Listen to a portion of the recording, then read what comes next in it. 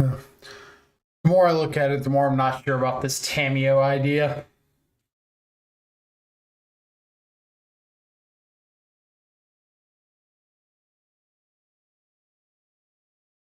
I don't really know what I would replace it with, but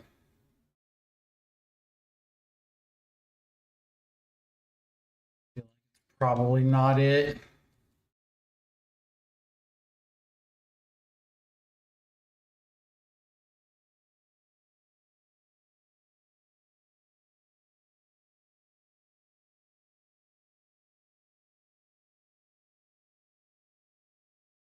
Mm.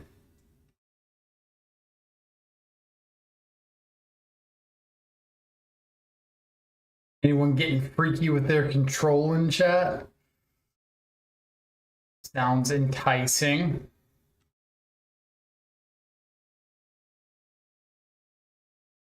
All right, screw it. Playing the Tameo.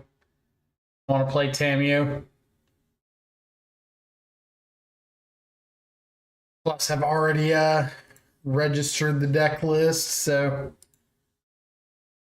why change now? Changing decks is just admitting that you made a mistake. There are no mistakes here, just happy little accidents.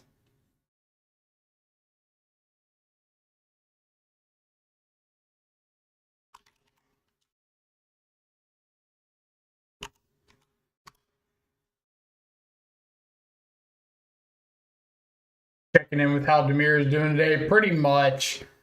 I had a really good 4-1 league with Demir last night. Just kind of messing around. So I wanted to see if it had any more merit than I was giving it, or if I need to be focusing more on Ketramos.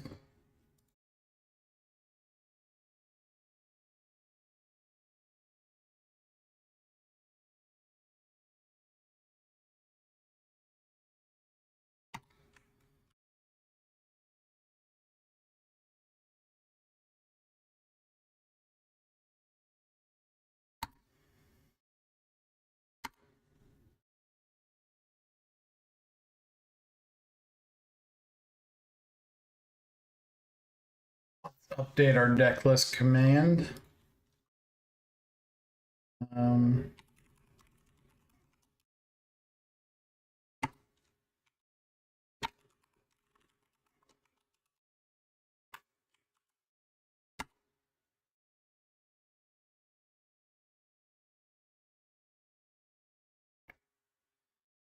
and update the Mox Field extension. Who would you say is the best player at the store now?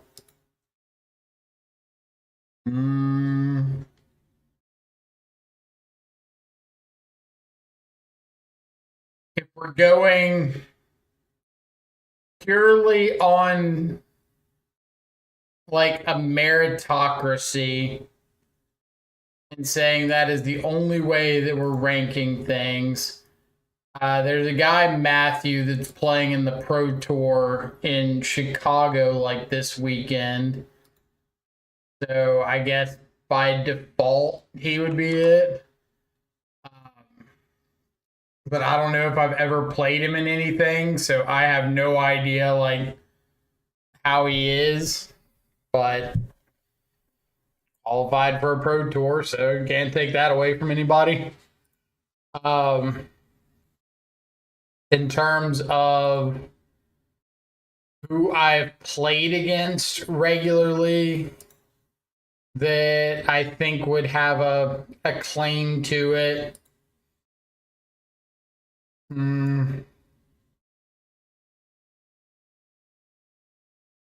Tough one. I think there's kind of the issue with a lot of the player base at that store is everybody's kind of got a knack for handicapping themselves pretty bad, whether it's through deck choice or choosing to only play like specific formats or something like that.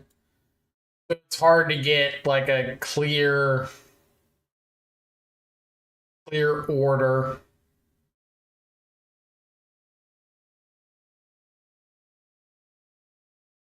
All right, so deck list is updated. This is my account or DB. This is mine.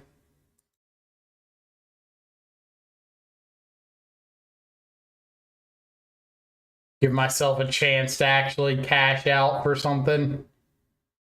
We got 2 minutes until the challenge starts. So hang out for a minute.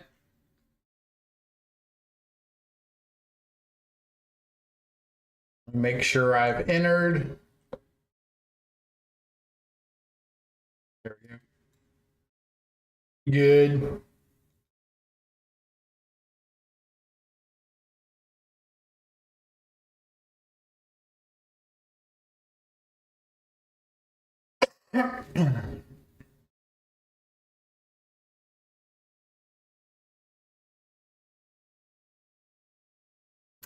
Corey, what's up?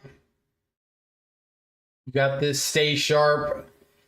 It's kind of whatever with challenges. They're so kind of they're so frequent now that I would kind of consider a challenge somewhere between an RCQ and like a SCG Open or something. Kind of in that middle ground where it's not really an event you need to get overly worked up about, but it's a good place to try to get games in against people who are trying to win. So aggressively trying to like pick up wins, play the best deck, and that makes it a lot better practice than some of the leagues where you might run into some stuff completely out of left field that you're just never going to see again. But there's people that are like, hey, I'll burn 10 play points or 10 ticks for a league, but I would never burn 30 to play this in a challenge. But when you're entering with just like a bag of play points, it just doesn't matter too much. So it's hard to get worked up for it. Just seismic swans grinders, exactly. All right, got our pairing for round number one. On the die roll.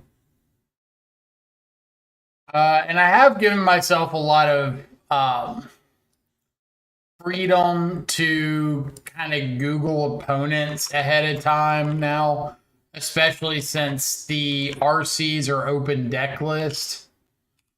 I used to be very adamant about like I'm not Googling deck lists.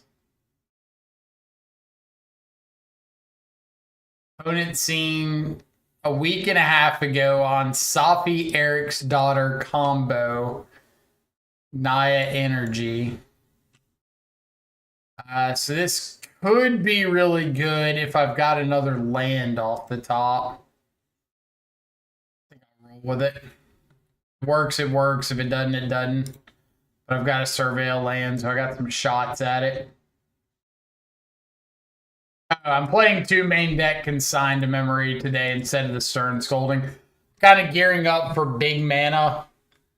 And if I run into just all like aggressive creature decks, so be it. All right, second land is good. We'll just pass through, see what happens. I'm okay taking one off the guide.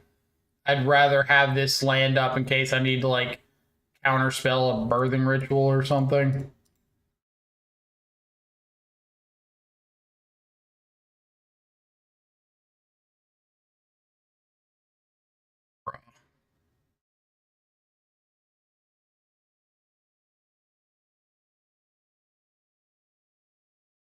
Just stop it.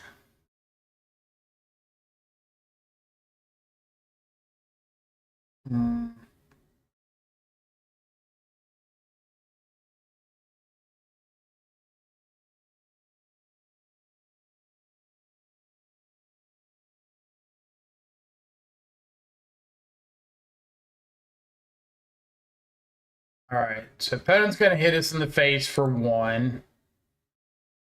Them playing their commercial district pre-combat is really good for me because it means they cannot have a Flage second main.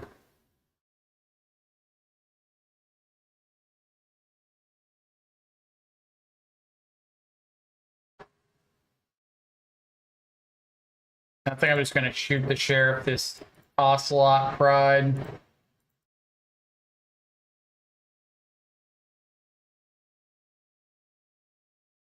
Okay. Is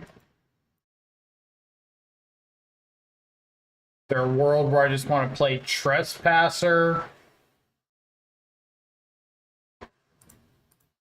Probably not. I think I want Trespassers like last man standing.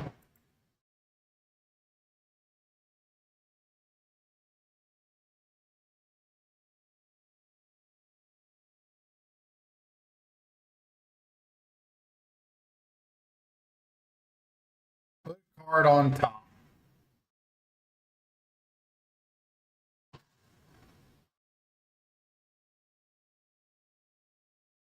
All right. If I were putting a card on top with a Flage cast here, what would it be?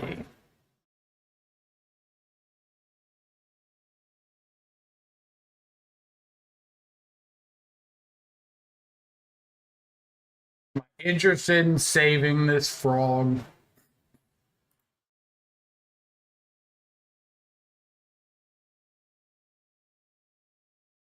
I think I am.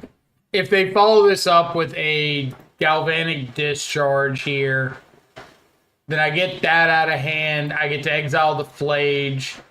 If they don't follow it up with a discharge, if this is just like play Ragavan, yeah, then I feel like I'm in much better position.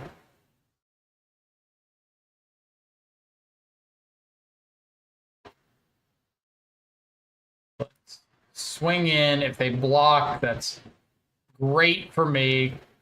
Cool. I don't have to worry about Ragavan on the crackback. They could have put something like an Arena of Glory on top and just planned on escaping the Flage and getting the extra trigger.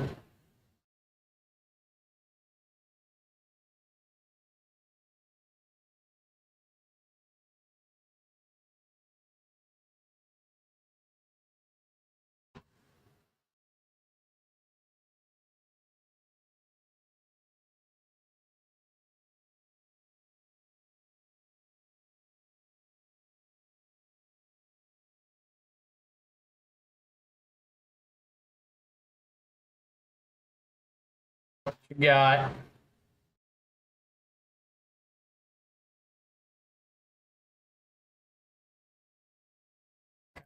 Spinny beach ball of death. Reminds me of the old like MacBook laptops. Get the actual little beach ball spinning forever.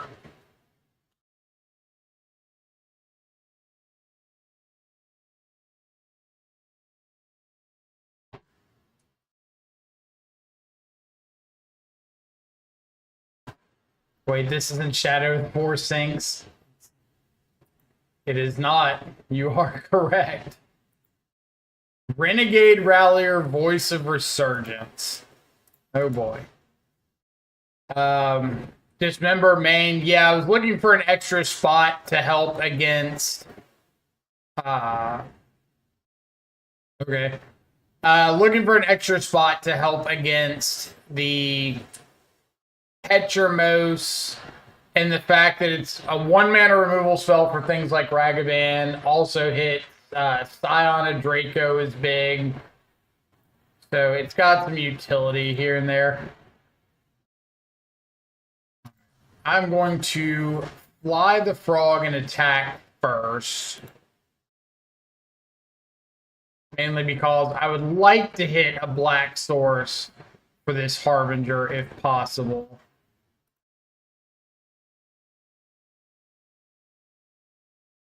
But I don't think it's worth bricking and not getting this Harbinger down at all.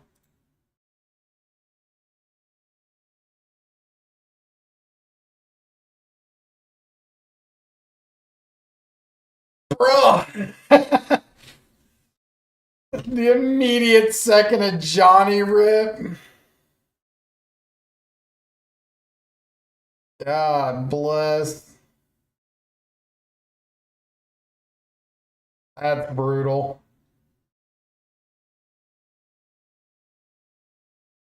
That is disgusting. Ugh.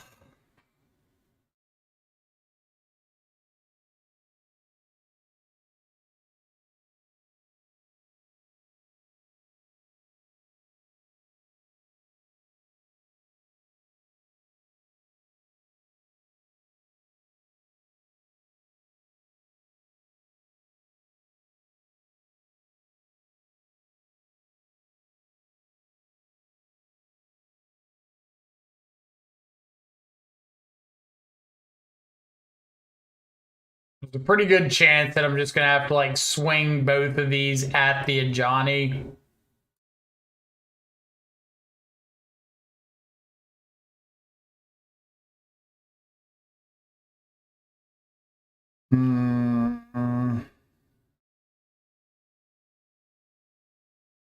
If they go trade with the Harbinger, double block the Trespasser, then I'm still not getting a surviving frog. Probably doesn't matter that much.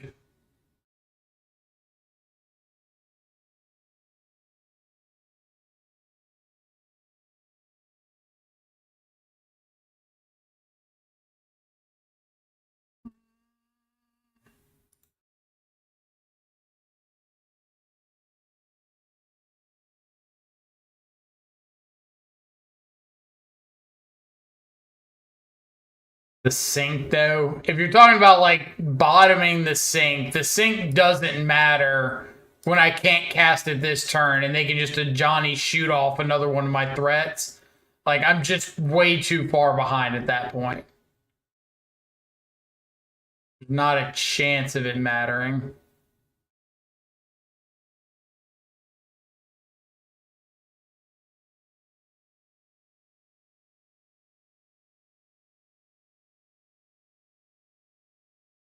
My sink. Well, like you already mentioned, we were not on four copies of Shadow, so I don't think the sync matters as much.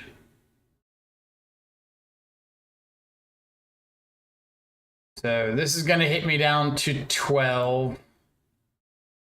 Down to 7. 2 off the next Johnny hit.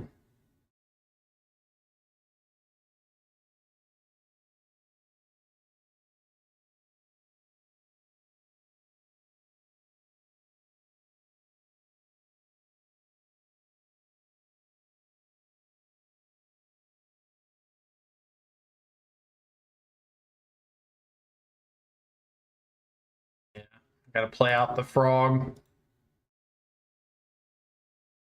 Need the blocker.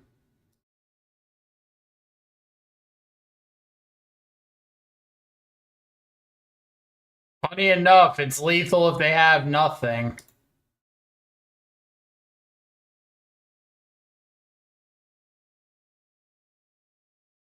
And it saw the line.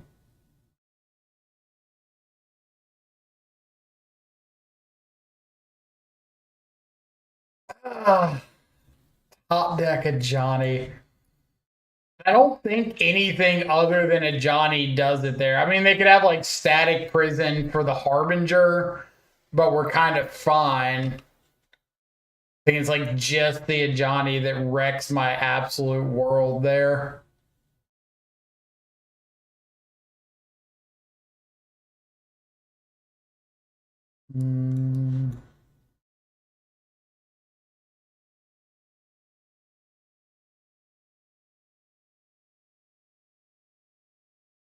They definitely seem a lot more creature focused. So how do I want to adjust for that?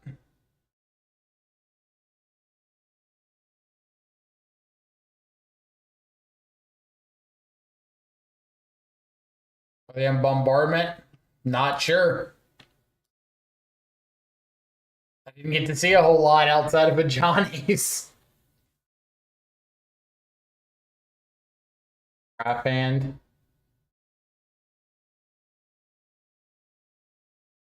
It's rough, but I think a keep.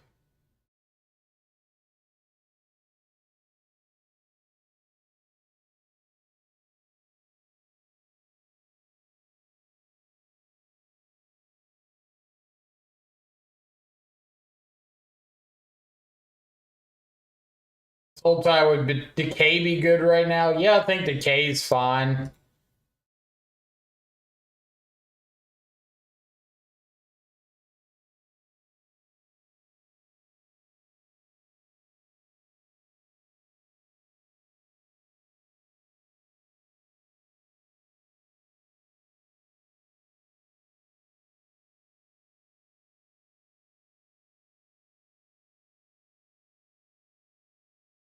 Take some damage and get this off the board.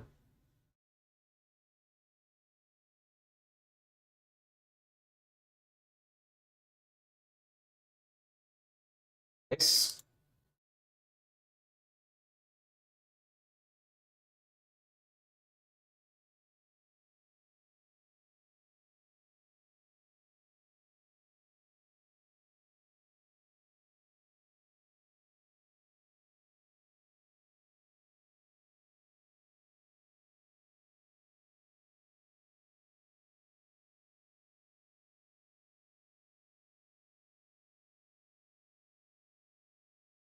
Add plus another.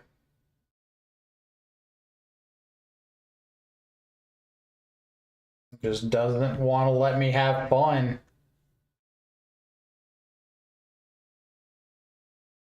Come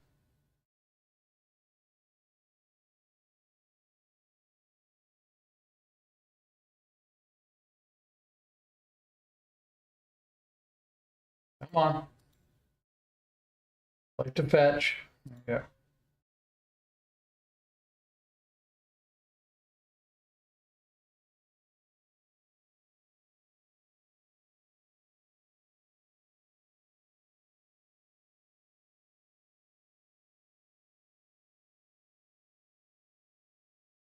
I definitely had a big mana in mind when throwing this list together. So I hate that we run into energy round one, but I mean it's not like that's some surprising development.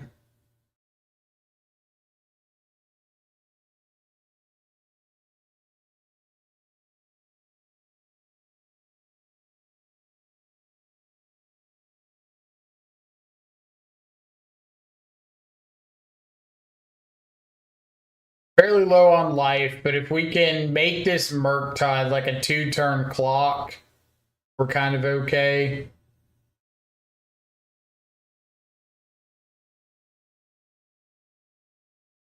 Sure.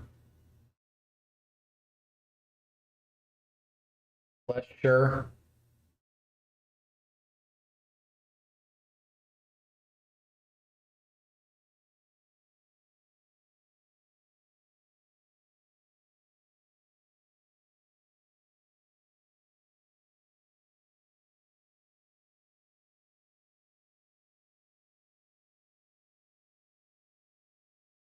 Do I want a second Murktide? Grow the first.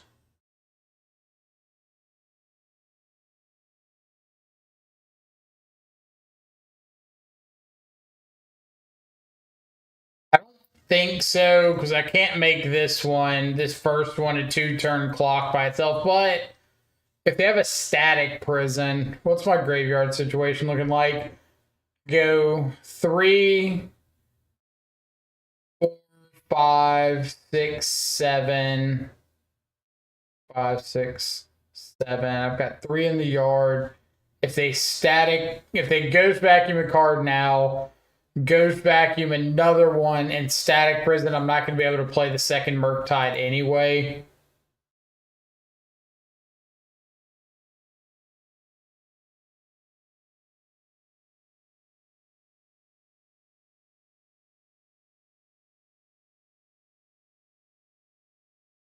Birthing Ritual, another Johnny.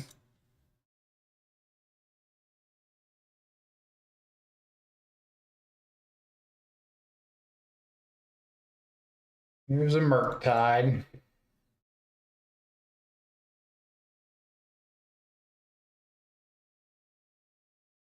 All right. See what happens. Got a Birthing Ritual.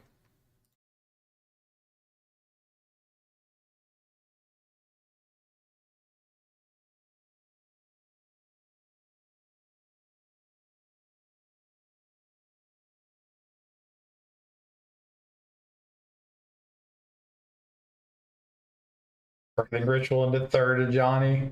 I cry. I'm eating. Yeah. We're gonna be dead to basically anything off the top, but we've got double Murktide.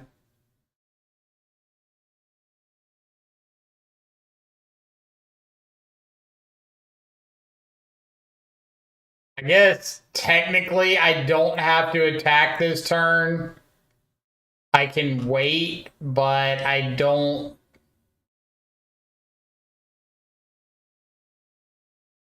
think it matters. I think I'd rather just have two individually lethal attackers next turn.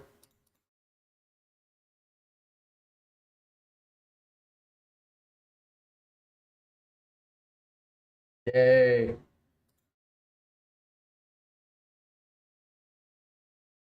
I'm sure there's some scenario where they have like Static Prison plus a Johnny attack, put counters on the guide, flip into something, but I'm not going to worry about that. I don't want to pry, but I don't want to pry concedes to pry or proceeds to cry. Yeah. Proceeds to pry. Words are tough. All right, what am I changing up? I didn't really see anything I didn't expect.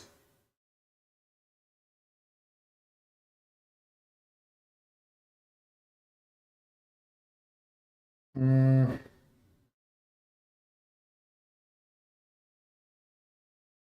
could bring in some number of forces. Pulling it back.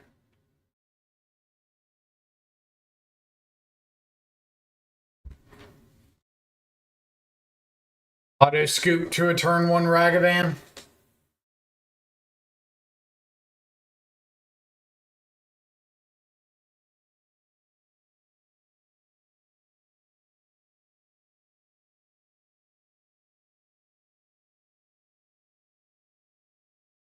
Don't auto scoop to that one.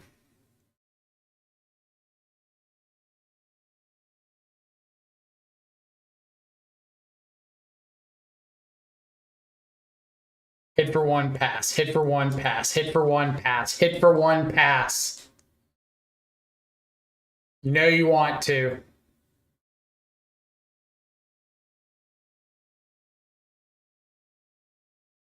Is there a chance they're running Belia?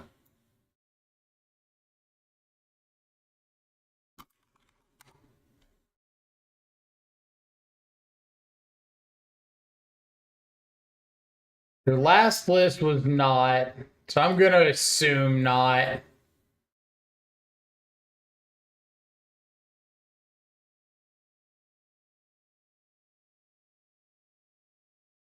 Lands more than a Murktide.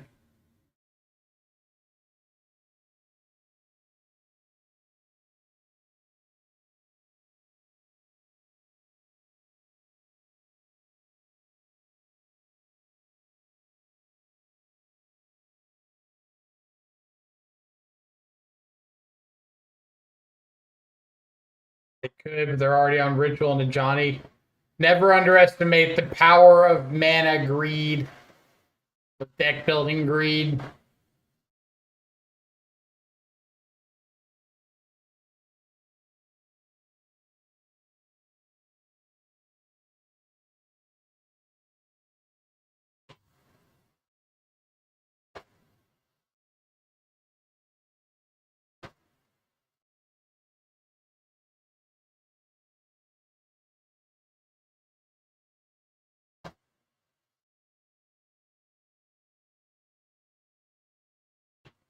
They did mold a 5, yes. Which I'm not complaining about.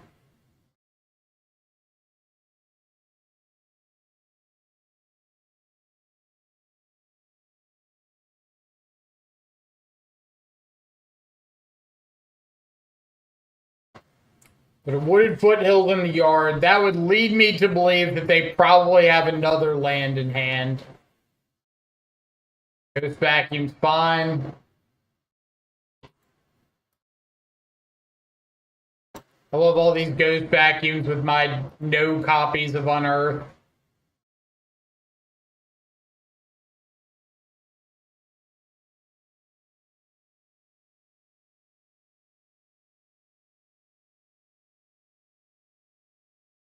Let's find a third land.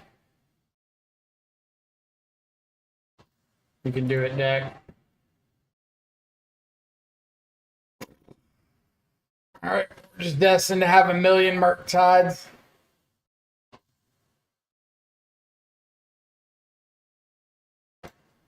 Go.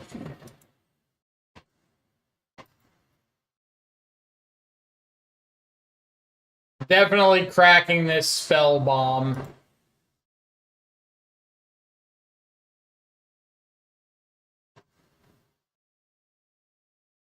Probably fatal pushing this guide too.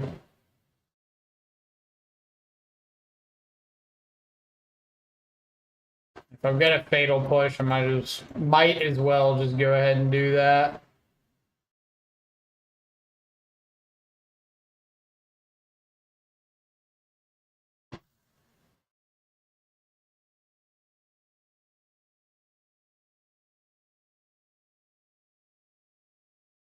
Cool.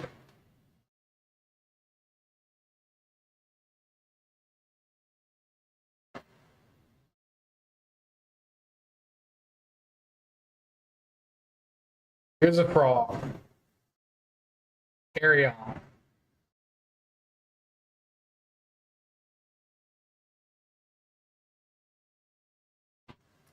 Opponent 2 lands off some very scary 1/1 flyers that grow when they escape Flage. That is fair. I cannot argue the event in question.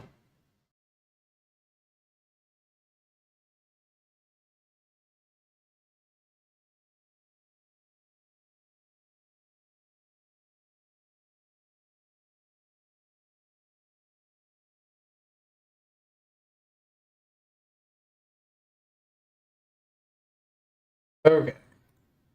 Gonna get a little bit greedier here and try to dig for a land or interaction or something. Shoot, play a frog.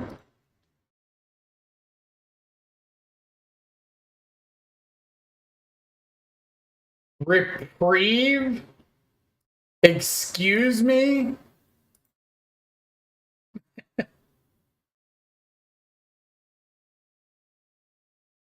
Well,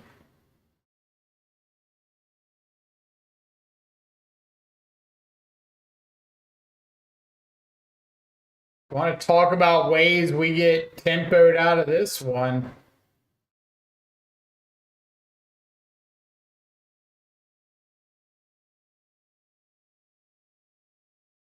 What's this? Tap 3 and then Ghost Vacuum.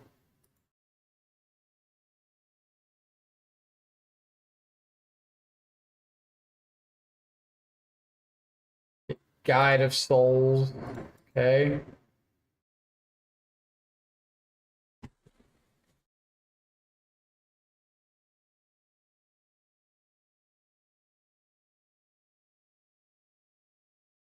Am I just trespasser exiling their reprieve so they don't have a chance to grow these Murktides off of it? Or I could frog, pass.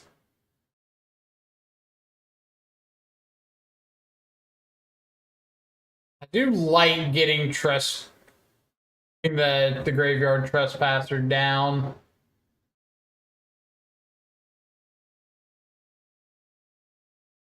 But I can outgrow the ranger captain with the frog, so it's probably a little bit better. I'm not like too afraid of the Murktides at the moment.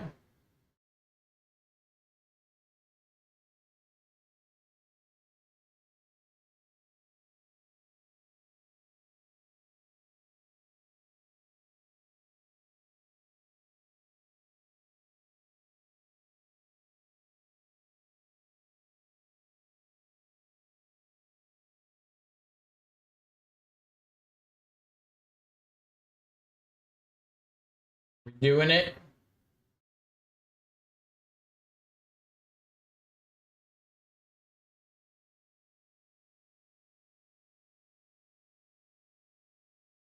We're doing the vacuum.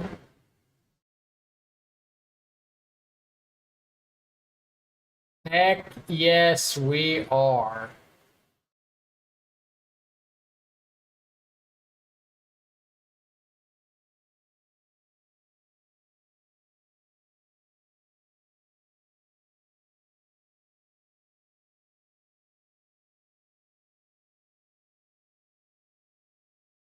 I didn't even think about them getting the energy back. It might have been a punt.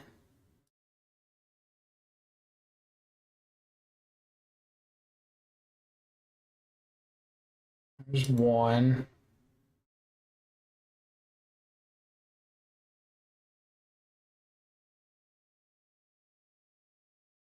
Willing to chunk a pretty good bit of stuff into this frog if they block all out.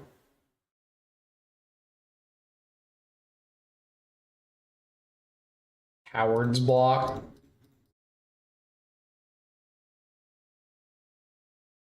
You've started fueling my graveyard up for trespasser triggers.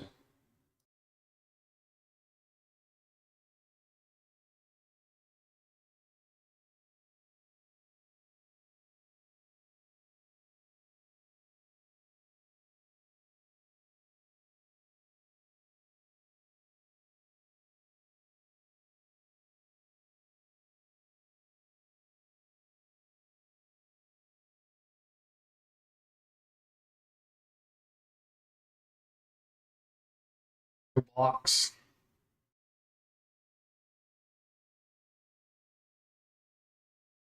Okay. So now we really need to try to find a counter spell.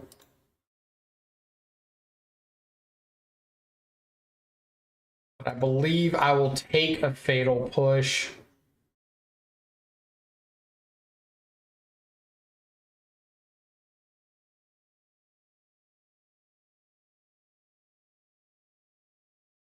Back in with the squad. If they want to block, I'm fine giving up a card to save a removal spell and take out this Guide of Souls.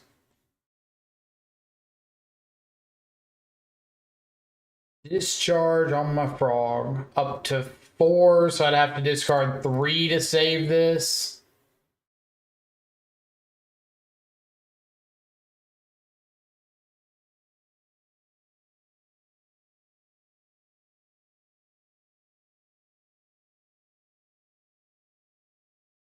I think I'm discarding the snare.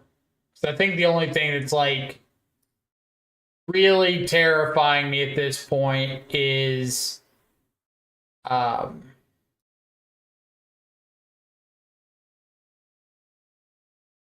is a, what's it called? Flage. What could you have done differently last turn to prevent them getting the energy? I could have shot the sheriff the guide, and it just would have made sure they had no energy, so I'd get back my frog off the prison. I don't think it's like huge situation, but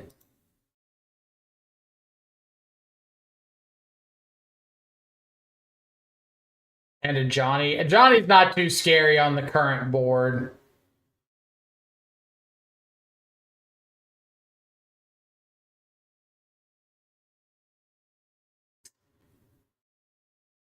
I don't know how I feel about that one.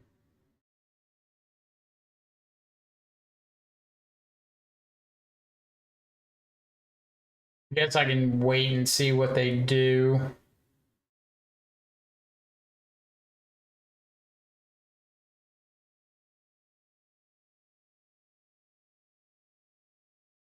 I'm gonna put the counters on the guide. This is kind of interesting because I take the hit off the guide, but I get to kill the ranger captain, which means they're like probably less likely to want to sack this guide to the birthing ritual. But if they don't, they're just dead on board. It's like they need an untapped blocker.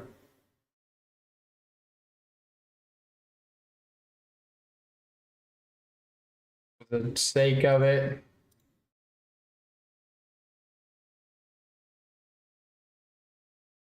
Have no targets, but it doesn't really matter. 4, 5, 6, 7, 8,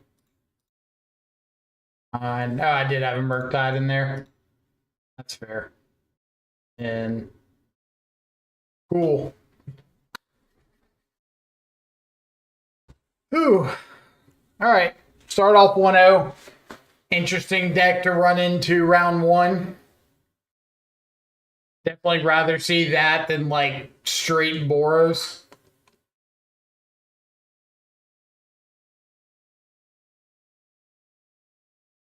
Were they playing Renegade Rallier as well? They were. We saw Renegade Rallier that they discarded to a Seasoned Pyromancer game 1 and Voice of Resurgence, which is pretty sick.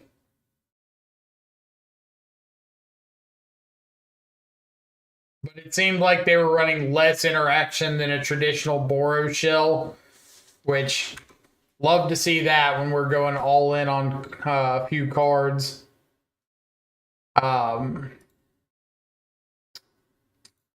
Any other notes from that league or that match? Birthing Ritual's a terrifying card, but if you can keep the board kind of clear, it doesn't matter so much. They do have... I'm assuming they were playing the build with the combo. If you don't know this combo, if you haven't run into it yet, I wouldn't be surprised. But it uses Sophie Eriksdotter or Extraction Specialist along with Goblin Bombardment to loop a creature on their instep, like sack off a... Was it like sack off an Eriksdotter, target an Extraction Specialist, get back something, sack the Specialist to Goblin Bombardment, get it back with the Eriksdotter trigger, get back Eriksdotter, repeat, something like that.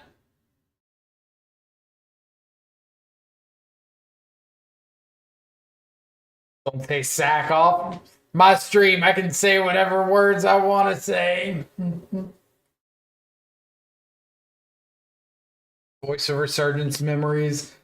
Dude, I remember Voice of Resurgence was Dragon's Maze, right? Because it was like the only card over like $3 in Dragon's Maze. That set was horrendous. except for voice. And like I played Naya Aggro online when voice was out, and it was so miserable having an entire deck that was like 20 ticks except for Voice of Resurgence, and they were like 25 a piece or something stupid.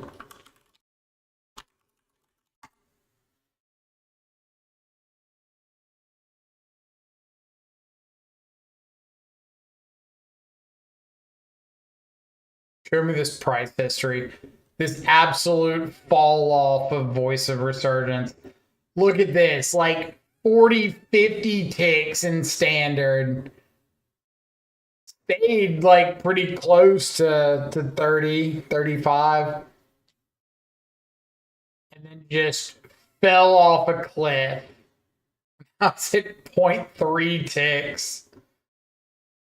Jeez. Dragon's Mage. Dragon's Maze, you terrible, terrible set.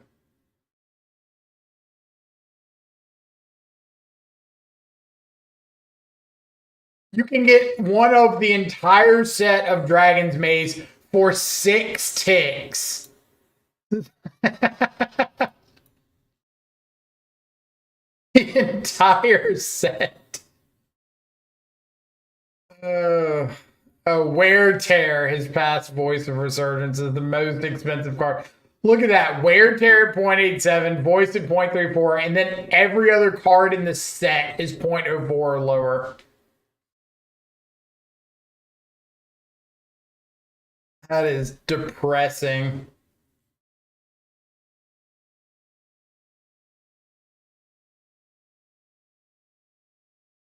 Goyf and Shambles, true. Future Sight Goyfs, I think, like, they're still around, what, 20, 25, 30, somewhere in that range. Definitely had a heck of a fall off, but at least they're worth something. Why no eye anymore? I mean, I've never been like a huge eye believer in the first place.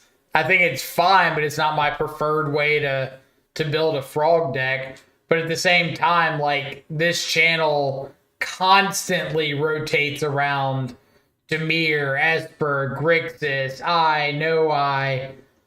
So why no eye anymore? Because you caught me on a Tuesday, I guess.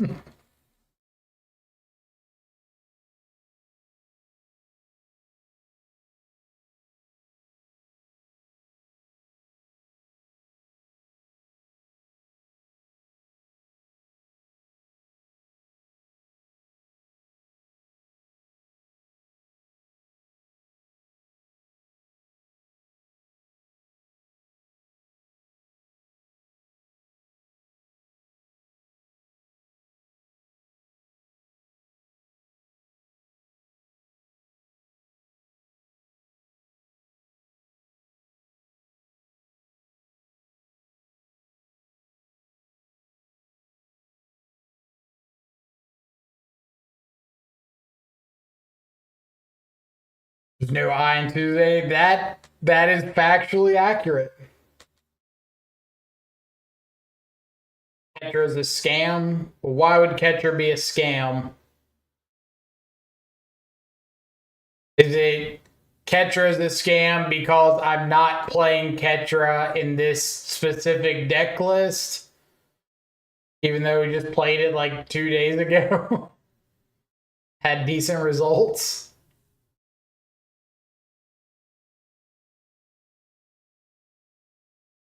Player DB Merc Pie. That's Pygonti.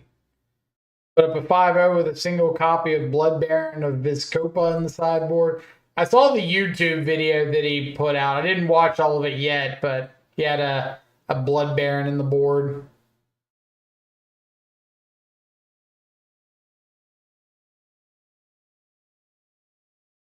Ketra is a scam because everyone is trying to turn it into a combo deck instead of just a fair value card. Change my mind. If you're saying combo deck as in the inclusion of the card Dark Blast, I would agree. If you're saying combo deck in the sense of putting more exile effects in or trying to draw a bunch off of like Frog, not with Dark Blast, then it's kind of got a combo-y element to it. I use Ketra as like a hand filter tool. Like if I've got a Ketramos and I've got Fling to Dust or Frog especially, Prismatic Ending, Ghost Vacuum, whatever, I'm just trying to use it to find specific pieces to close out the game. And if I got a Frog, I'm just trying to ditch dead stuff and draw into counter spells 9 times out of 10. Keep seeing Blood Baron come up. It's 5 mana, but it has protection from black and white. You know what deck is running around right now with black and white? I'll give you a clue. It's our worst matchup. I'm not saying I'm about to go register a bunch of Blood Barons, but I get why someone would want to try it out. I'd be lying if I said I hadn't taken like a few double takes at Still Moon Cavalier.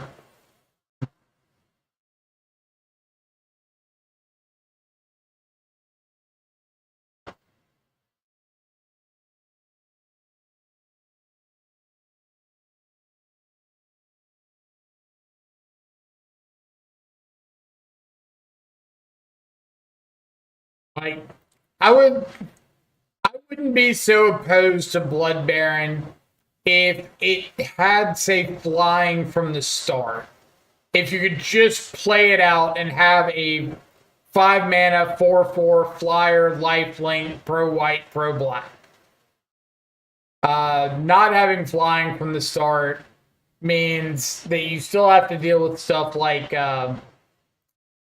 Flicker Wisp, which is a really big key card to engine turns out of them. But Blood Baron can come down and just like immediately block Flicker Wisp. That'd be kind of cool. I don't know how you spell Obsidat. Never mind. I'm a genius.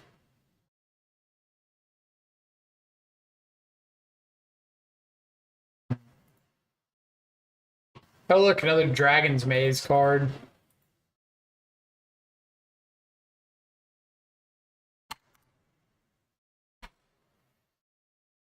Horizontal players in shambles begin sideboarding Painter's Servant. What about that one? Yeah, I looked at Still Moon Cavalier several times because I was like, oh, you can pay and give it pro white and black. Or no, it has pro white and black. You can pay and pump it. Really expensive to pay to pump it. But it's 3 mana. It's an unearthable card. And you can give it flying to take out like a Flicker Wisp or something. Can't imagine the first strike would ever matter, but this is like Diet Blood Baron of Vizkopa, right? Like if you squint hard enough, this might be Blood Baron on a horse.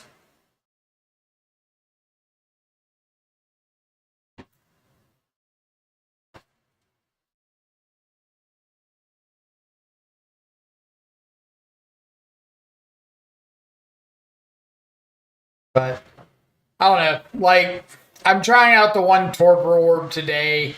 I don't think it's enough, and you would need like 4 more cards to really have a chance at kind of flipping the matchup. But none of those cards feel great. Like, I saw a top 8, I think it was a top 8 Murktide list with 4 copies of Torpor Orb in the sideboard. Just like that. That seems a little overkill. I mean, I guess I get it. Told my friend that if I ever talk about registering Still Moon, to take it as a sign that I've been kidnapped. I mean, not that bad of a card. Not great. You'll never make fun of me again for playing Huntmaster. I will make fun of you till the end of time I did think that the teamer list was pretty cool, though. Like, I'll give you that one. Competitive, I don't know. But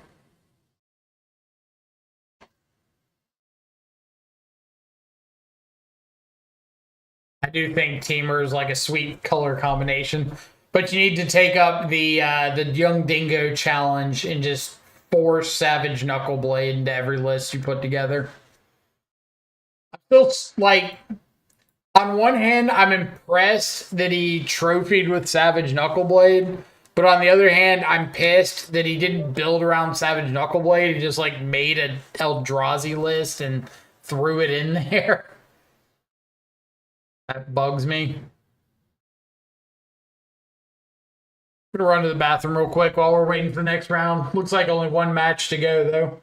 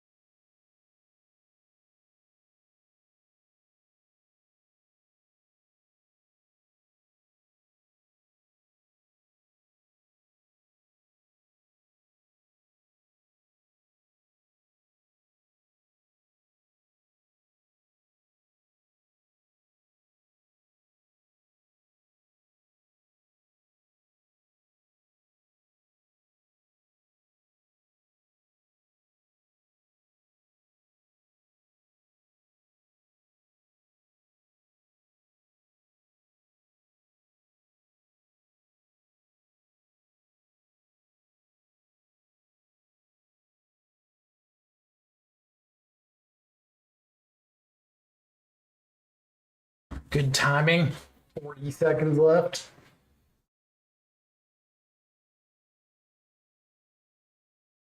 Tried, it didn't work. Then he went with just the best X plus Blade, which is fine.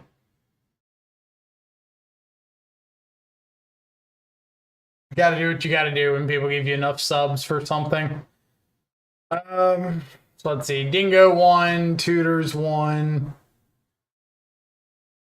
Haven't seen who all's in here.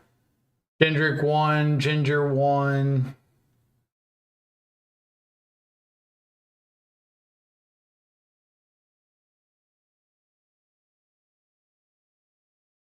See what comes about round number 2.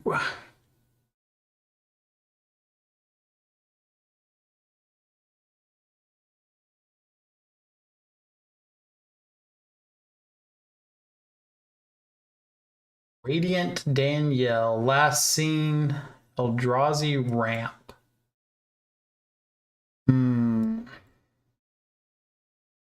What are the odds I can get down this Murktide quickly?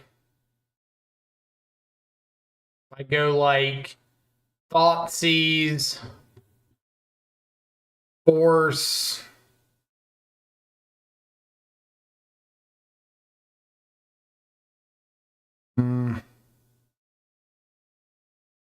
Still a ways off Murktide. What if I draw one more fetch? 1 in the yard, 2 in the yard. Fetch is 3, Surveil 4. That would be Murktide.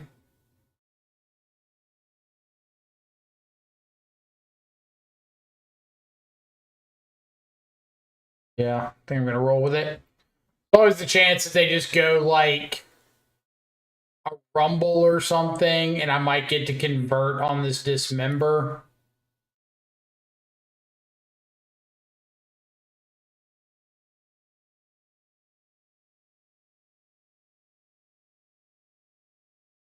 Or it could be really nice and top deck a frog. Who's like, man, what is this? Look at the top 5 cards of your library, put 2 of them into your hand and the rest on the bottom in any order. I have never seen that card before in my life.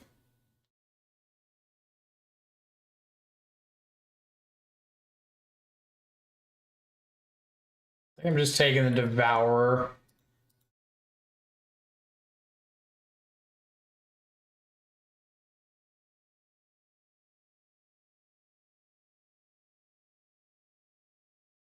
Now they're kind of pressured into putting a 2-mana spell on top. I'm going to be fighting over this Talisman pretty hard.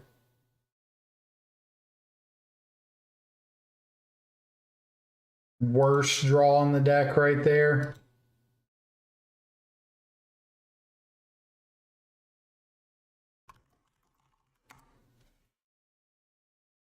The GLHF. Now, you know, if they say GLHF, they're on something like Eldrazi. Just 100% of the time.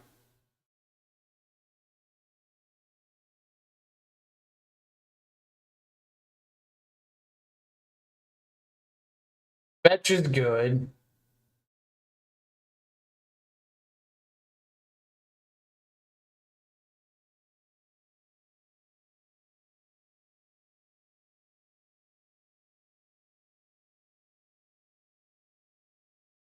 And if the question is, am I? The answer is yes.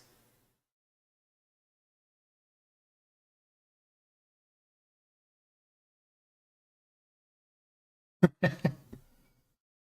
you don't know the question off that, then I don't know what to tell you.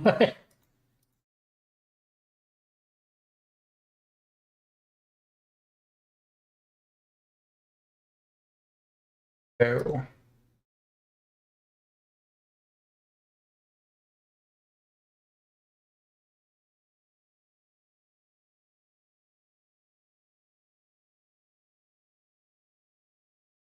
found an Emrakul. See what we find.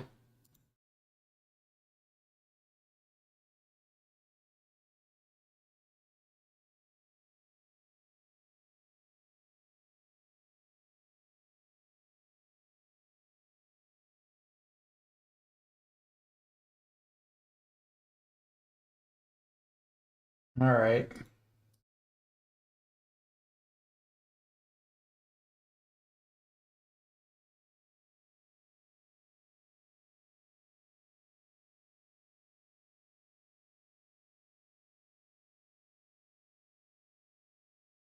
I'll be a little aggressive here. I know they've got the stock up.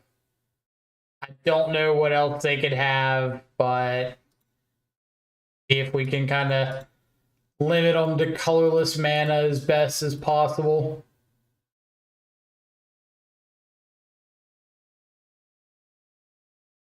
Come on.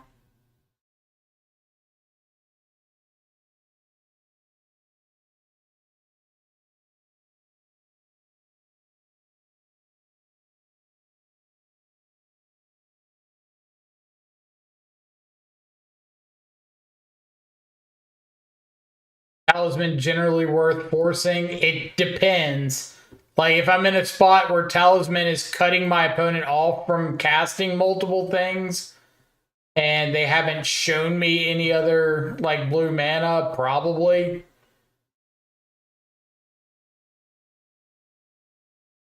Pretty good chance it doesn't matter, but gotta make a play somewhere.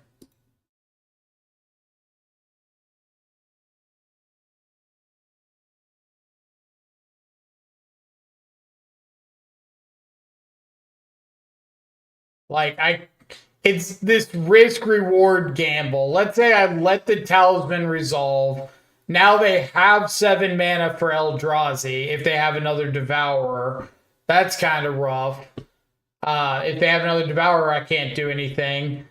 If they have another stock up in hand, then forcing the talisman strands another card in hand, which could be really good. Sure.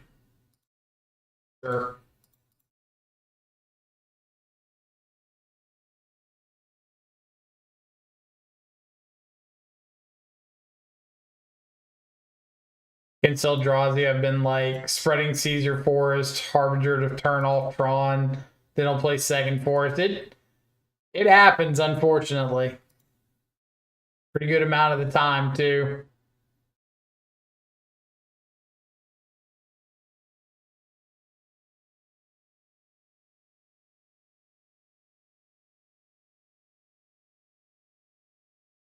So the fact that this is Aeon's Torn and not Promised End would lead me to believe that this is Breach through the Breach and not like just a typical Eldrazi ramp deck.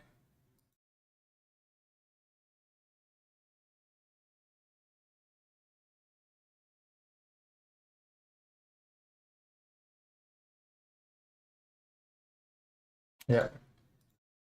Okay. Game 2.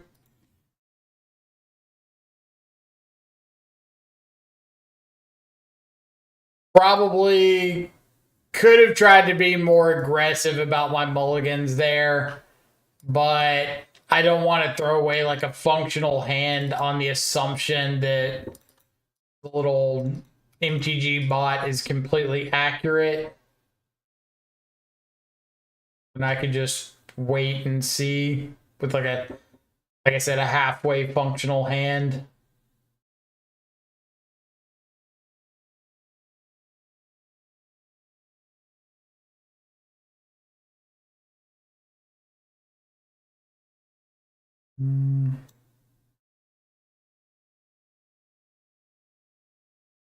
Bring in Consign, Spreading Seas, Surgical. Got a bunch of my spot removal. Could bring in like Tameo over the other Spell Snare and probably wouldn't feel too bad.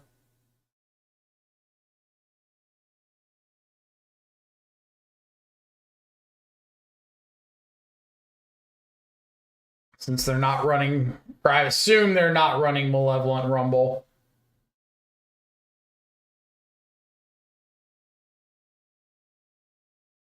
Just swapped over to traditional Murktide with Esper today. Gonna see how it goes. For just the pest controls or like the pest control and the Ketramos?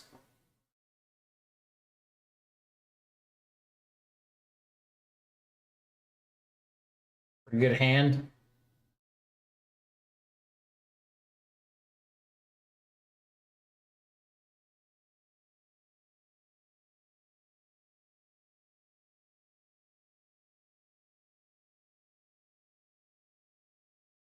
Tavern on 1.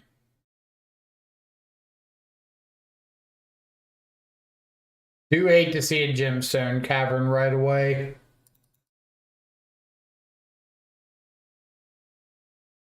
Exile Emrakul.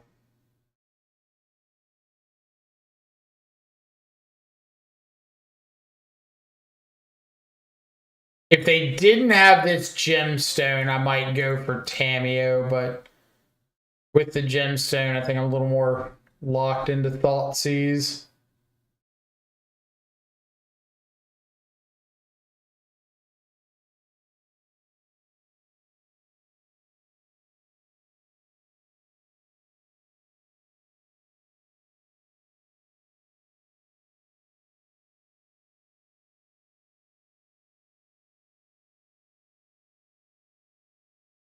The plan from here is to try to dig for Harbinger, dig for Spreading Seas, something like that.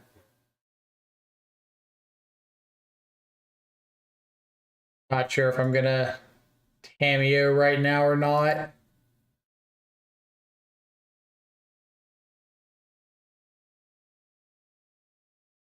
off the top.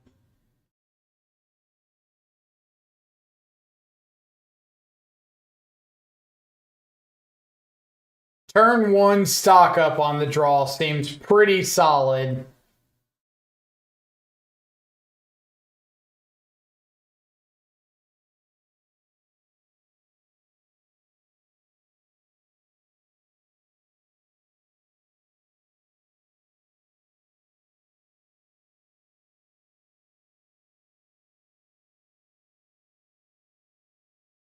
Not a fan of pest control. Haven't been able to get a hold of Ketras. So right now, just got Path and Stony. Want Ketra though? I think it's an insane ad. Is a pretty insane ad.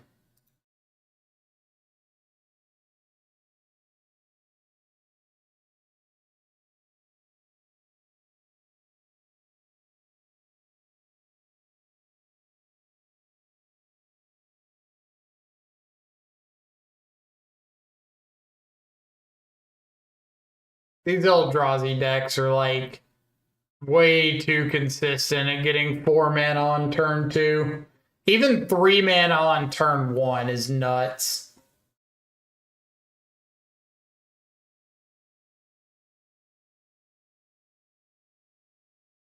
That's kind of an insane insane ability to speed out from the gate.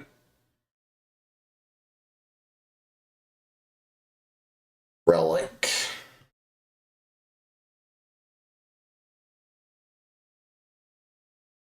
Okay.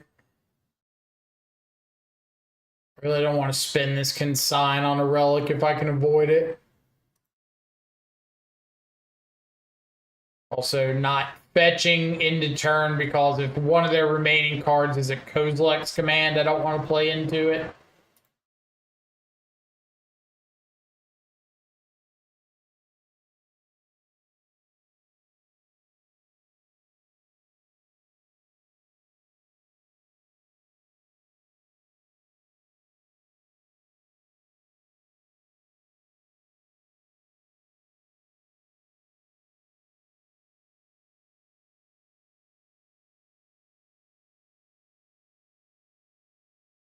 See what we find.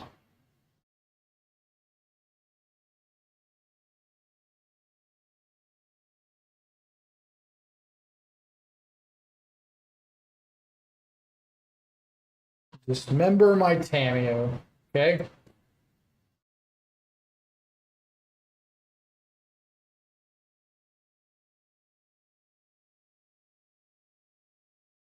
Relic.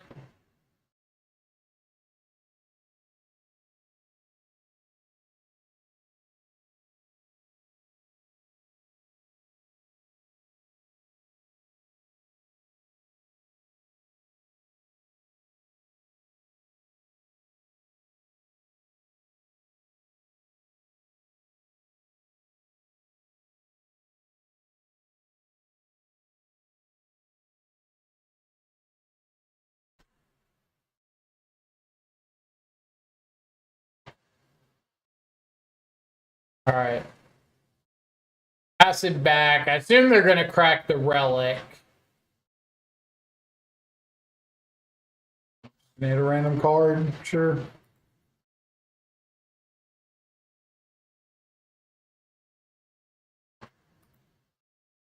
Shows what I know.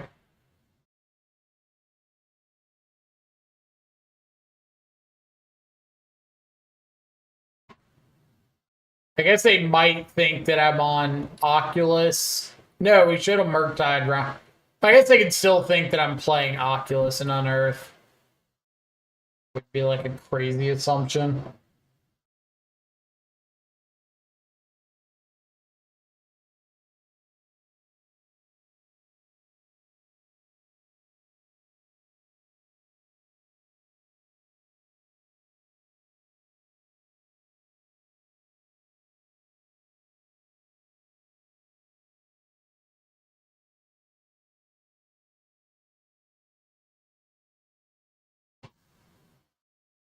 I just want to try my best to not crack this extra land. Because again, if they have a Kozilek's command, I really don't want to give him a chance to just like freely resolve it.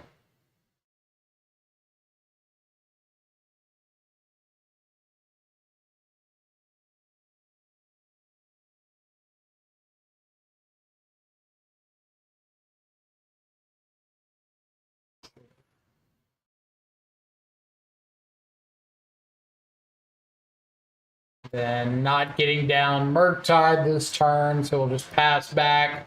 I've got a clue to crack. I got a surveil land. I've got a consign.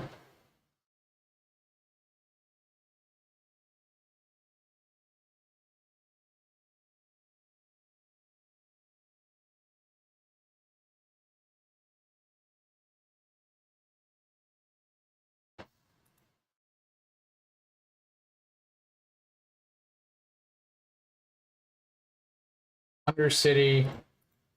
Consider with the Undercity on the stack.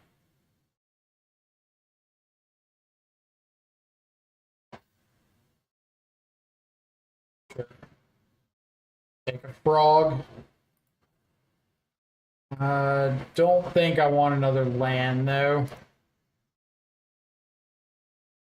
Never mind, we're destined to have another land. I guess it's not the worst with consign and counterspell.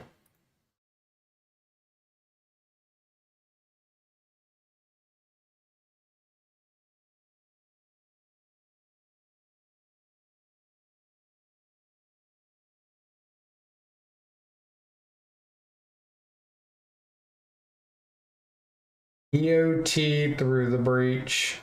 Okay.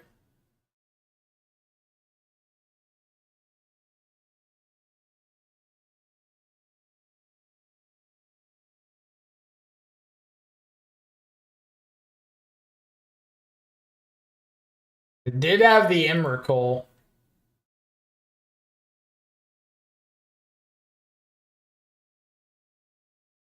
One, two, three, four, five, six, seven.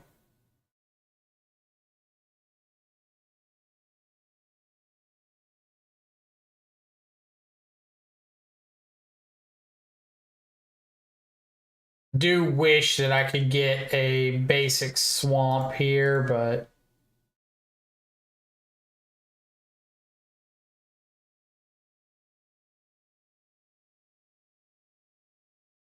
1, 2, 3. Up the frog.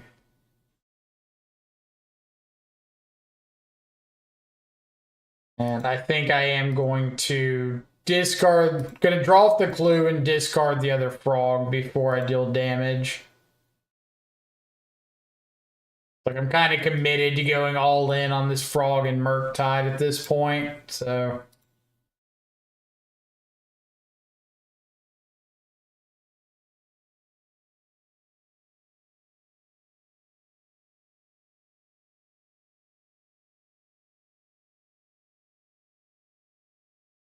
All right, if I'm dead, I'm dead.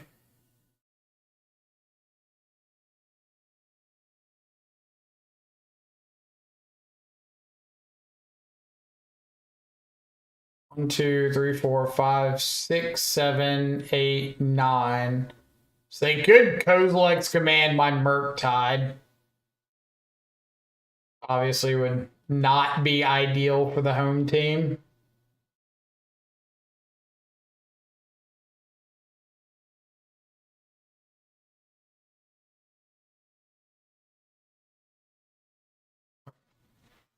That is not a through the breach. 1, 2, 3, 8, 9, 10, 11. So I need to draw a non-creatures or like an instant or sorcery to have lethal.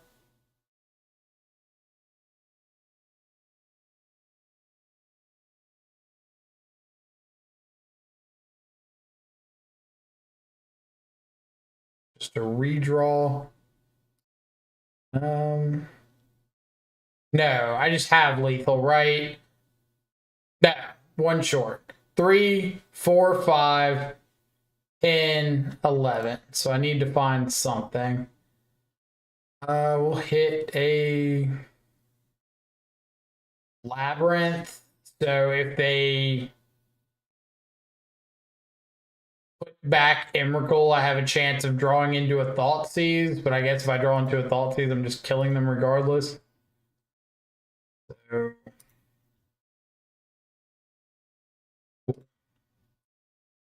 3, 4, 5, 10, 11, 12. Yeah.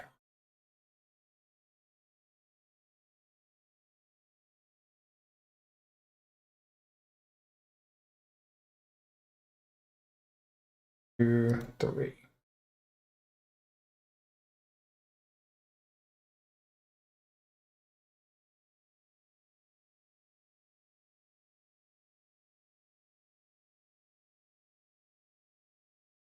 Nice.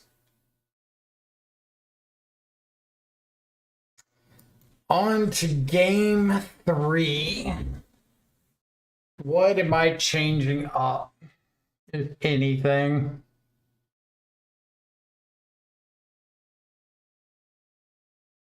About to jinx it with K-Command. Well, I knew they only had one card in hand. It was the Emrakul that they put back into hand off the Spreading Seas on the Labyrinth. So I knew exactly what their last card was. Unless you meant on, like, their turn before.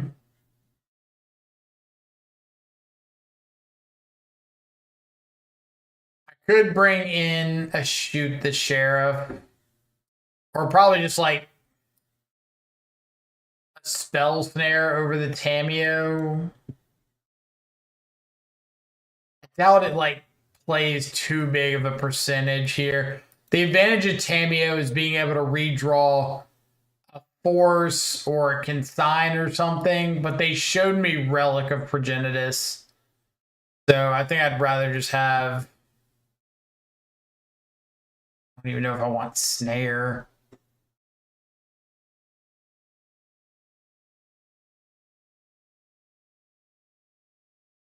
Everything seems rough in that last spot.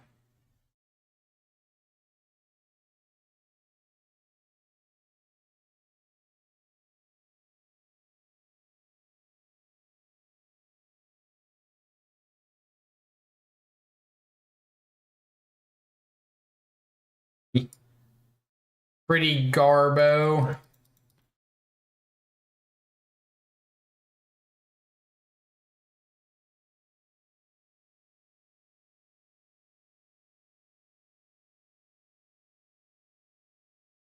Technically, this has a Spreading Sea, so it's got a sideboard card.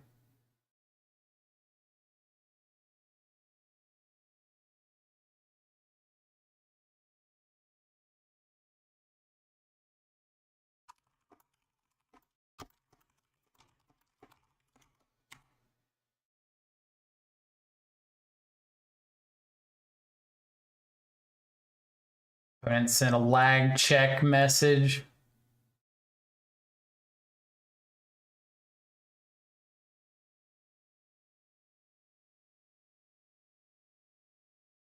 All right. I doubt I'm keeping that Thoughtseize, but actually I have to now. Never mind.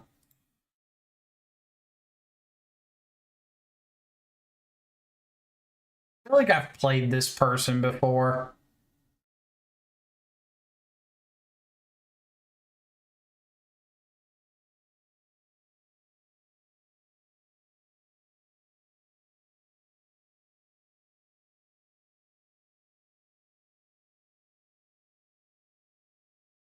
I want to say we played and like had a pretty good match.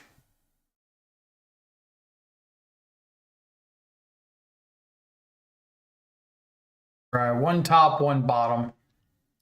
All right, so let's go ahead and Spreading Seas this Ugins lab. I could get down a frog, but I don't think I want to play out the frog until I have like protection for it.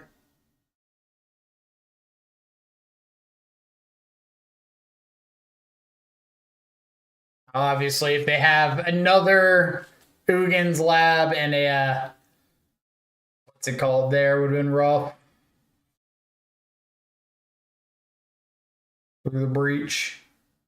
Thought not seer. Fair enough. Defar, thank you so much for the follow. Hope you're having an awesome afternoon. Appreciate you coming around and hanging out.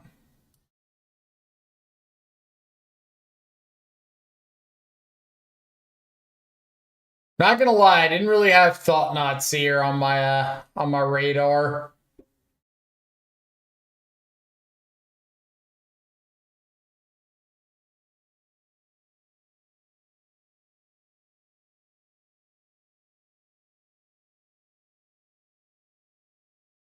Yep.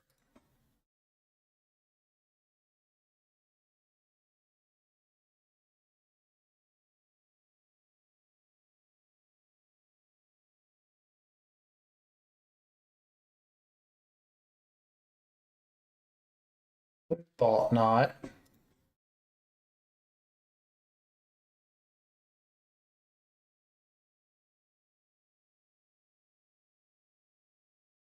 Kozilek's return Gemstone Caverns.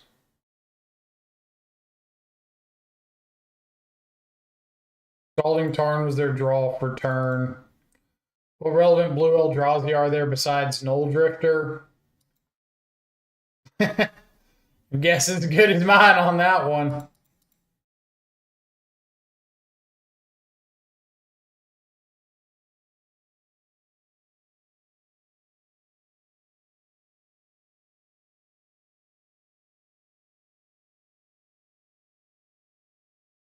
Probably just for that draw spell and like the preordains and stuff.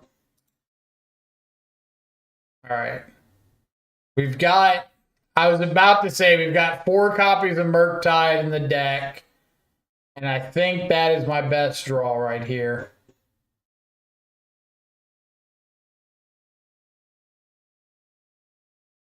So we're just going to play that out as a 6/6 and hold up and sign here.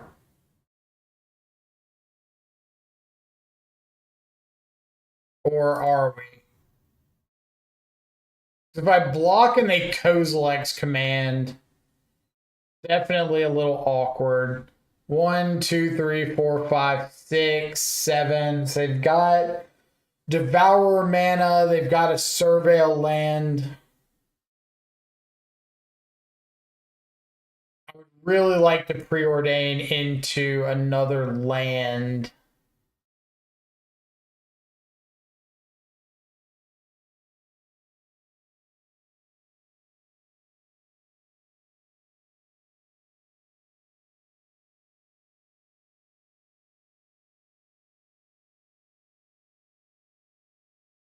Can't throw back a consign, right?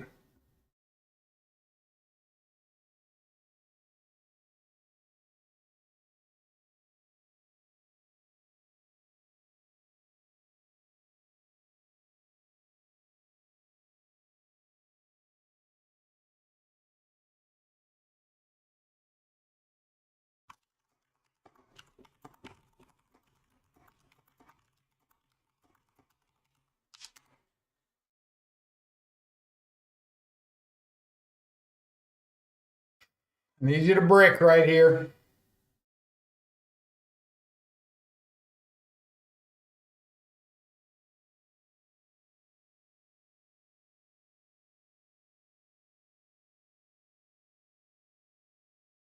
On the draw spell. Yep. Okay. That is not bricking. It's not bricking at all. I'm still 3 turns off of Murktide kill. Unless I find a frog.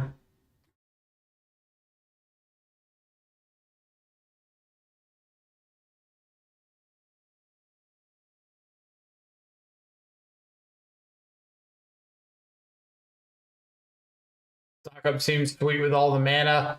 It seems sweet when when your opponent is able to stock up on turn 1, which happened to us game 2.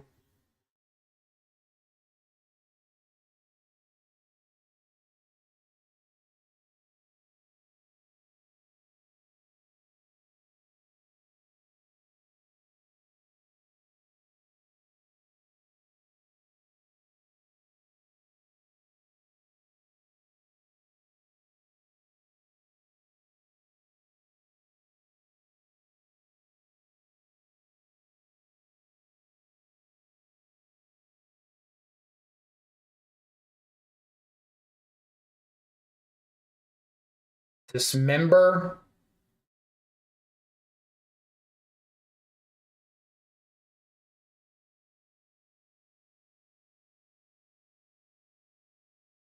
Dismember is the only thing that makes sense here.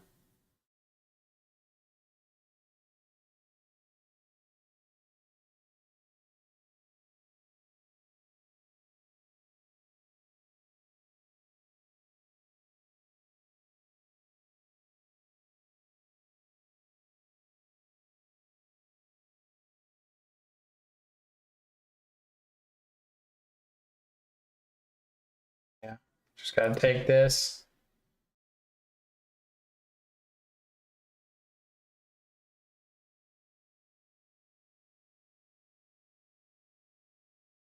Another thought knot.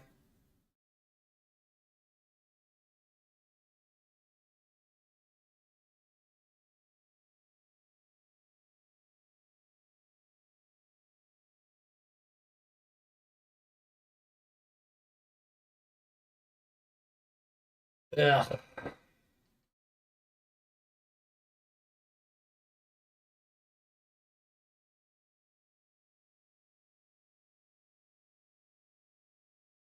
Scryed 2 to the bottom.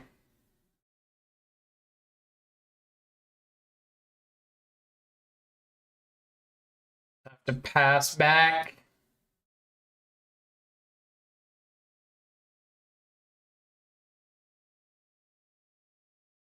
A very specific question I wanted to ask. What do you think of various recent top 8 frog lists running 3 to 4 pest control main? I mean, are you asking me, like, what do I think of the 75 that a lot of people have been stock on for the last month or so? I feel like I don't have a lot of comments on that.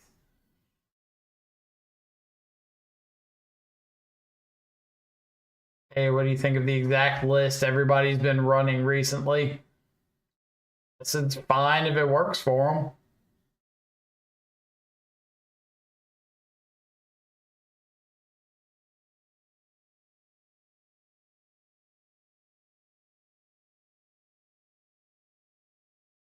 One, two, three, four, five, six, seven.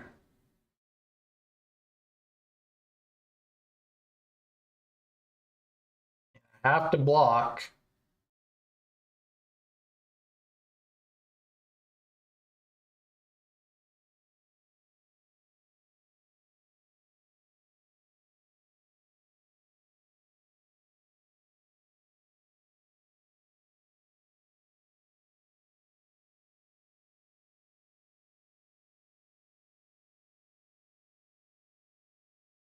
I feel like this is just screaming dismember like nobody's business.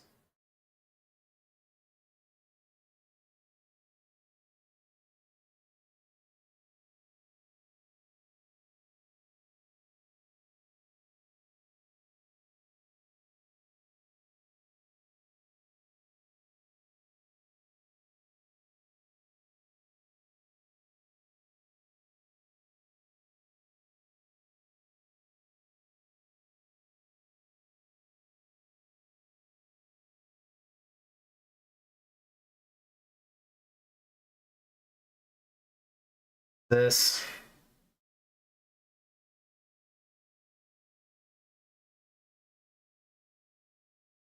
Okay.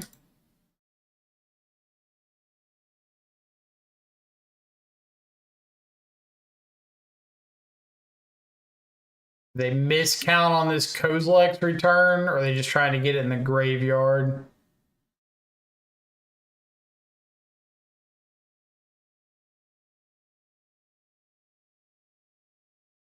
Doesn't really matter if I go for something here, like if they've got another answer. Okay.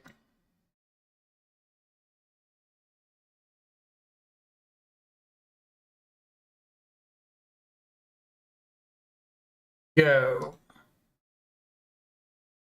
I'm gonna save dismember my own spell to make this Murktide lethal.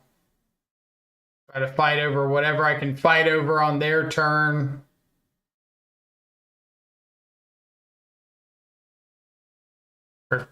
save surgical my own spell to make the Murktide. You get the idea.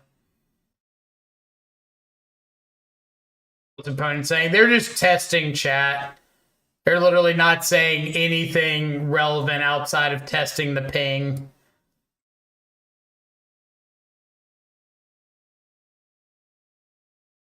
All right, so I'm gonna target the Devour trigger and let everything else resolve. I don't care about anything but the Devour trigger. If they want to get back the Kozilek's return, that's fine. I've got an answer to that. Then I will surgical my own consider to give myself a lethal Murktide.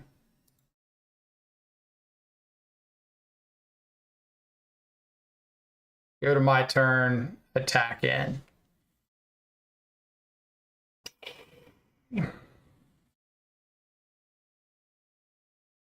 Yeah, opponent wasn't insulting or anything. They were literally just testing the chat lag. Because it was like type in a message and there was a 5-second delay before it got sent. Pretty bad.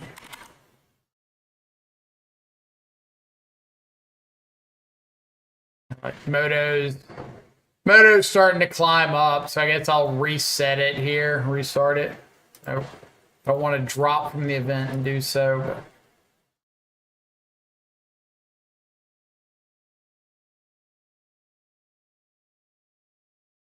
But are we playing versus the evolution of Bluetron? Felt like it. That draw spell's pretty sick. Or, sorry, it's not even draw, so to hell with your Bowmasters yet again. Just 3 mana, like, dig through time.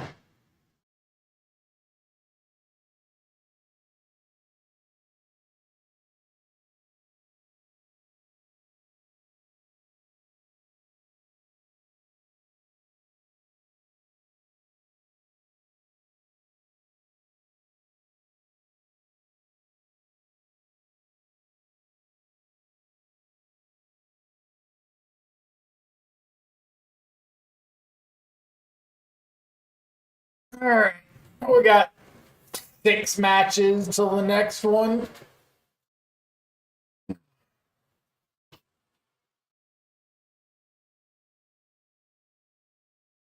Okay. So, Reed, you were asking about the pest control list. Like, what did I think of them? And I guess Moda's going to take a while to load in. My opinion of them, if you've seen the matchup data from like mid-January to mid-February, comparing Esper to Dimir, the Esper list didn't have a significant increase in win percentage against Boros with like pest control. And there was a win percentage difference against Breach, but it was condensing pretty rapidly compared to the last matchup data we saw. So if the two like best matchups for pest control aren't separating themselves by a significant amount, if you add pest control, then why would you want to add a card, add a color, and have your win rates against Amulet and Eldrazi and everything else drop compared to Dimir to not improve those two matchups that you're supposed to be playing this Splash for? Now, like, I will absolutely say that Stony Silence against like Breach can lock them out a lot of games. It's a really good card if you're wanting to try that out. But the win rates are the win rates. If they're not significantly changing anything, then all you're doing is like introducing more variants to your deck for no payoff.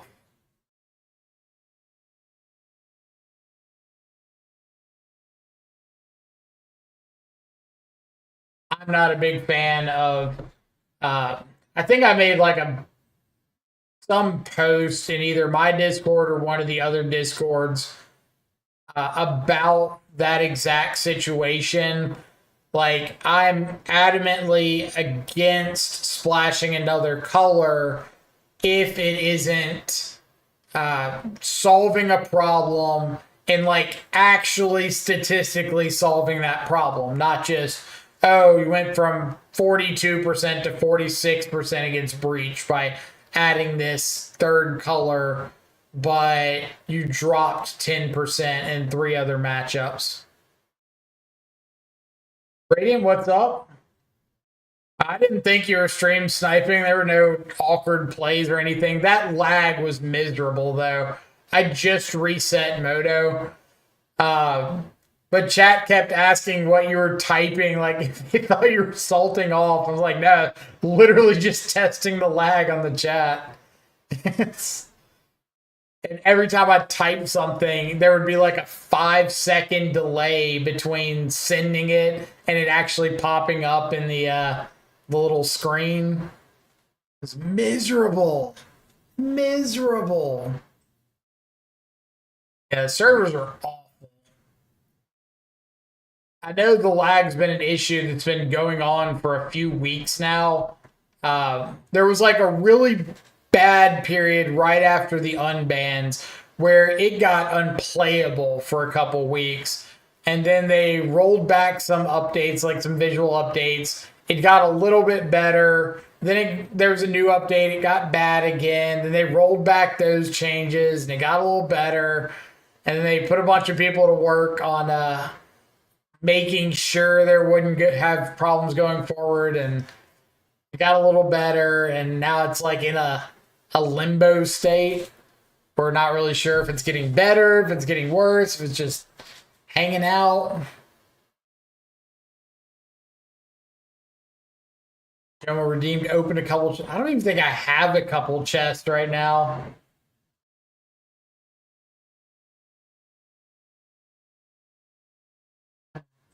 My account's like pretty wiped at the moment.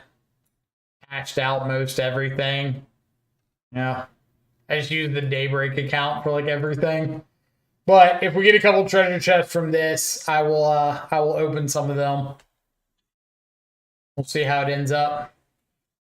Just doing a land drop takes 10 seconds. Every time I was trying to click on something, like if I would preordain and try to put one of those 2 cards on the bottom, it would just sit there for like 7-8 seconds. I keep clicking, put it on the bottom. I was terrified that it was gonna like lag, keep one of those on top, or go to crack a fetch and the little window pops up to look through your deck to find your land, and it would just hang out there. And like clicking on Water Grave, it's just sitting there. Bruh. Like I was playing against Amulet yesterday and went to surgical extraction on an aftermath analyst and clicked on it. The window popped up to see their library. Clicked on the copies in the library. Went back, clicked on the one in the graveyard, and hit OK. And it just like never registered my click on the one in the graveyard. And they ended up getting to exile an aftermath analyst under a Yggdrasil.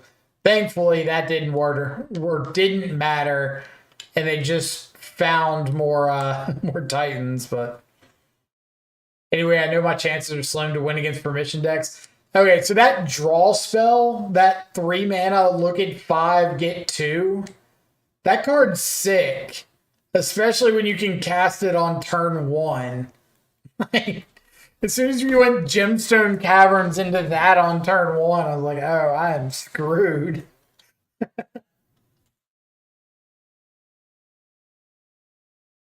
Did MTGO address the lag? They addressed it.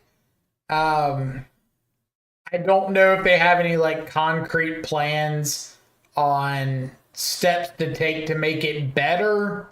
But I know they've at least mentioned that, like, hey, we know the lag is bad. We know kind of how long this has been going on. We've got bug reports of what people think is going on. But as far as having any sort of deterministic answer, I don't know.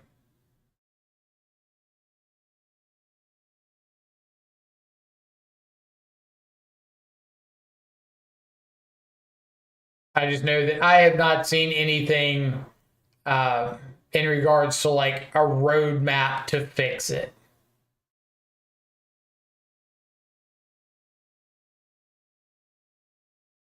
But at the same time, if you don't know exactly what the problem is, it's probably difficult to come up with a plan to make it better.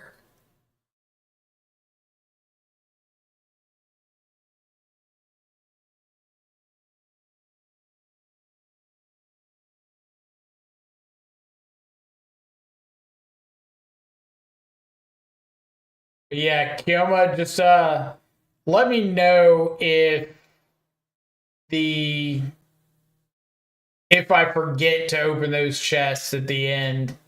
I will. If I got to throw a couple bucks into Moto for a couple chests, we'll do that. And Radiant, thank you so much for the follow. Hope you're having an awesome afternoon.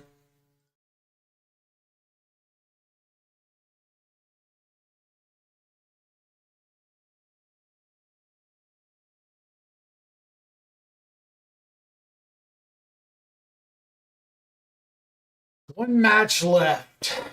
Pie Tart and Lucas Giggs.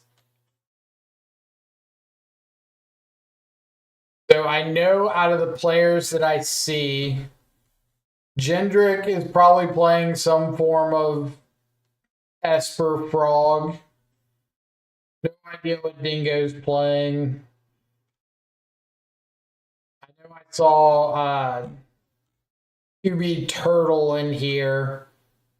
Yeah, probably playing some Frog. I saw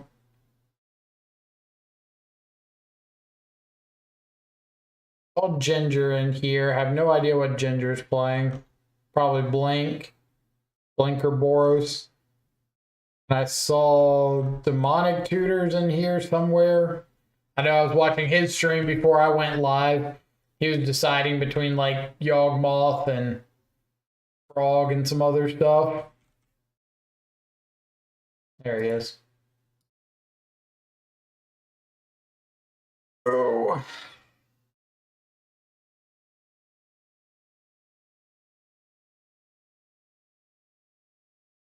It's always rough when that lag gets really bad because you end up being just a couple minutes short of the last few matches ending. And so there's even like less time to do anything between rounds.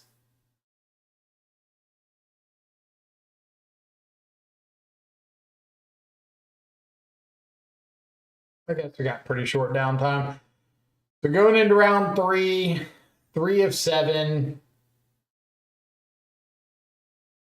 Sitting at 2-0.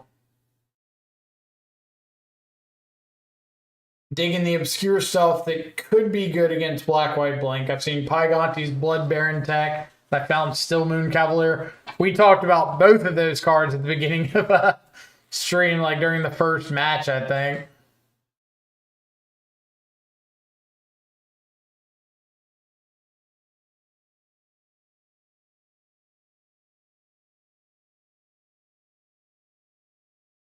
This is a 64, right?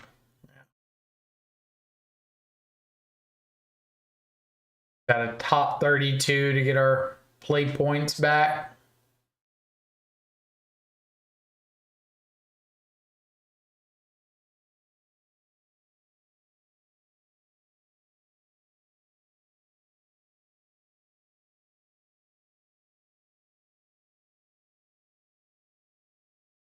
Stern Scolding and Torpor Orb are both good.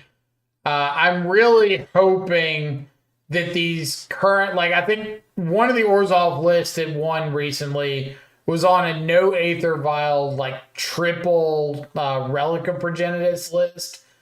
And I really hope that catches on because I would feel worlds better into that than I do against any of the Aether Vial lists. Especially if you're running Esper for Ketramos. Like, hey, you just turned my Ketramos online. Cool.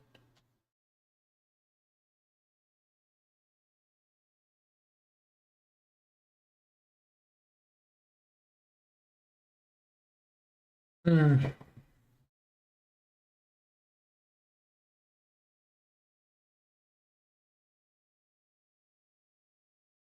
Goldfish says opponents on breach. Aether Spell Bomb. Spell Bomb is like their only way of dealing with Murktide.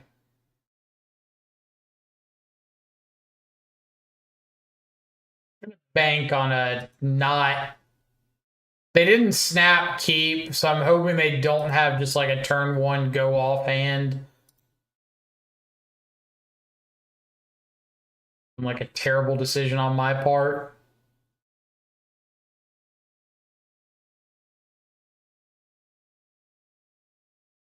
Yeah, 2 copies of main deck consign. Really gearing for like the big mana stuff. The amulets and the amulets and Eldrazi's.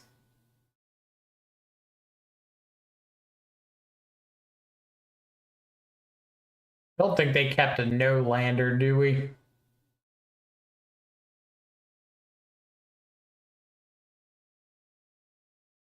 They did keep a no lander.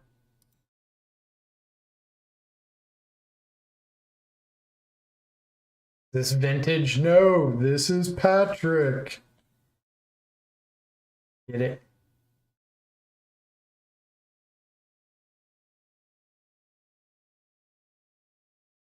Would have loved a fatal push there.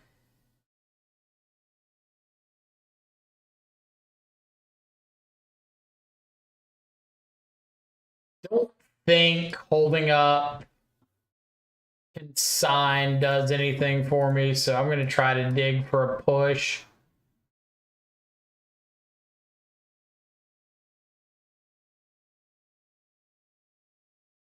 But they do just have flip Tameo on turn 2 if they want it.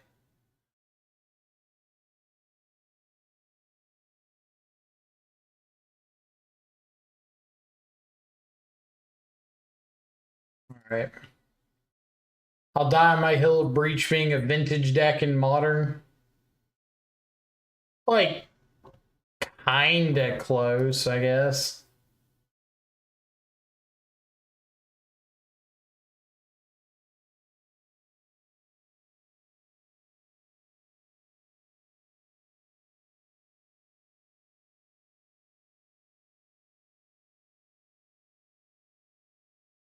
But the reason I'm ditching the shoot the sheriff there is, yeah, it can kill a Tameo, but my opponent can just flip the Tameo and then it wouldn't matter. So I don't want to take the play that gives my opponent the chance of just like stopping my play.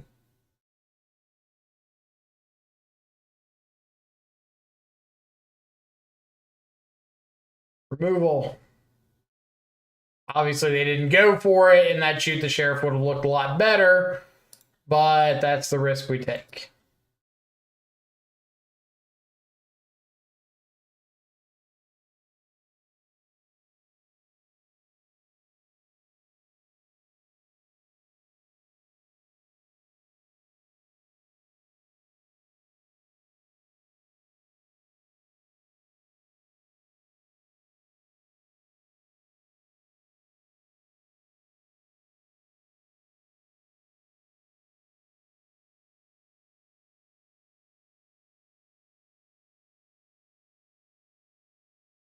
Got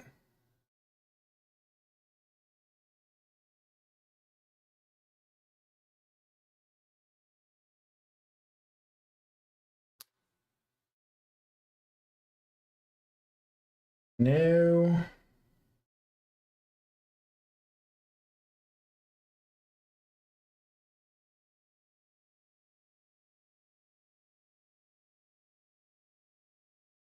Or if you didn't.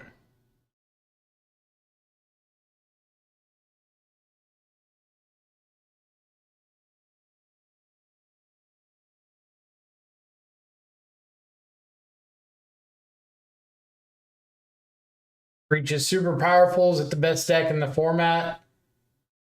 I mean, it's somewhere between Breach and Black White Blink. They both have like almost identical win rates at the moment.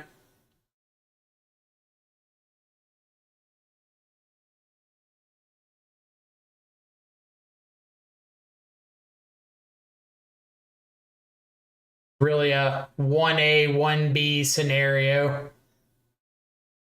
All right, well, then finding Emery kind of put the damper on us.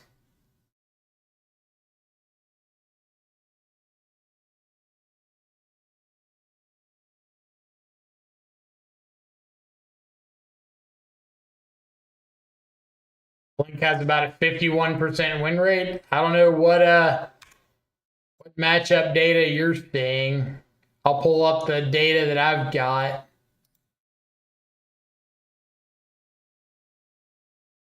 We can compare data.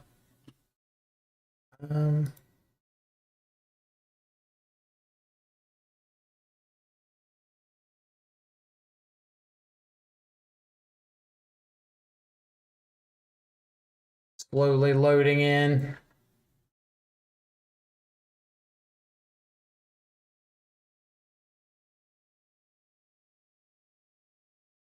And they have the Heat. Okay, we'll go to game 2. Not much you're going to do about them. Being on the play, having the start they need, having the interaction, which usually these decks are super, super light on interaction. And it's like the one unholy Heat here. So odds aren't particularly high that they will have them. Alas, it does happen.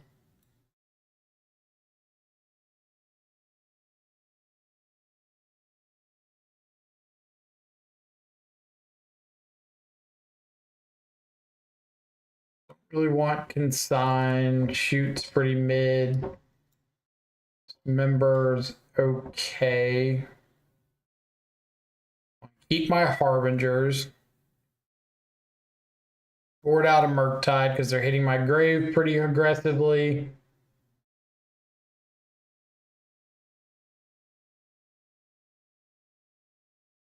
I'm going to keep the pushes in over the Stern Scoldings.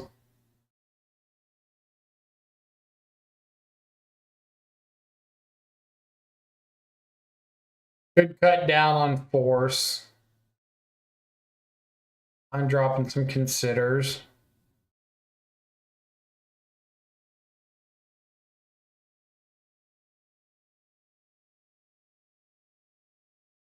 On the play here.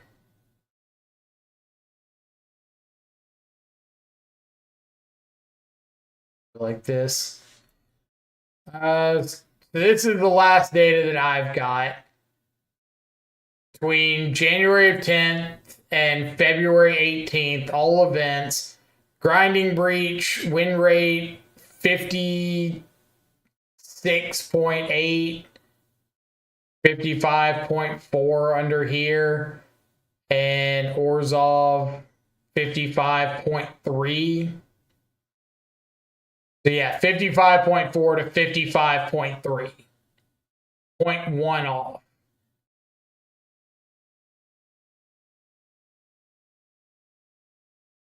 I would consider that's about as 1A, 1B as you can get.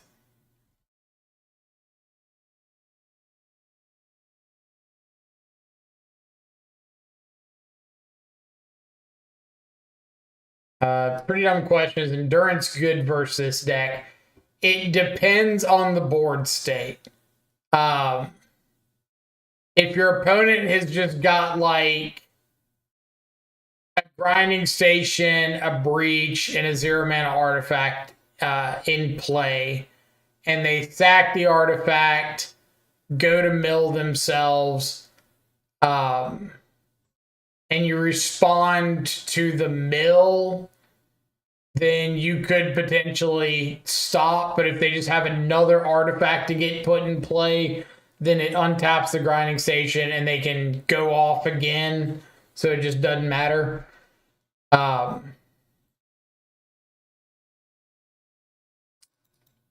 It's decent about like stopping an early start with like an unholy heat or something interactive.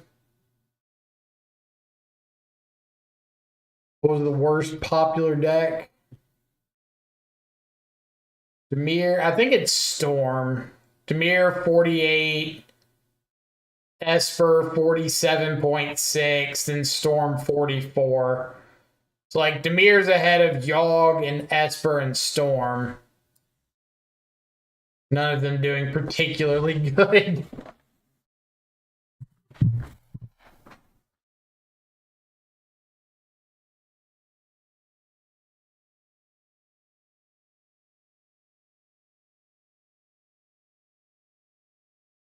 Okay.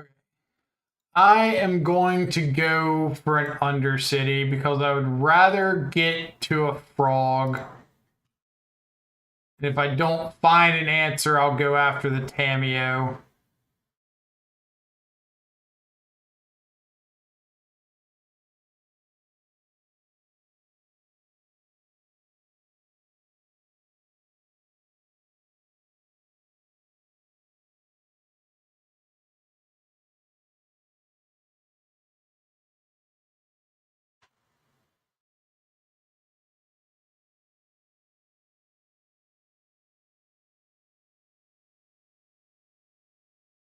Got the Emery.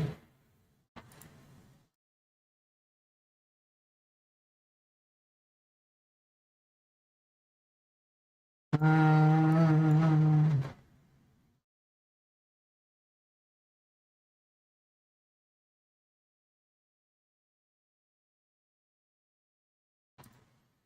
guess I'm playing Spellbomb.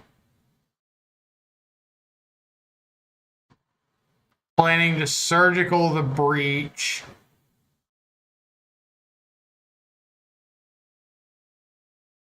I'll probably wait to see what they target with Emery.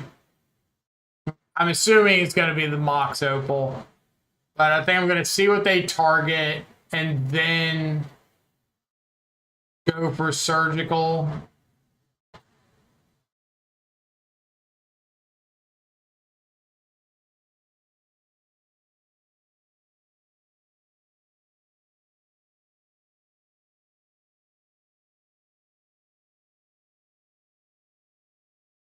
Because I might use the Nihil Spellbomb to shut off the Emery target, but it really depends on what's in their hand. So I want to know before I decide on the Spellbomb.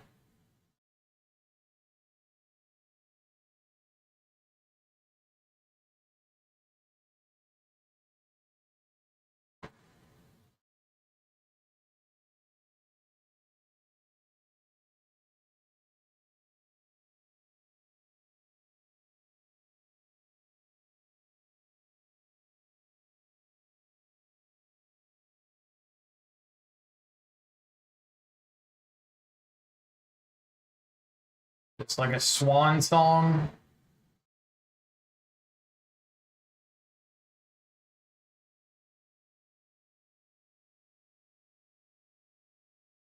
I could just keep that and start playing beat down with the 2/2, but they're going to use a card to protect this surgical on the breach. I think I want to go through with it.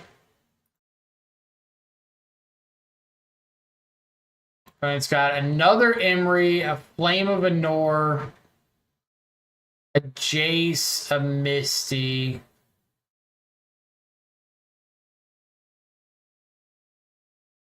So they can just play Jace. No, they can't now.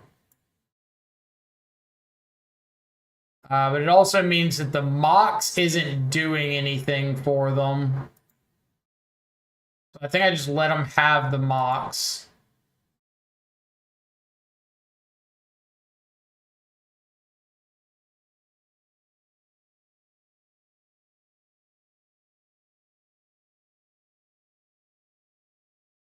Go for the Flame of Anor right away.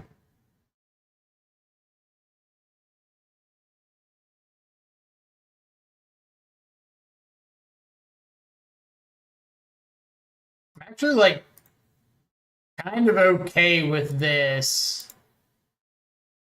Because that means my frog's not getting flamed if I do hit another land.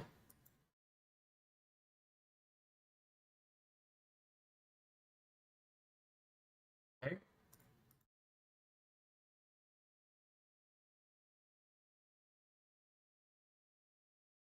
Frog.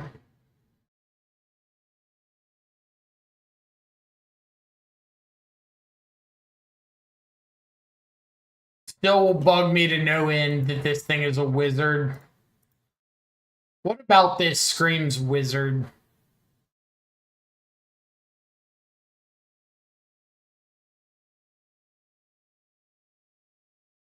Isn't it like straight Sword of King Arthur style story? The Lady in the Lock, a wizard.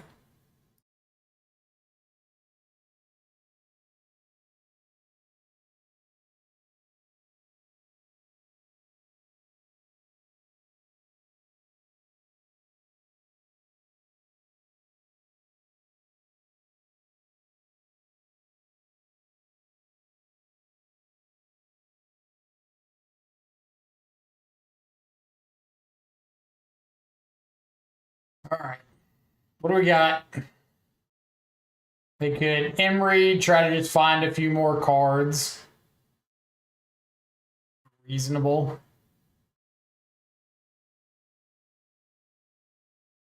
They could play the Jace.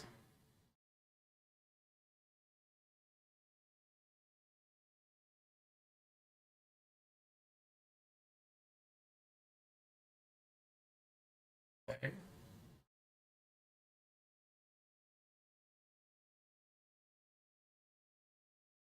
Find another Mox Amber, which is kind of annoying. Actually, no, because they can't float man off the Mox Opal in response. So Amber's fine.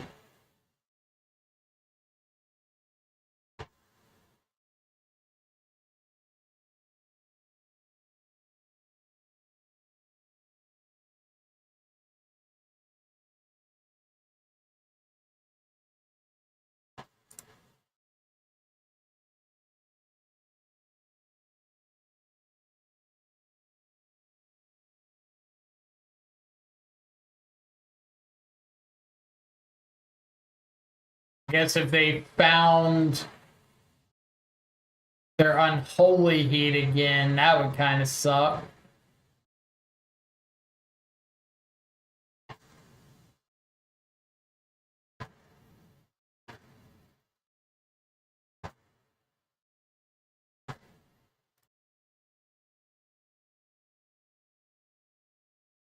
Okay. Untapped Amber.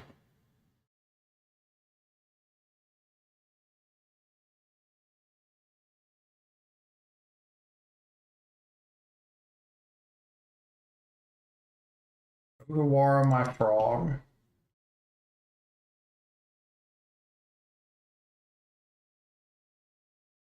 Much as I would love to just windmill slam this Harbinger on the Saga, don't think I can quite afford to do that.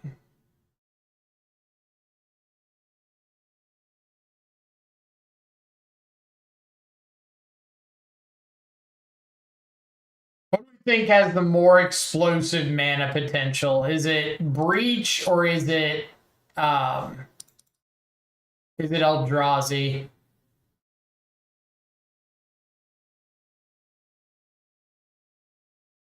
Giving Needle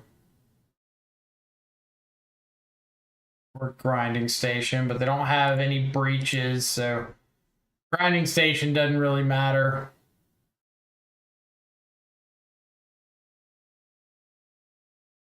Brain Surge.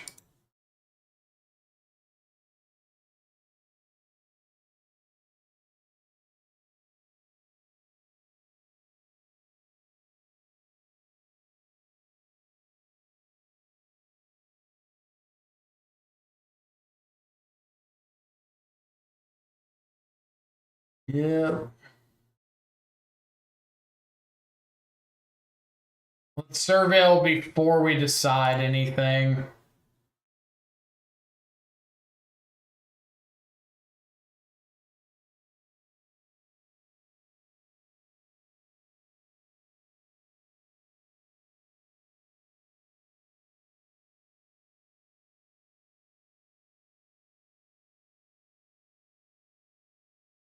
Name Psychic Frog.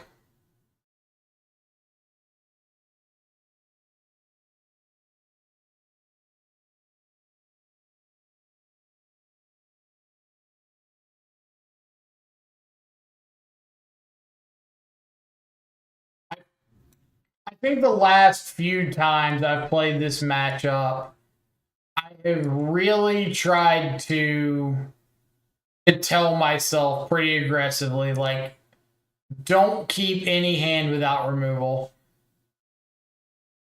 And I guess we did have the fatal push for the Tameo.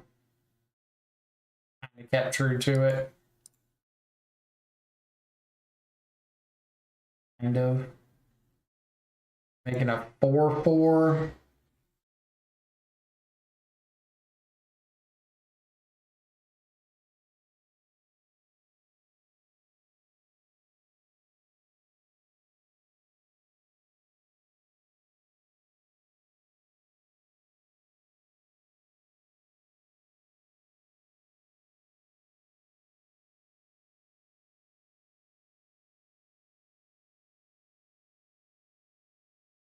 What's my out? Like, fatal push.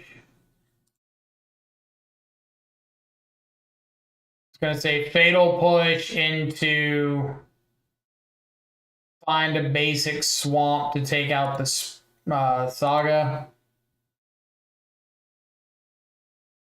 So we kind of need a push.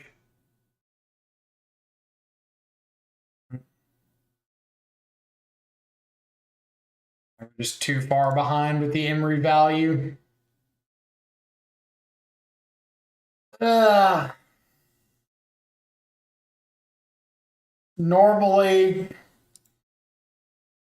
on any given weekday, I would have Stern Scoldings in the main over the consigns. I would have a cut down in the main. And I'd feel a little bit better there. I don't think that would have been enough, especially against that game one, but it would have been okay. I think, like, answering Emery goes a long way in the matchup. So, just not being able to answer Emery does a number. Could add some mystical disputes back in, but I guess that's okay if they're going up on copies of, like, Flame of Anor.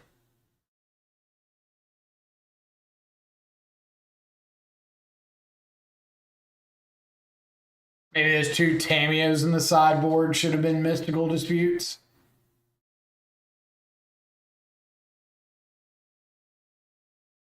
Might have been reasonable. Oh well. Not gonna worry too much about it.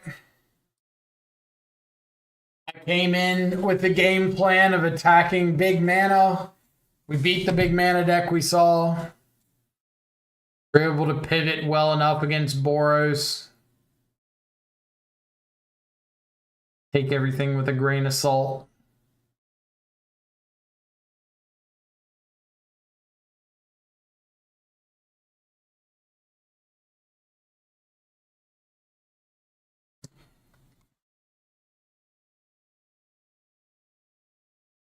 All right, while we got a quick break, I'm going to drop some links in chat for y'all. Since got a good crowd hanging out, always appreciate it. Got links to the Twitter, the Blue Sky, if you want to follow me on any socials. We got the YouTube, where we got a lot of our leagues. If you ever want to check out any of, like, the Ketramos testing recently, I do a kind of Oculus / Murktide State of the Union from time to time. talk about some of the new stuff that's coming up, what's working, what's not working, things you might want to give a shot to. And then the Discord, if you want to come join the Control Freak Discord, join the Control Freak Discord, talk about all things Death Shadow, Oculus, not closing. Yeah, all things Death Shadow, Oculus, Murktide. Plenty of cool people there deciding or giving some good opinions and advice.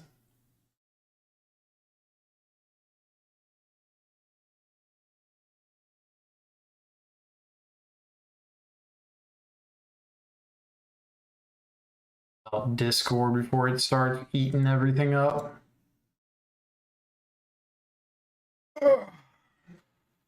But other than that, hope everybody's having an awesome afternoon. Pretty chill afternoon so far. If you're planning on going to RC Charlotte in a couple weeks, I will be there. Always happy to say hey to everybody. Other than that, yeah, tell me what's working out for you. What kind of cards are you seeing success with at the moment? What matchups you're having success against? What you're having problems with? Let's break them down. Definitely the best time to ask any questions you might have. Input from the crowd while we wait for this next round.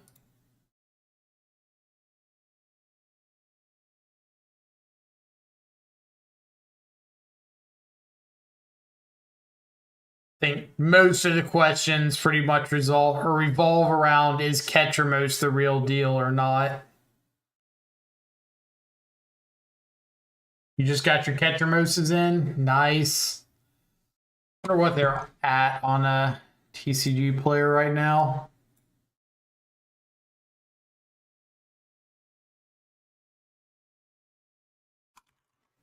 Ketramos, the New Dawn.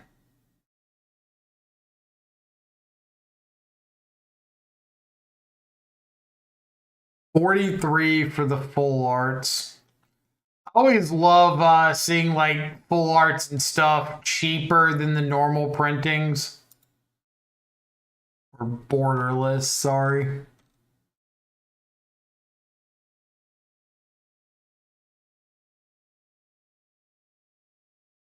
But I'm going to wait until I know for sure if that's what I'm playing at Charlotte or not.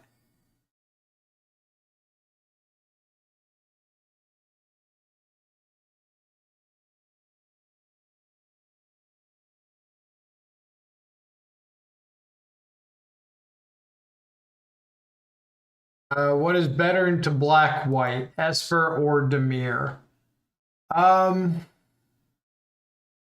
Statistically, if we're going purely off the reported win rates, Demir's got a better time into black-white because Esper's like spending some slots on things like pest control in the main that aren't really applying to that matchup. We did have some good success the other day with prismatic ending into black-white, being able to take out Aether Vials. But overall, I would say that Demir has the better match and Oculus is better than Murktide because you have more chances for 2-for-1s with Oculus, where traditional Murktide, like you're trying to get a Murktide out and protect it, a lot harder to do than get an Oculus out, know that you're going to get a trigger. Then if you protect it for a turn, you just like swarm the board pretty well. Especially if you flip over another Oculus.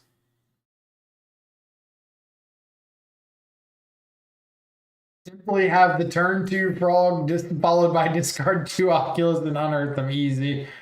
Yes, we cracked the matchup earlier today. That is the way to beat black-white, is just have the turn 2 frog. Your opponent doesn't have any sort of interaction whatsoever. Turn 3, you untap, you discard 2 Oculus, you unearth both of them, hit them with the frog. Matchup's easy. and they still have no interaction. Is traditional better than Oculus in the breach matchup? If you're talking about specifically for Demir, then I think Oculus is a bit better because of the more consistent pressure. If you're talking about Esper versus Demir, then Pest Control certainly helps out. The breach matchup has been significantly better for Esper, but the margin is slimming down. What we were seeing a couple weeks ago was Esper at like 60 something percent versus breach, and Demir at like 30 something percent. Now it's closer to Esper at like 55%, Demir at like 45%. So it's shrinking pretty steadily.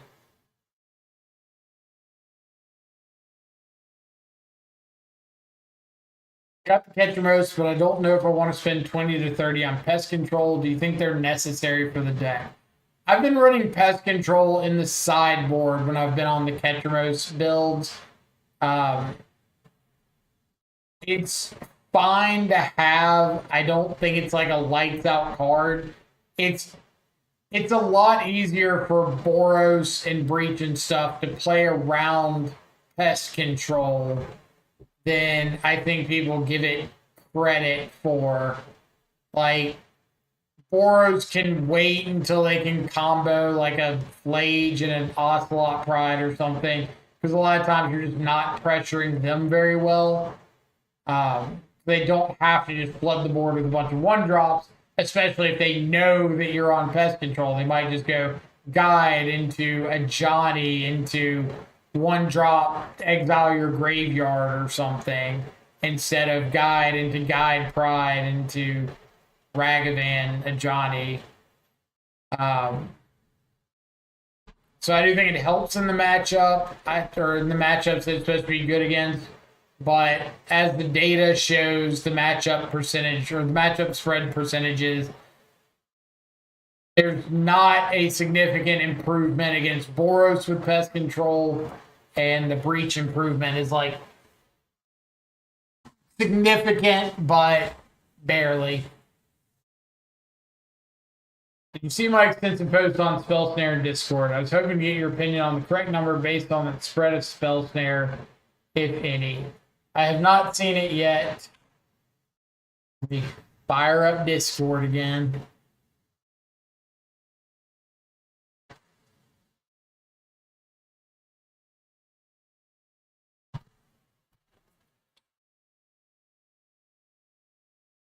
A few new people landing in the Discord. Love to see that.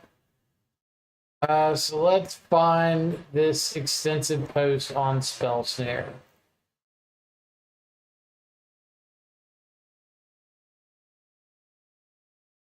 Make a long post, but I made a list of each target for Spell Snare in the top 7 matchups. Number 8 was Storm. I just kind of didn't want to go that far. Fair. Spell Snare targets per matchup: Eldrazi, Talisman, Malevolent Rumble, Stonebrain, Soulless Jailer, Liquid Metal Coating, Torpor Orb. Alright, so we're just including literally everything, whether it's relevant or not.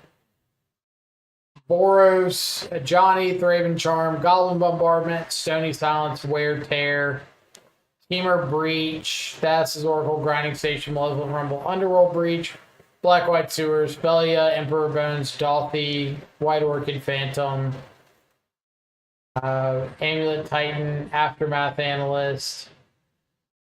Some Amulet Titan lists are running Malevolent Rumble as well. So it could be more than just Aftermath Analyst.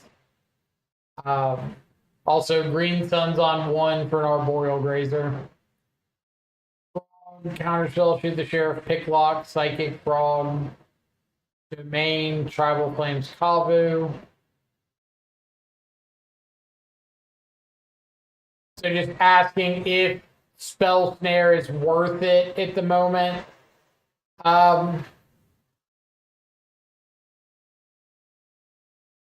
I think Spell Snare is definitely worse than it has been in the last like few weeks or few months, really. Uh, Less frog going around. When the meta was like Boros, Frog, Breach as the top three decks, Spell Snare was kind of phenomenal. Now it's definitely cut in or cut back. In a lot of the matchups that you're running Spell Snare, you could also get away with like a couple copies of Stern Scolding in the main, which is what I've been doing a lot of recently. I didn't for this event because, like I said, I'm trying to target the big mana stuff a little bit more. But Stern Scolding's reasonable because it also hits Guide of Souls, Ocelot Pride, Mockingbird, the 3-mana Seasoned Pyromancer, hits Emery, hits Tameo, Solitude.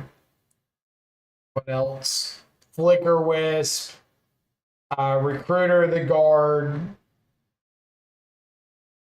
the Skyclave Apparition,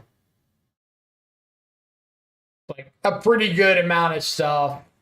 You do lose some points for it not hitting the Goblin Bombardments against Boros, but for the most part, all the 2-drops you care about hitting outside of Bombardment and Underworld Breach are creatures.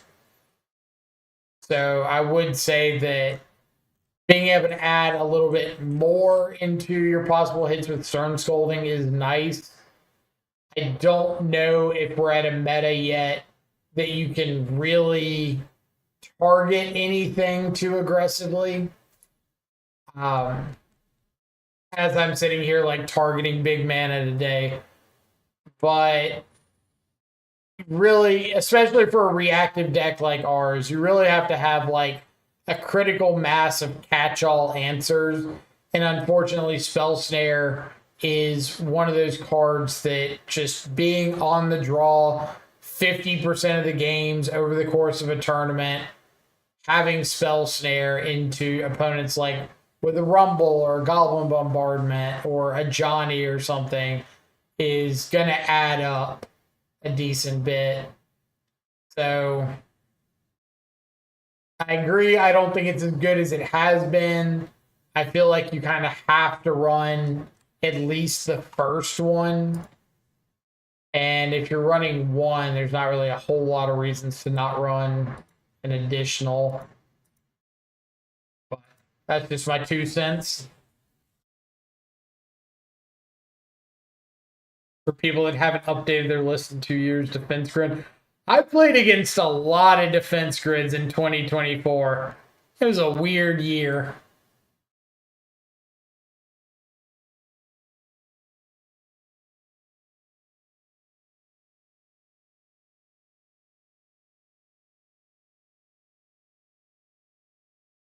How do you feel replacing Spell Snare, like you said, with more Scolding or discard 5 through 8?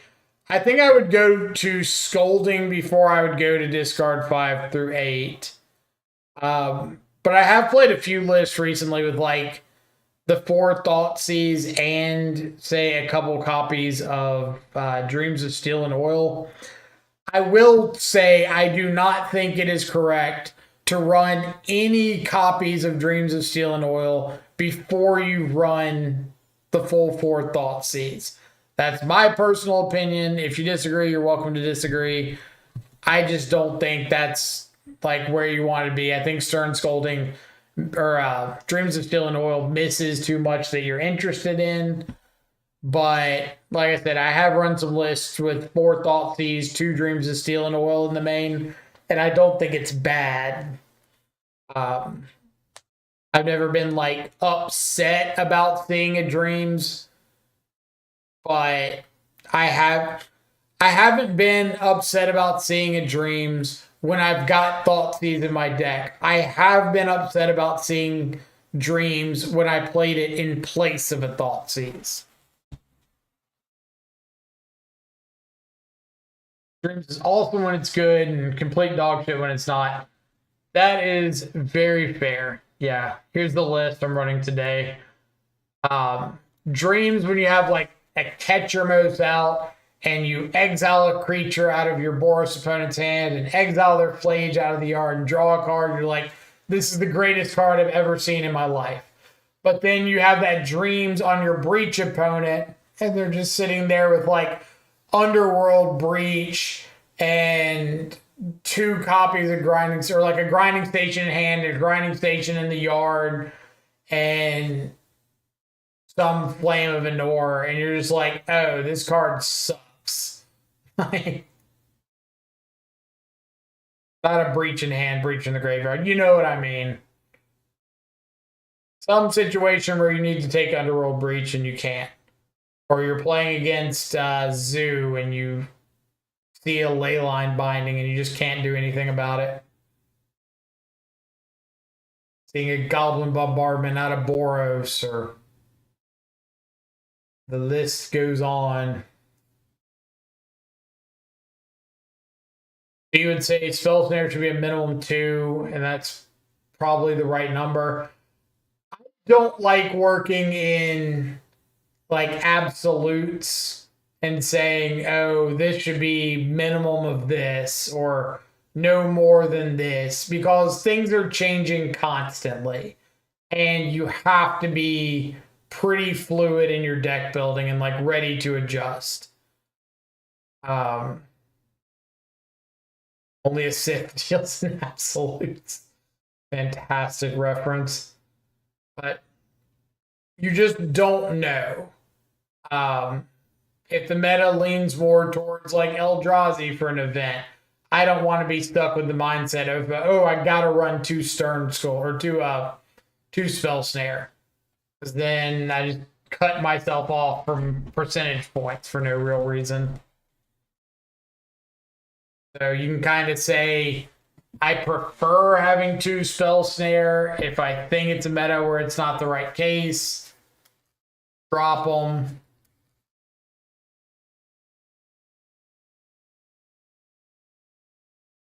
Never been upset having a Spell Snare in my opener. I'm usually not, but there are absolutely games that I would prefer to have something else. Like, if I'm on the play, I would rather have Thoughtseize. Because I want to go Thoughtseize into Frog on the play.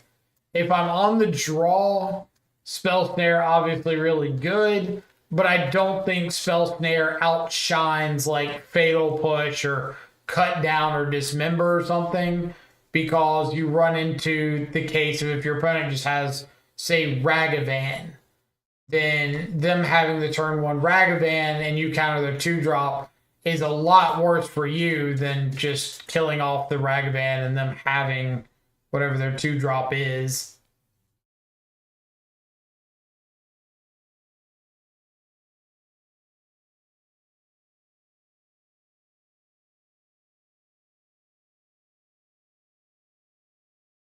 If the only way thinking of cutting hard into one matchup is in local metas, but in large events, you need to expect to play every top 7 matchup at least 1 to 2 times.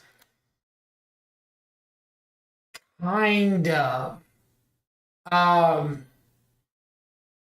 would think of the top 7 decks in groupings. Like you have top 7 decks that are where Stern Scolding is better. So your Breach matchups, your energy matchup, even Black White Blink. So this is like you're targeting those and being more aggressive against those in the main deck. It's never really going to be like cutting hard into one specific matchup. It's going to be cutting into a group of matchups. Like I'm playing 2 Consigned to Memory in the main today because those are really good against Amulet, Eldrazi, and Blink. So I'm cutting into those matchups. Like it's got a little bit of play against Boros and whatnot, but it's not really what I'm looking to hit.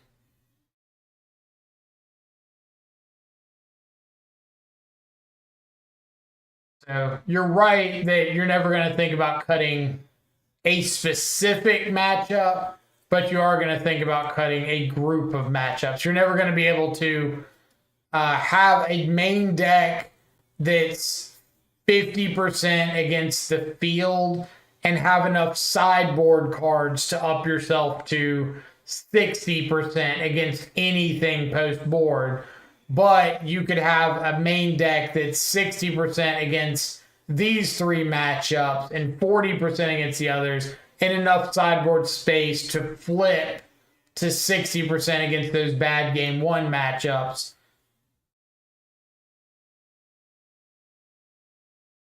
And if you're not playing something that's like extraordinarily proactive and combo heavy, that tends to lead to better success in big events. Like if I could, I would consider putting together a 60 that was 90% against Boros, Breach, and Blink or something, and a 15 card sideboard plan for Eldrazi and Amulet.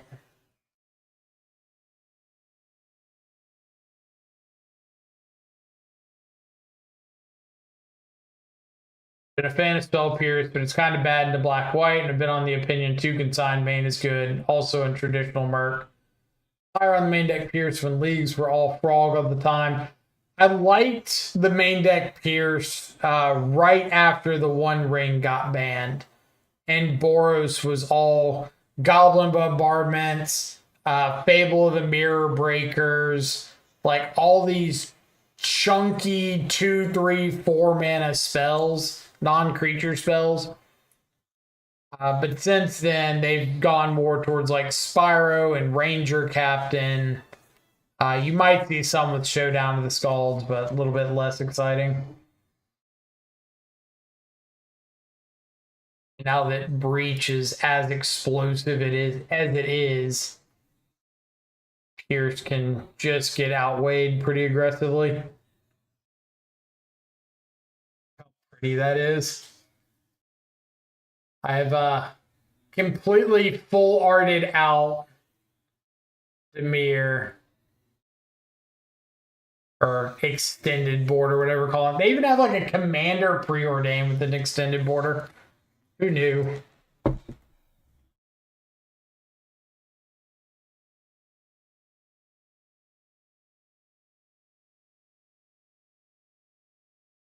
Get the secret layer preordains.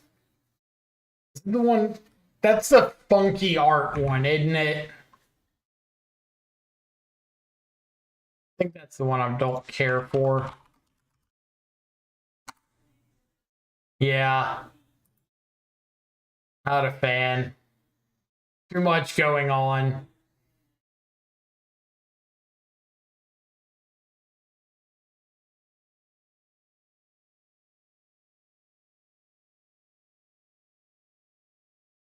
What's your take on Thraben Charm?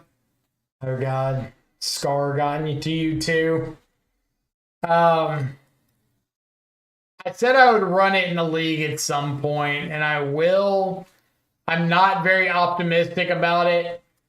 I get the argument of like it's a little bit better in Oculus builds, where if you have like an Oculus and another creature, then Thraben Charm might be able to kill something off. But there are next to no times that I want to spend a card in my hand to just exile my opponent's graveyard, especially when that's not enough a lot of the times against decks like Breach. The blow up an artifact or enchantment, or it's just blow up an enchantment, right? It's like reasonable into Overlord. But again, that's kind of narrow. I don't know. It just seems like the modes are too narrow and not game ending to me. But I also haven't played it yet, so take that with a grain of salt.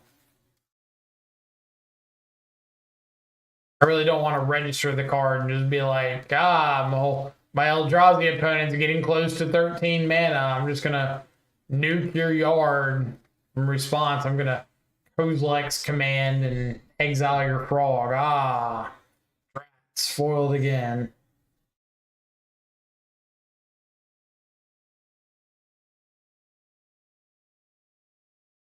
I've got this Oculus, and I'm gonna make 2 tokens, and then hit like Raven Charm your 3/3 to kill it.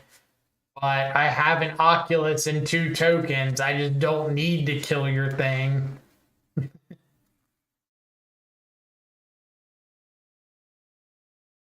Enchantment parts, big part, hits Overlord, Leyline Binding, Leyline of the Guild Pact, Static Prison. You don't care about hitting Leyline of the Guild Pact. Leyline Binding's okay, but I don't think Zoo is A, popular enough, or B, good enough for me to try to tech heavy for that matchup past just like Spreading Seas, Harbinger, Consign.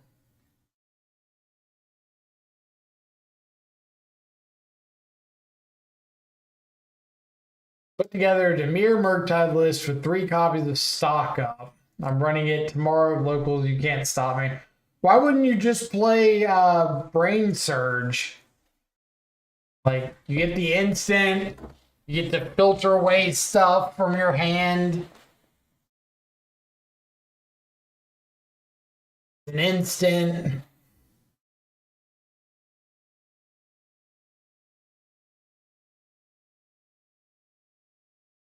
I don't know if you heard me, but it's an instant.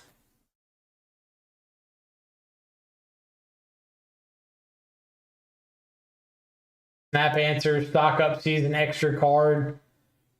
So approximately 20% of the time it's going to be better. You better be on like a full set of force and negations or some subtleties or something. You're going to be tapping out for that a lot. Like a really bad blue expressive iteration. Mono blue expressive iteration.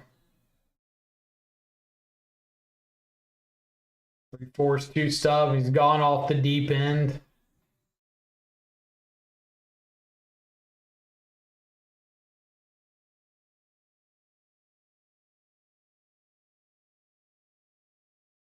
Need to just play more Shadow. I know people meme about it at the start of every stream, but you know what beats up on Breach pretty well? Shadows. Thought Thieves into Shadow and hit you in the face. Is it Preordained bad blue expressive iteration? Well, Preordained only gets 1 card. Expressive iteration gets 2. Stock Up gets 2. Playing a numbers game here. Somebody go build me a Shadow list that's good into black,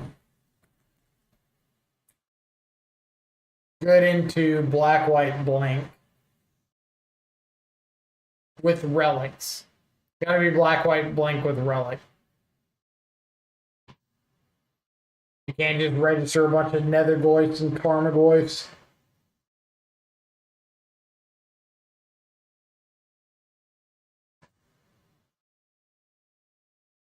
Ooh.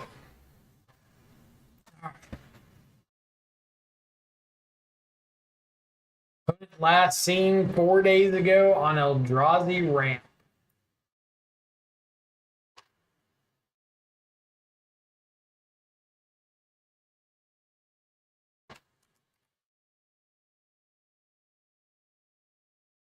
Or just traditional Eldrazi.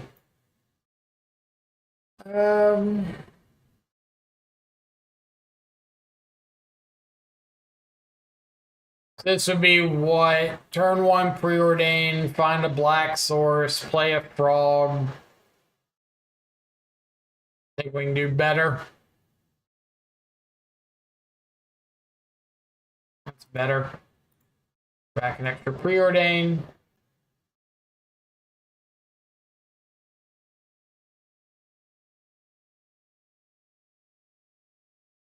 Did you see the new 1-drop creature that kills you based on damage it does with Death Touch? I did. Card's cool. I don't think it's a Shadow player. I think it's, or I don't think it's a shadow card. I think it's like a Demir tempo card. Because you can just do something like turn 1, fetch shock, play it out. Turn 2, fetch shock, thought sees you, hit with that, and get to flip it immediately. And that's pretty cool.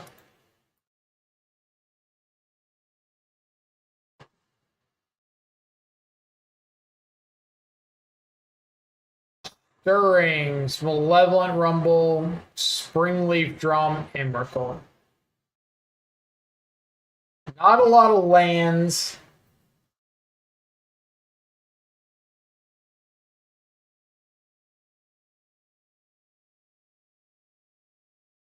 I could just take Kozilek's Command.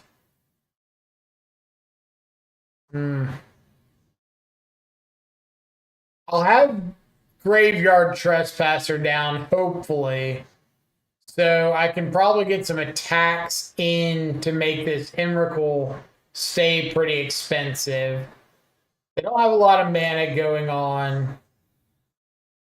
So it's either the Stirrings or the Kozilek's Command, I think.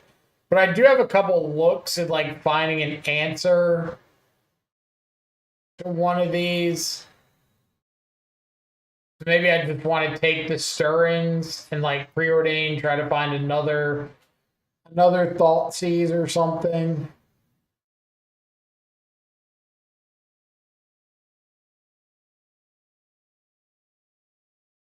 I'm gonna do that.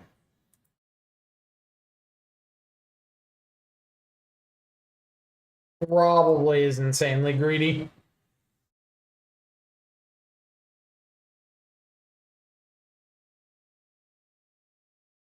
Which matchups do you side in Tameo? Like Blink, Breach, anything that's not Boros.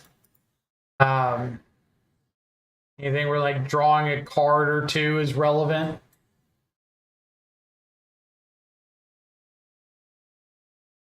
Tell me you didn't find. Oh no, wrong. That's fine.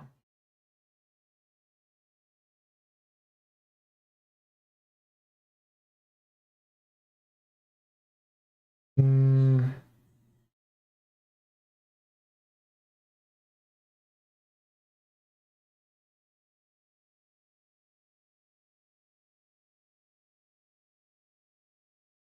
I'm gonna take the push so that I can go after the Eldrazi that they make, or the spawn token they make off of this Rumble.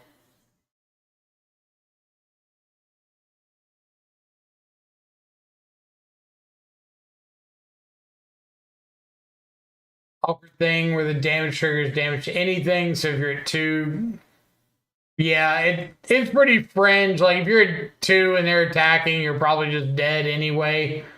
But it also doesn't specify combat damage. So if you like play it out and fight something, then you can flip it with that, which is pretty cool.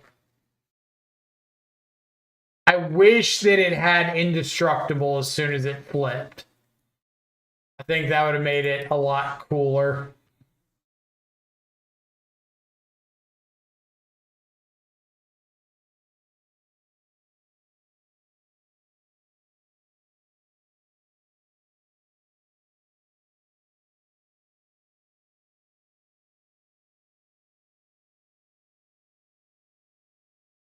I guess this is not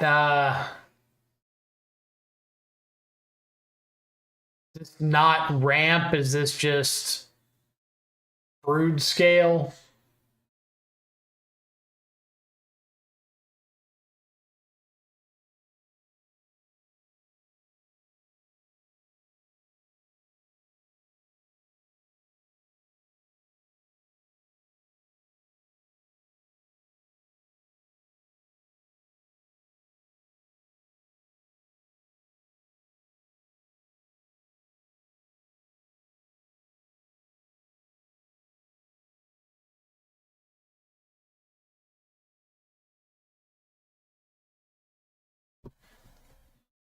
Got back a temple. Okay, so it is is just brood scale.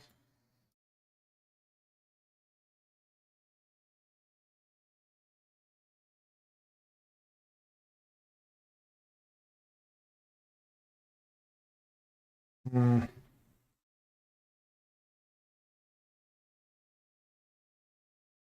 If I play this trespasser, they just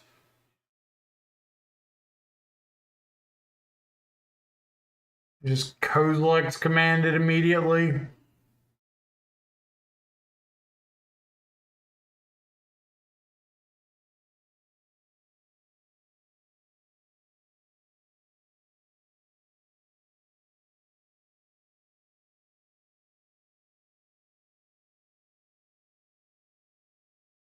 I think green red cactus can be a real deck. Talking about with the new Final Fantasy, the Cactuar.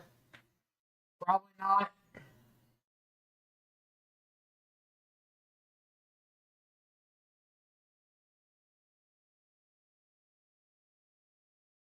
You know, appreciate it.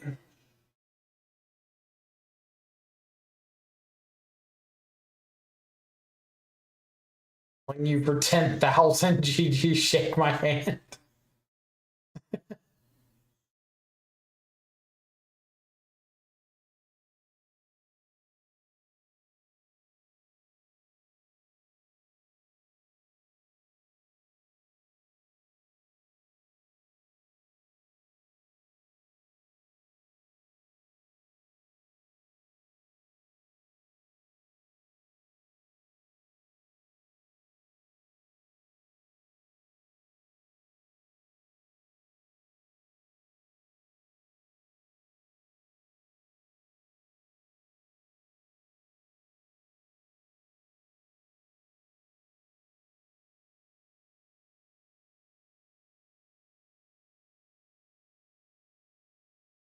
We need a Murktide off the top.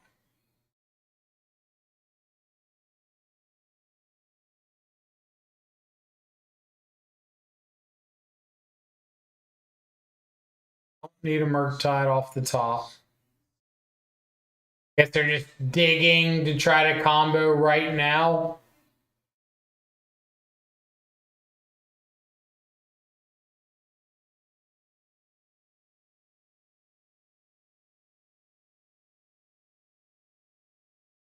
Or they already have combo in hand.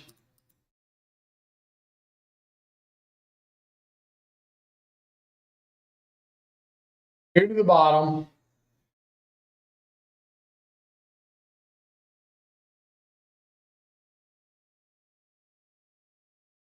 Have delirium thing. Just get the brood scale.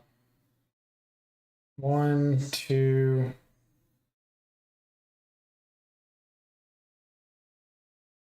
Stack. Play the brood scale. Can't combo off yet.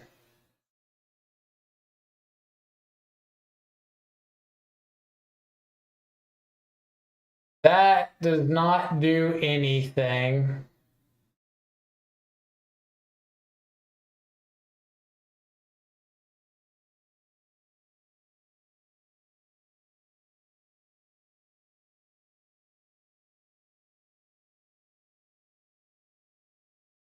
Rough when main deck Harbinger just like doesn't do anything in the spot.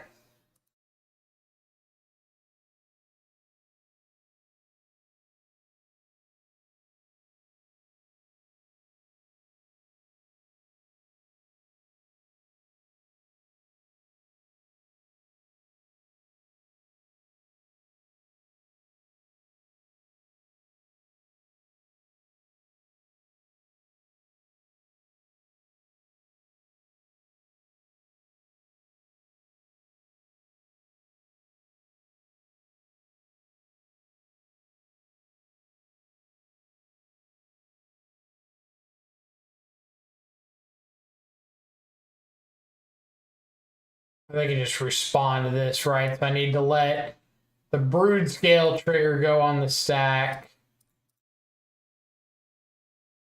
I'm going to sync the brood scale. something else too.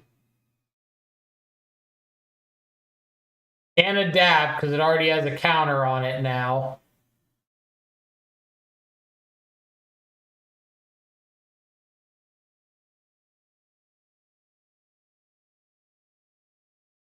This does it, yeah. Yeah, plenty of mana to replay.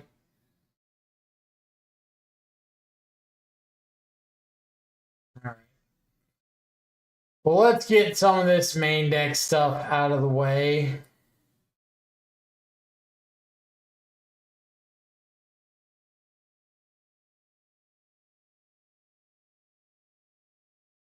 Didn't have Brood Scale on the map or on the radar.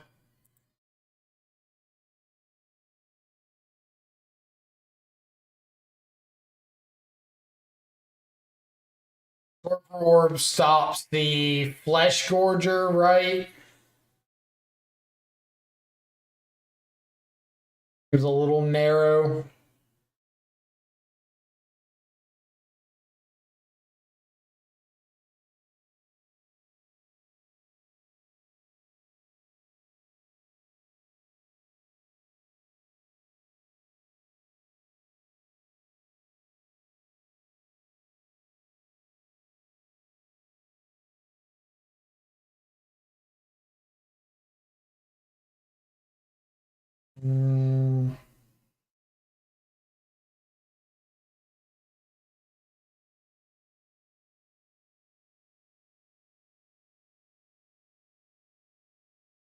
Would I consider playing Anoint with Affliction? I remember we played it like the very first league. We tried out Ketramos, just for opposing Ketramos, and then just like never saw another Ketramos deck. I think Anoint is fine. I don't want to go as far as saying like good, but if the goal is getting rid of a Ketramos, it's reasonable. Kevin, what's up? I'm here just to watch us crash against Brood Scale. We started off 2-0. There was so much potential.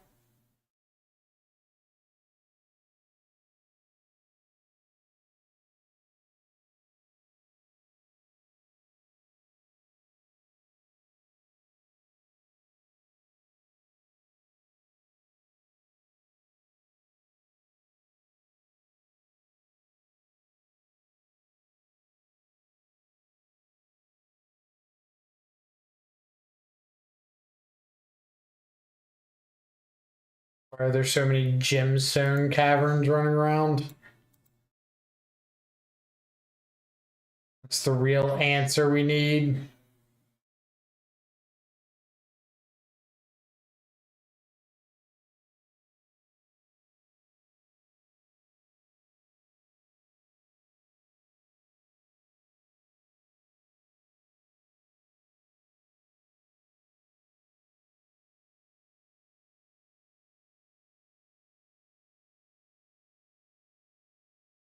Remember, Veil of Summer, stuff.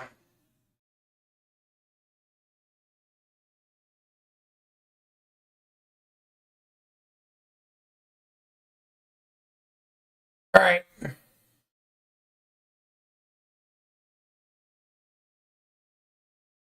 Got a game plan.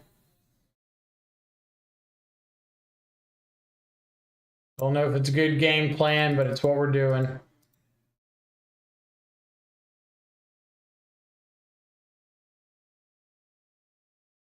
Boop.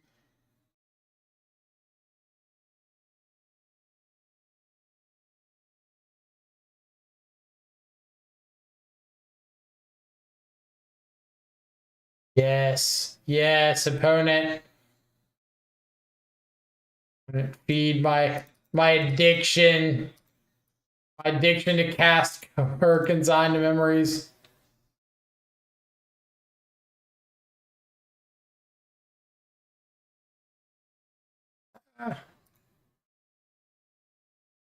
Prediction to tap my mana correctly.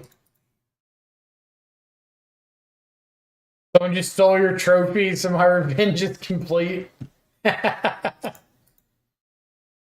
Justice. What happened? Give me the deets. Let me live vicariously through your opponent for a moment.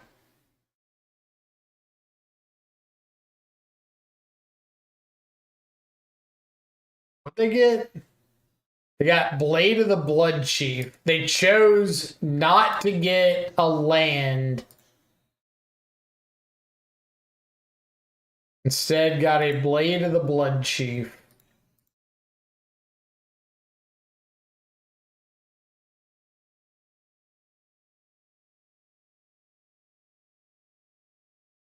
I'm not in danger of combo this turn, right?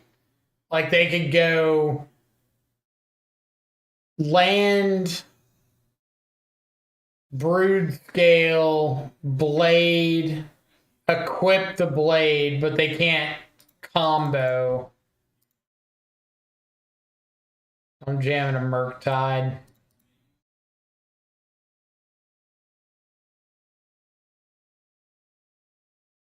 Every time an amulet loses an angel grows its wings.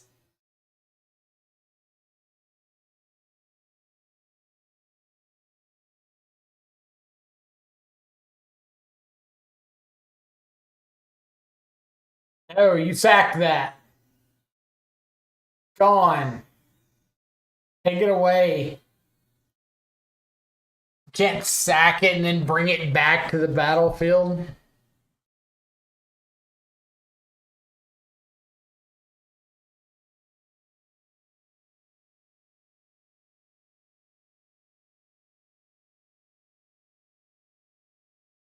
Mike eats amulet players for breakfast. Only if I read the cards. I lost one. I lost match 4 of a 4-1 league last night to Patrick there because I didn't read Yggdrasil. I thought that it only exiled one card off the top, so like, oh, I'll take that chance and try to race it because I had a surgical for an aftermath analyst in the yard. And then it resolved, and then he tapped it, and it exiled 3, and it was like, that's not what that says. Turns out it was exactly what that says.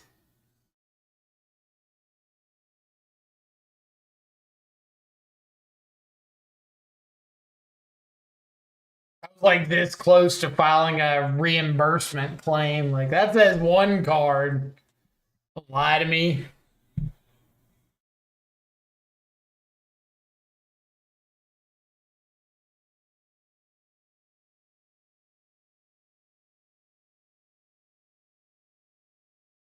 Got a brood scale.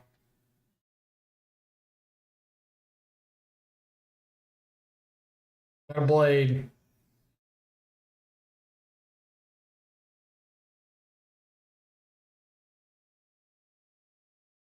Probably should have thought about that more. Oh well.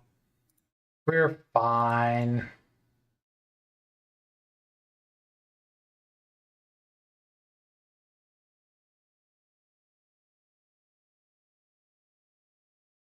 Are we thinking of trading with this?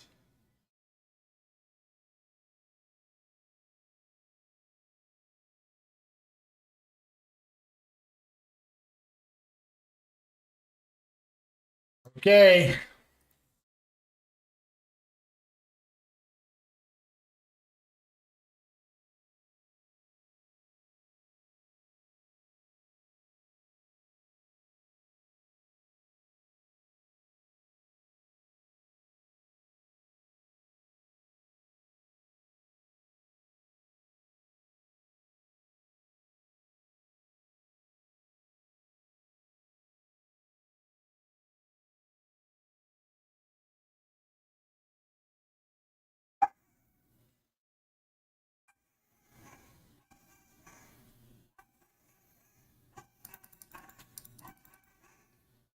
There's a dog going haywire outside.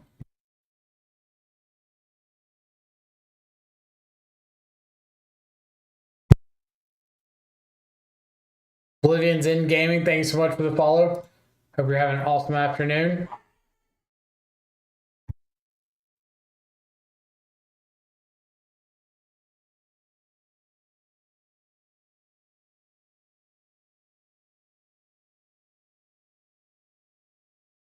I've aggressively died, but I'm trying to like mute myself from this barking.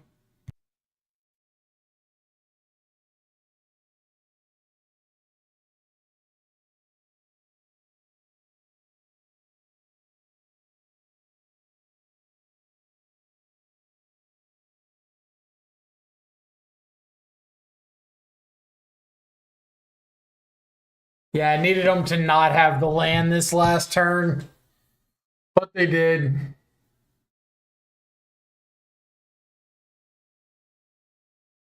If they had not had the land and they had to stack the token to play the blade, I would have been fine.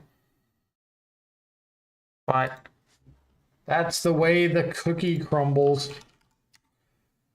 What did I think of Demir?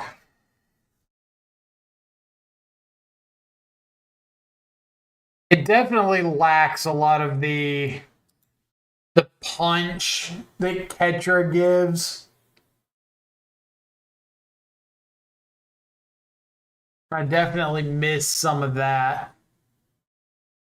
Harbinger also didn't feel very good. Felt like every time I played a Harbinger, just either A, didn't matter, B, it was too late, stuff was going on. Why didn't you register Esper? I wanted to give Demir a shot since I hadn't played it in a minute.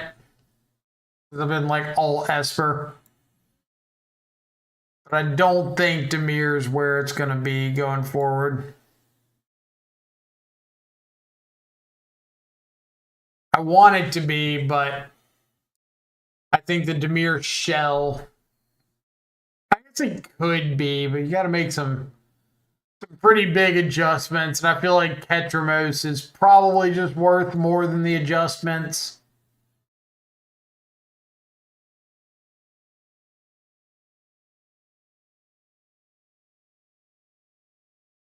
I feel like 8 threats is just never good enough. Well, we've got 11 here.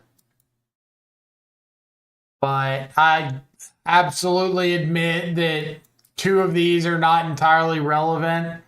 And I felt like I got Murktide flooded several times where I wanted to see like spells and just kept drawing more Murktides, which is usually why I'm on 3. Trespasser's alright.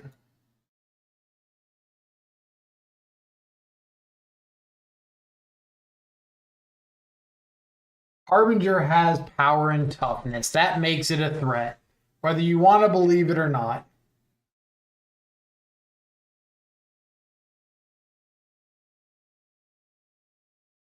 I've hit many an opponent in a face for lethal with a Harbinger.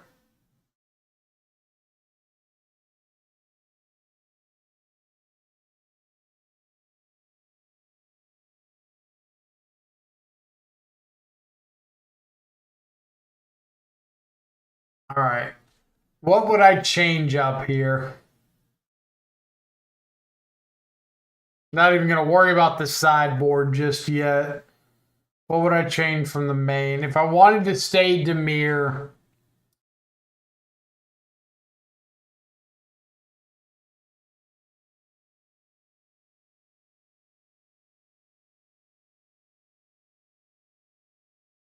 I didn't like the consigns in the main.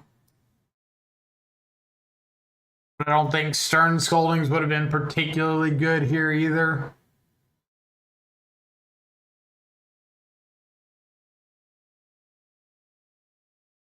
What's the meta right now? Blink, Eldrazi, Boros, Amulet, just one, RC, Portland. Am I forgetting? Frog to an extent. Blink, Breach, Amulet, Eldrazi. Frog. Missing. I know I'm missing like another important one. Breach. How did I forget Breach?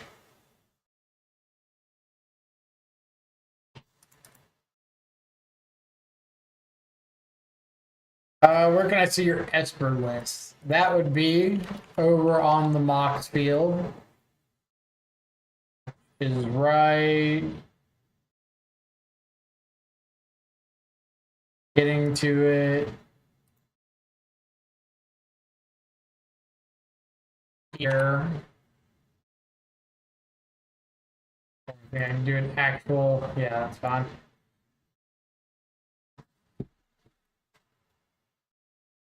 Ketros is runnable. Time to 03 draw. New Cecil card seems to shore that up rather nicely. It could be a cheaper threat that doesn't need the graveyard. I'll definitely be trying something off with Cecil. My off here, I don't think so. I think I'm gonna play a league. I just don't know what with yet. I probably need to swap over to the Daybreak account. I kind of want to play a Ketra league.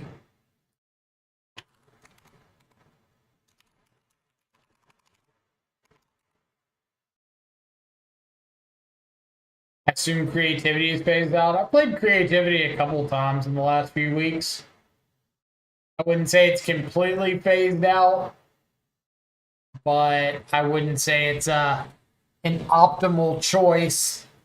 When your deck doesn't have a chance of winning or like significantly stopping your opponent before turn 4, in a world where Breach and Belcher and Amulet exists, Eldrazi,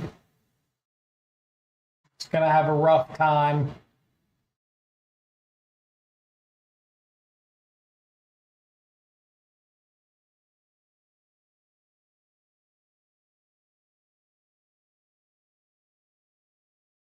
My biggest disappointment of MH3 is how mad Nethergoyf feels in these blue-black tempo builds. Nethergoyf is a phenomenal card, and it feels phenomenal when you're not in a meta that's so full of grave hate. When the format first started, Nethergoyf was like a 4-5, a 5-6 all the time. Nobody was really interacting with the graveyard. But now, when you're getting to a point where Blink and Breach and Eldrazi are running just like main deck relics, Nethergoyf's not going to get there for you very often.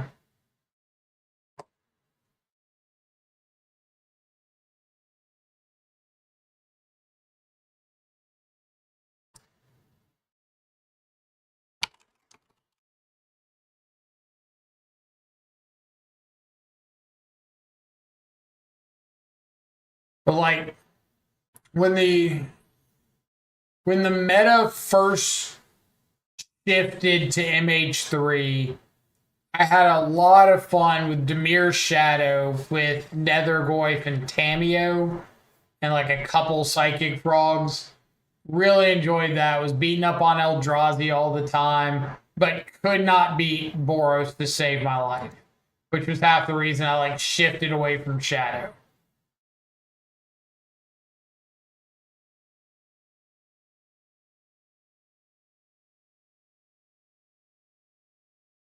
No matter how much slander Nethergoyf and Tarmogoyf receive, just believe they will always be playable. Just believe.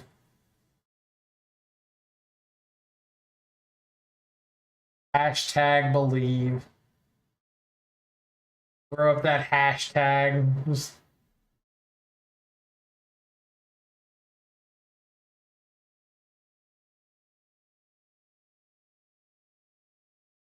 I will say,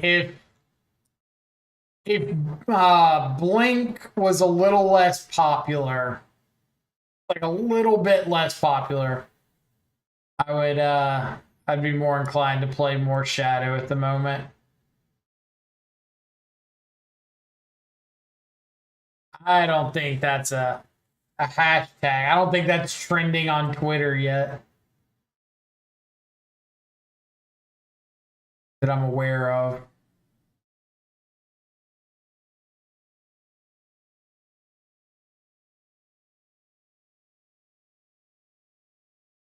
Virgin Relic Enjoyer versus Boomer Goif Chad.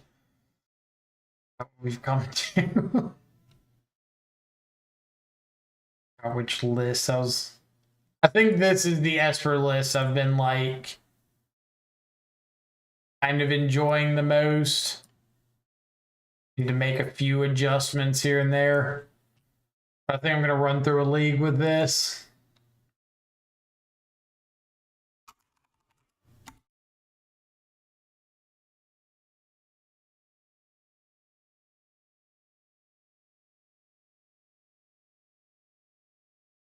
Shadow for the lads.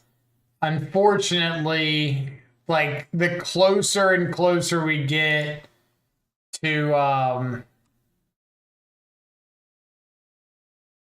RC Charlotte, the less likely I am to play anything that I don't think there's a chance I'll register for that event.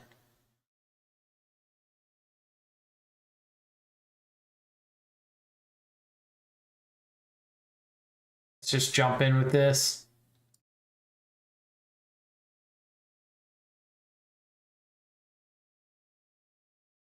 Feel like Green Suns would be a great splash for Blue Black. If you could show me, actually,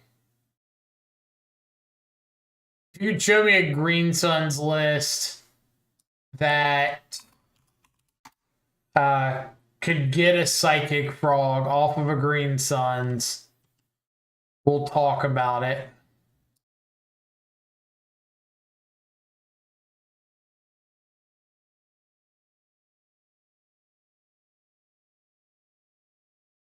Cut a Snare, cut a Dreams. I just have this like, I'm not in the middle of a league, am I? Oh, this is a standard league. Get out of here. Scare me like that.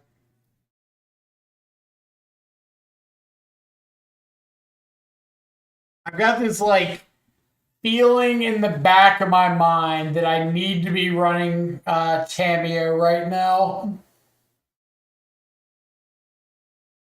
I don't know why. It's just like there going Cameo, Cameo, Cameo, Cameo, Cameo, Cameo, Cameo, Cameo, Cameo, Cameo, Cameo.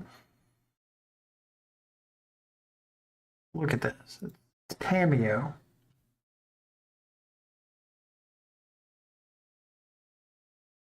What can you want out of life and the ability to cast a turn 1 Cameo?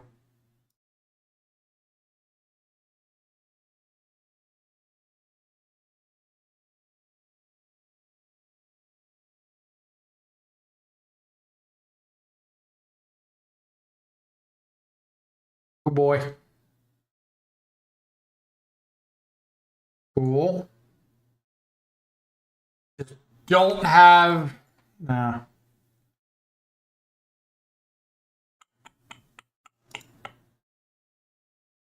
Ugh. Vengevine.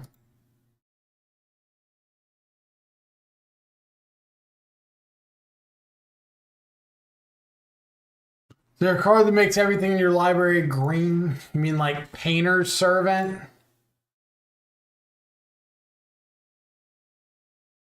There's a card that exactly makes everything in your library green. Ooh, they're going to flip my Cameo for me. Important to remember that flipping this Cameo does give me Revolt. Oh, well, I lost my Fatal Push anyway. It doesn't matter. Never mind. Ah. Ah.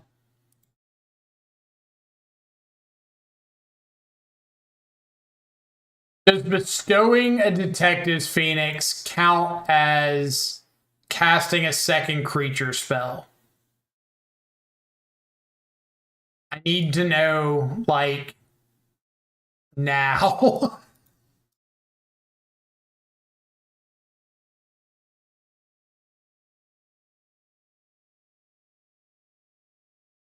The non-creature spell on the stack with bestow. Okay, cool.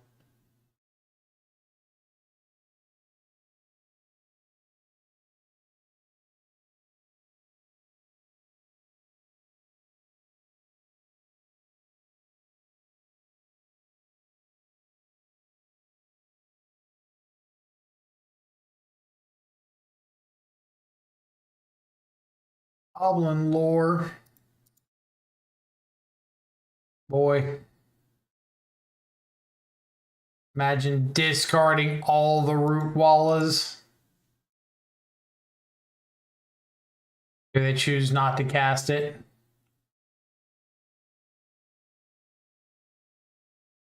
Dang.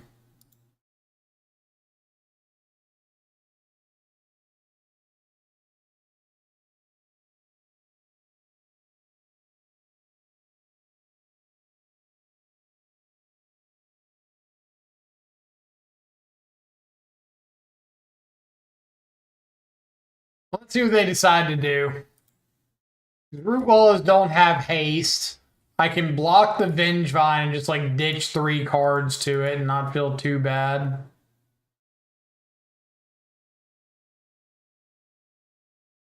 Got Tameo that could buy back a Fatal Push.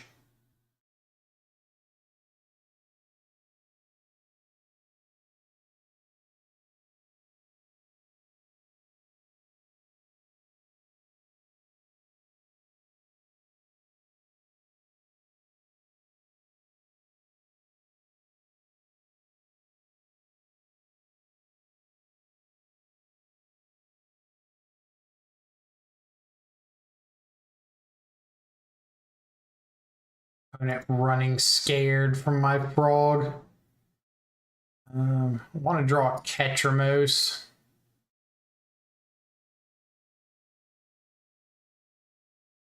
Almost. Ketra almost.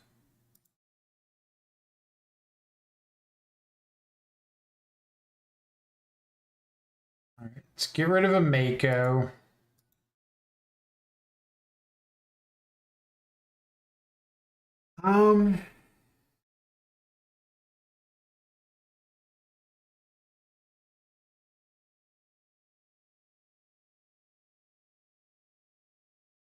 Fly the frog.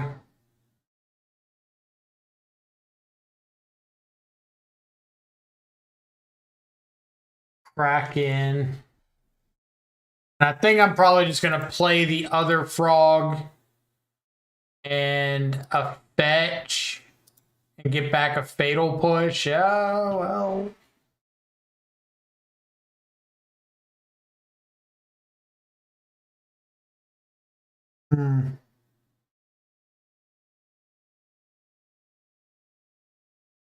They've got the Phoenix from the yard. I would have to fetch Shock down to 13 to play the Ketramos.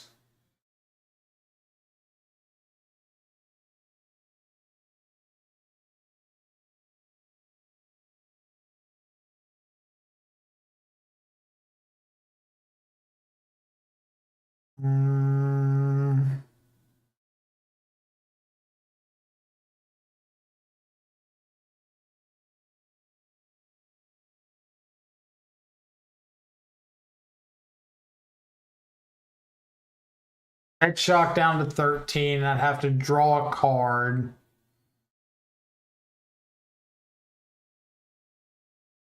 You know what? YOLOing. Here's a Ketramos.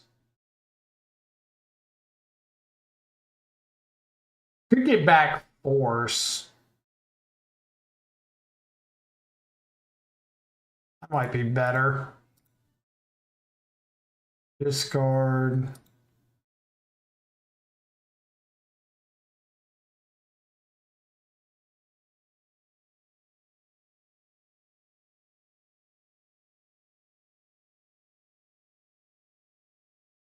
I gotta exile 3 more to get Ketramos online. Back Force. Say go.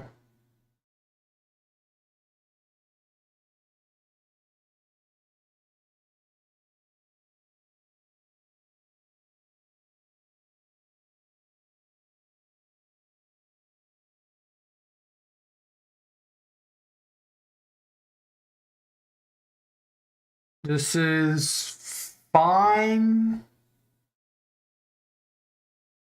I need to save this force for the Phoenix, I think.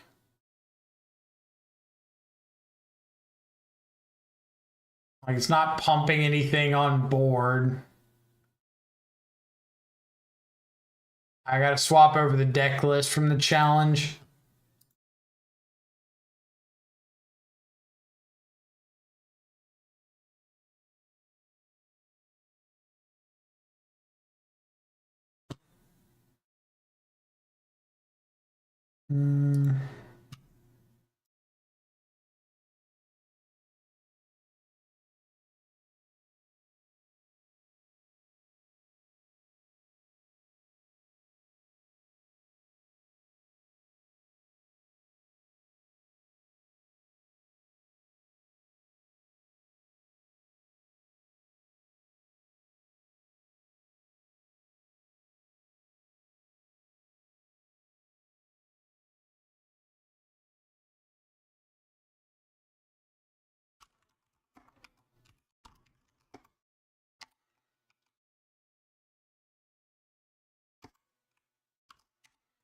There you go.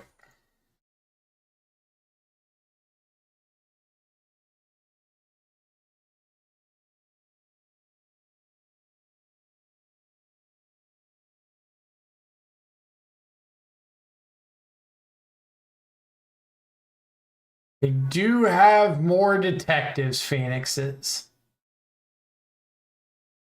Can they just get all of these back?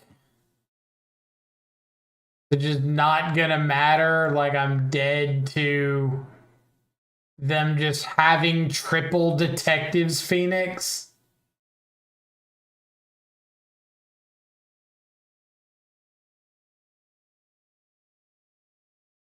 Hmm.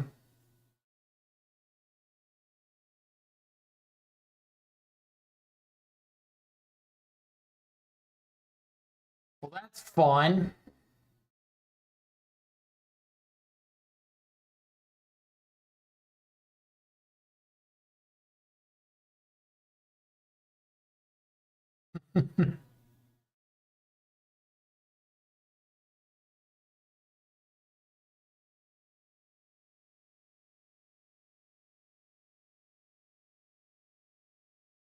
All right. Triple Phoenix with the cards needed to get them back. How do I feel about pest control here? Only hits, I guess it hits Mako, it hits the Root Walla. I don't know if they're running the 1-mana dude from Cat.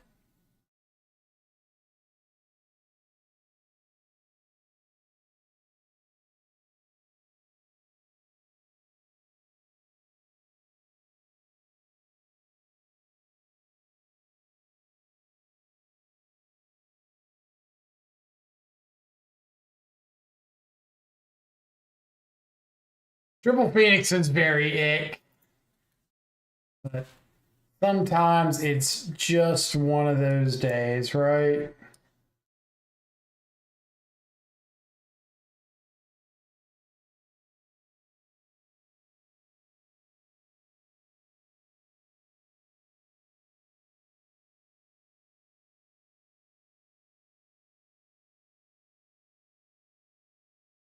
I'm gonna lead on Polluted Delta instead of Archive.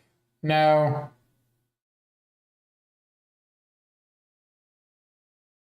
Nah, I'm gonna lead on the Archive. I was thinking Polluted Delta over Archive in case I needed to clean the dust something out of the yard on their turn one, like get a Vengevine out of the yard. But if they have like a Burning Inquiry or a way to get a Vengevine into the yard, there's a chance that I'm not holding on to the Cling anyway. So not really much of a reason to go that route.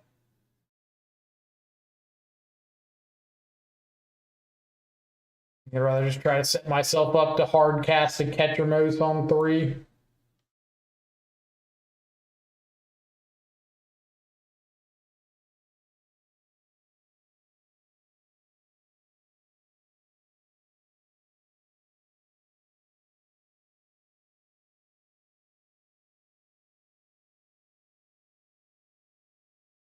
Come on.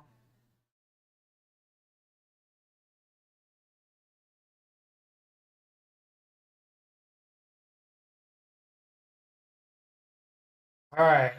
See how busted of a turn they have.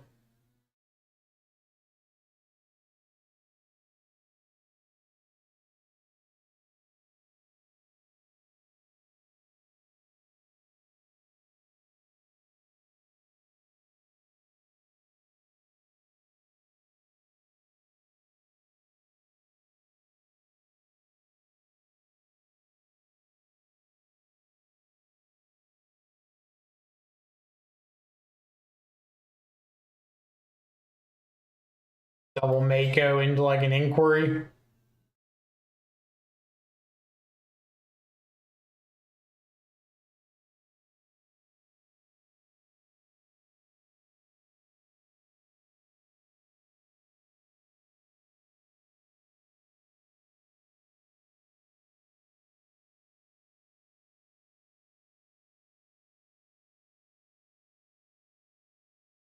Absolutely. I feel like it changes obviously if they have like another Street Wraith or something in hand. But I kind of think they should have just made the attack and seen if I blocked and then did all this like second main. But I guess having the Vengevine changes stuff.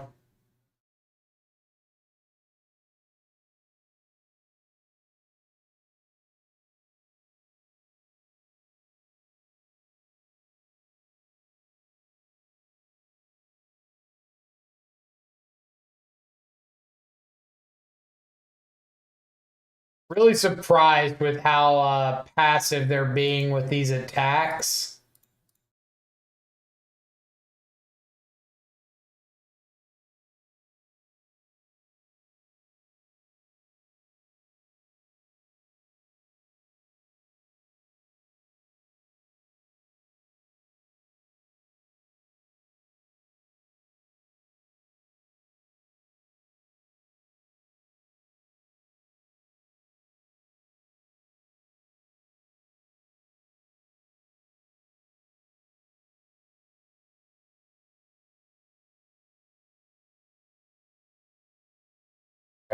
Now just pass here.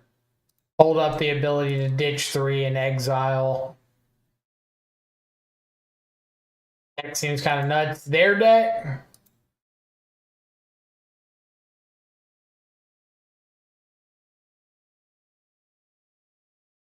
Their deck or our deck? Or both?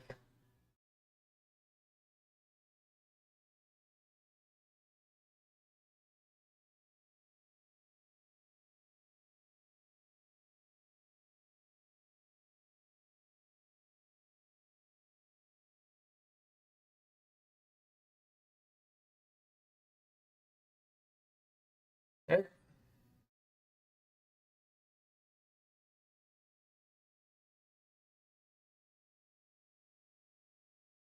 Mako deck. It can have some starts. We're still like okay at the moment.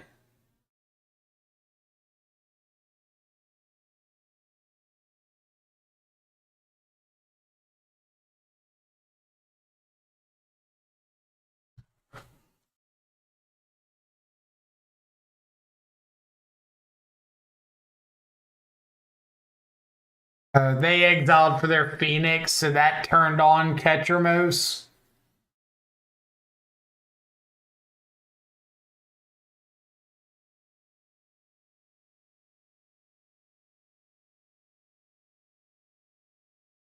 Now I don't have to discard if I don't want to.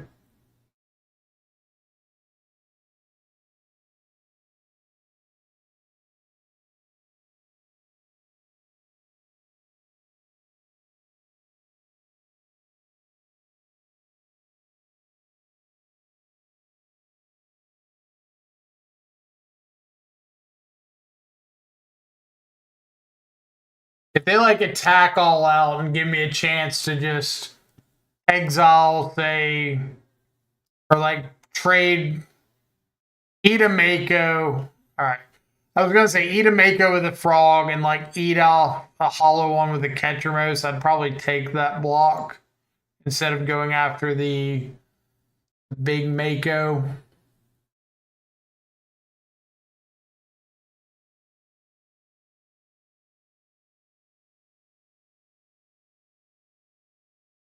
Do need to gain some life, but that's a little bit tough with current board state.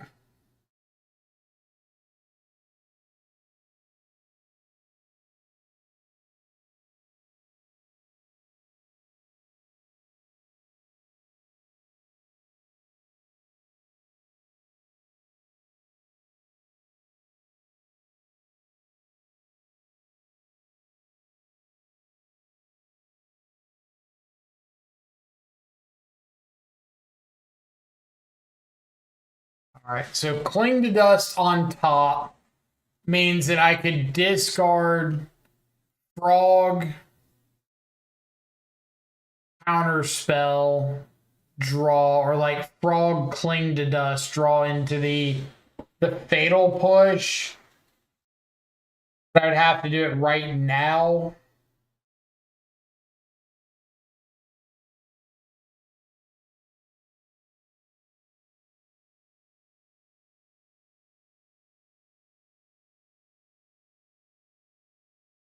I think that's worth it in the face of this big flying hasty Mako.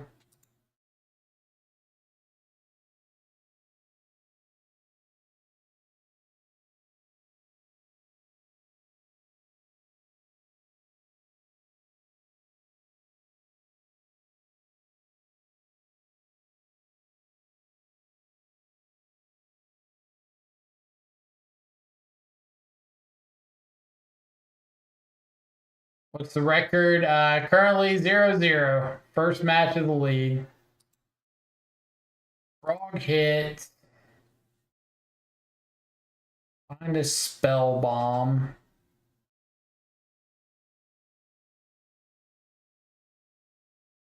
Because right now I'm just push this Mako in the air.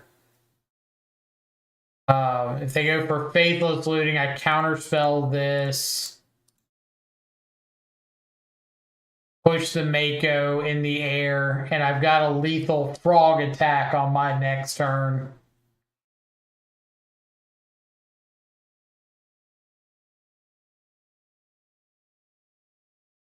I guess I don't if they... Or if I push that Mako, because then they'll have the Phoenix.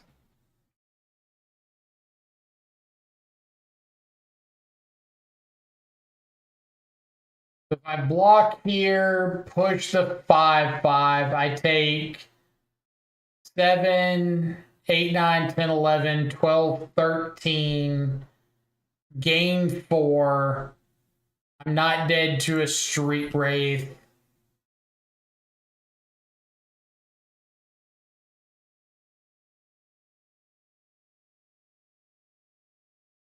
I have them dead on the crackback. When's RC Charlotte in? I think it's like the first weekend of March. So not this weekend. Second weekend of March. So not this weekend, not next weekend, but the weekend after that. All right. This control looks a little bit better if they're just going to be like hyper Makoing me.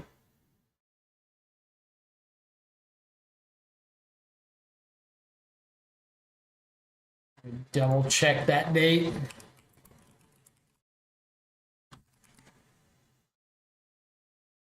Yeah, March 7th through 9th.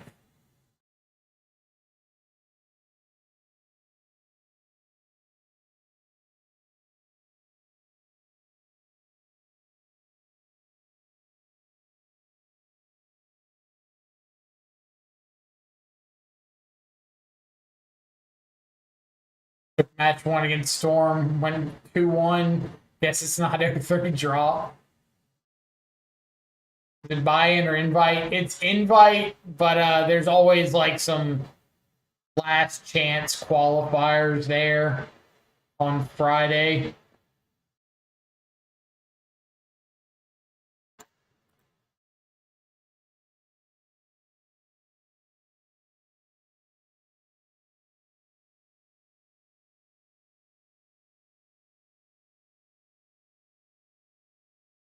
You have 15 friends, you can theoretically buy an invite. You, you can buy one of you an invite and having the other 15 throw their money away. All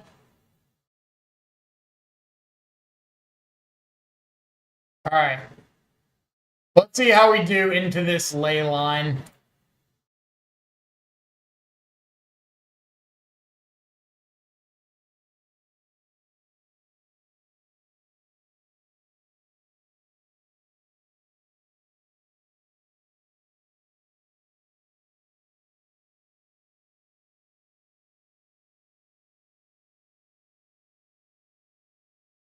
I'm just taking the goblin lore. Or am I taking the FOMO? Probably the FOMO. Goblin lore doesn't play to the board, and I've got spell bomb next turn. Don't need Dark Blast anymore. I've never played Dark Blast in these lists. I know some have. I do not believe in that at all.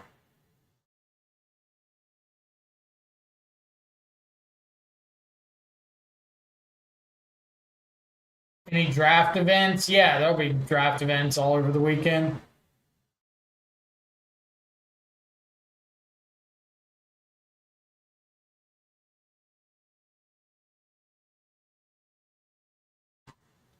I still have Wraith in hand, still have Vengevine in hand.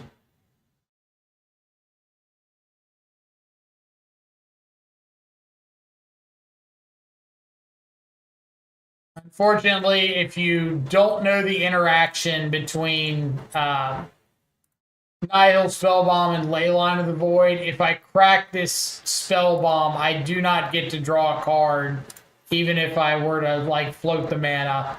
Spellbomb does specify that when it's put into the graveyard, you get the effect. So just putting it straight to exile doesn't give you a trigger to pay.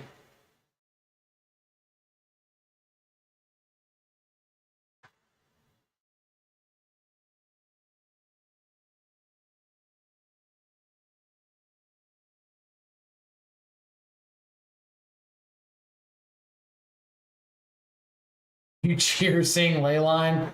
We saw Leyline a couple times. What was it, Sunday or Friday or something? I'm not just anti Leyline.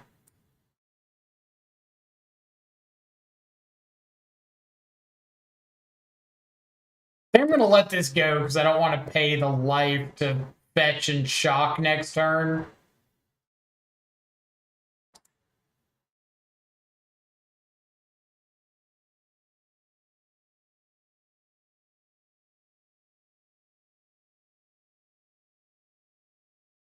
Like if I got an island to Stern Scolding this Root Walla, I would have to fetch and shock for Ketramos instead of just playing an island and playing the Ketramos. I don't think that's worth it.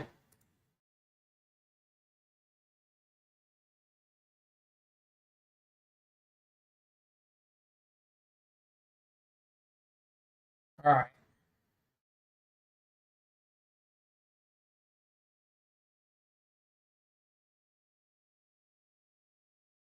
That I can get there Friday morning, though. That evening, how many qualifiers are they running? I don't remember when they usually stop the qualifiers, but it's usually around like 3 or 5 o'clock or something on Fridays, the last qualifiers. So I guess, Alvaro, to answer your question, yeah, we should cheer when we see a ley line. Free catcher mouse.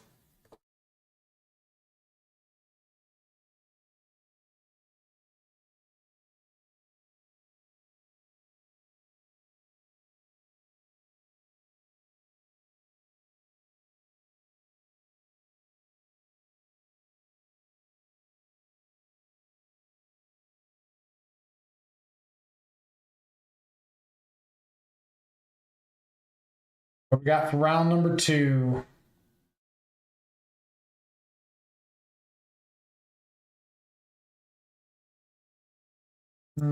His hand's okay.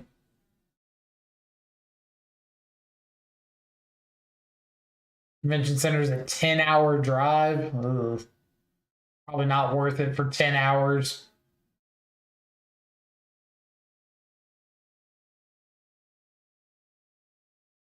Okay. Opponent holds a 6. I have no idea what they're on. I know I'm looking for another land to get white for Prismatic Ending, second blue for Murktide.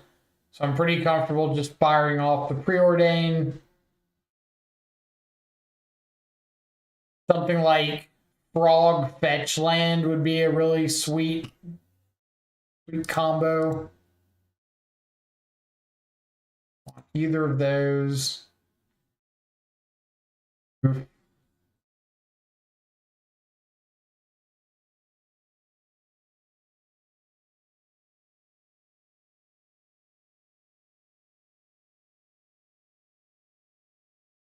like the main phase is so long with Ketramoso. Obviously didn't matter, but it represented 2 cards. Well, we've got all those fetch lands to get cards, and I think what I don't want to do is lose too much life for no reason. Because then I kind of run into a problem if they are able to find like a quick, what's it called? Phoenix or something. So I don't think I want to be too aggressive about like losing all my life. We could have, and I don't think it would change much, but not that one life.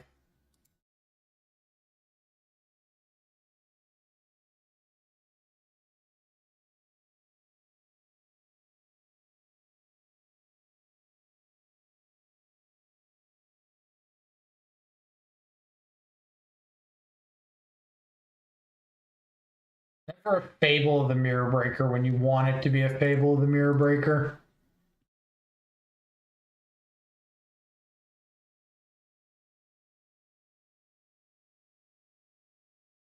Be sure I put one of you on the bottom.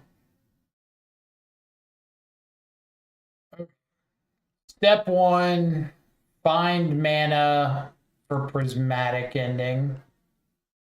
Check.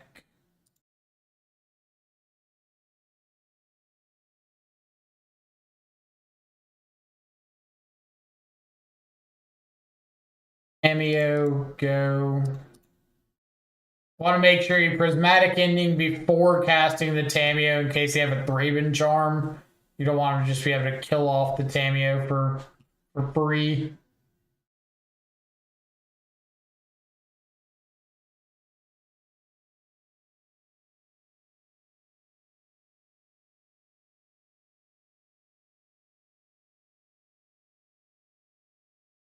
Now, I would really like to see just land, main phase, Flage.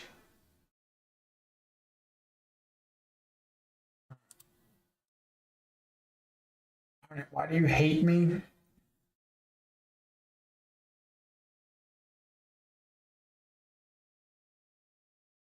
did I ever do to you?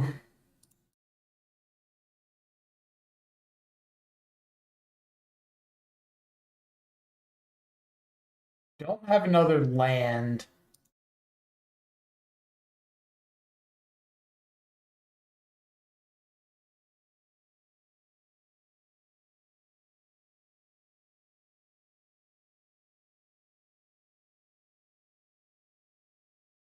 Really wanted that to be an instant or sorcery so I could play out this Murktide without fear of static, or not static prison, galvanic discharge into turn.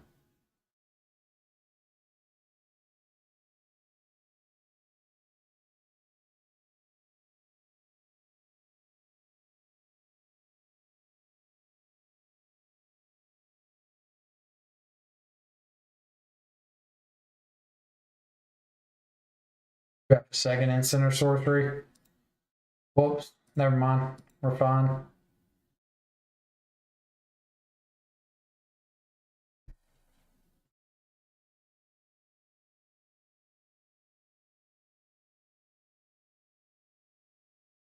Path to Exile? Brosif. Brosidon.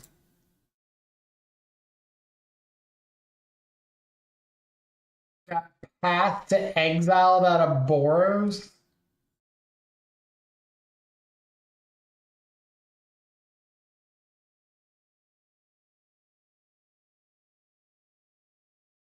I don't even care so much about not getting the land. They shuffled away my second Murktide.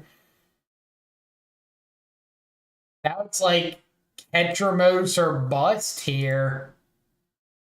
I guess a frog. I don't know why they didn't dash this Ragavan.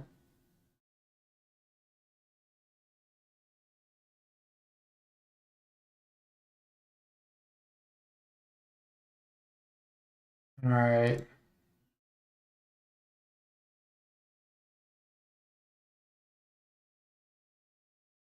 To exile. I can't. Really taking me a lot to come up with a line of reasoning to where Path to Exile is like optimal for them.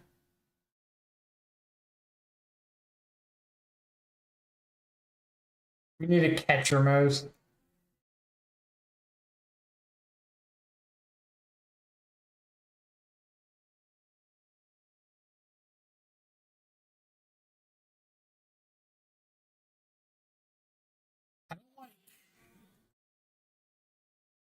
I don't really mind Path to Exile in Modern. I don't think it's optimal like ever, but it's a removal spell. I just don't think Boros needs Path to Exile.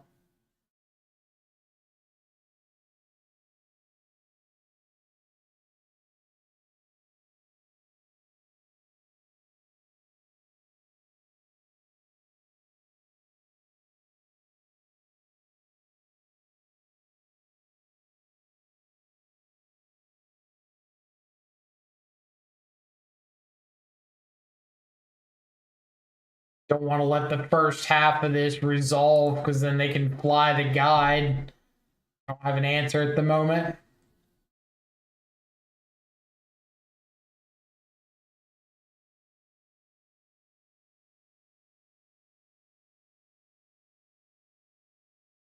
We have two main deck Nihil spell bombs. Used one, so another one of those would be good. Fling to Dust would be good. Ketramos. Murktide.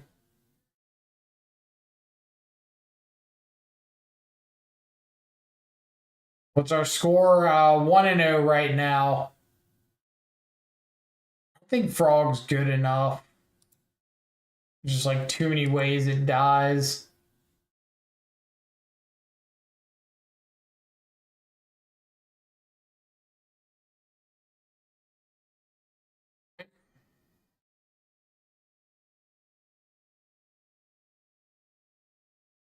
Find a land to get back a plage, please.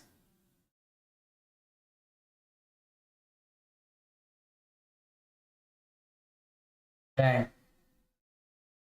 Path to Exile. What a time to be alive.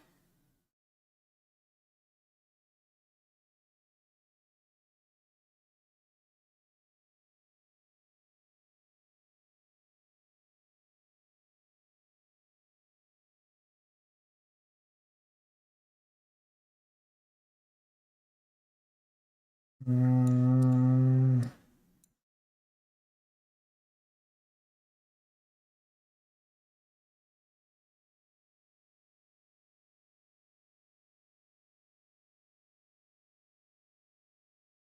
Path is great right now.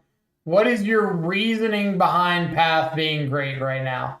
Like, what is different about right now than has been different for the last, like, 7 years since Path has been playable? What all of a sudden switched it around?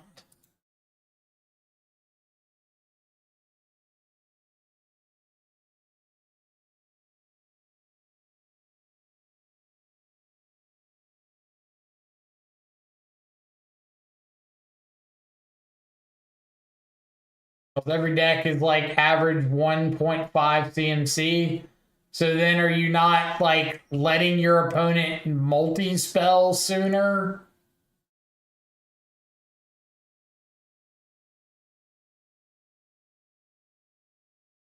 We're still in the challenge? No, we're just playing a league. We 2-2 dropped the challenge. Hydra Ninja, thank you so much for the follow. Hope you're having an awesome afternoon. Also missed a follow by the error. Thank you as well.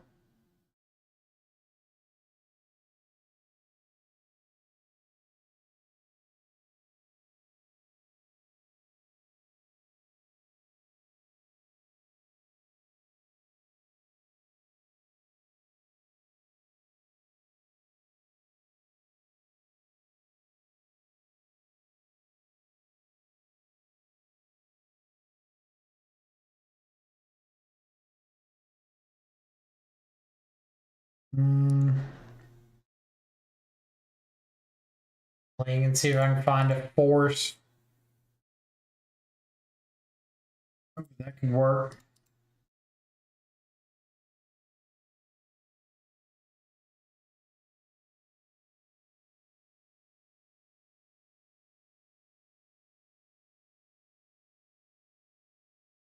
Good old spell snare, just a little late.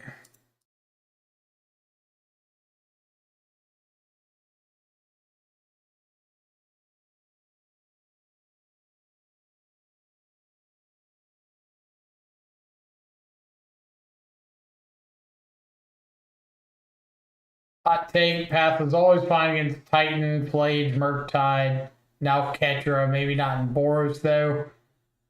I mean, all we're saying is like something that kills those cards is good against those decks, right?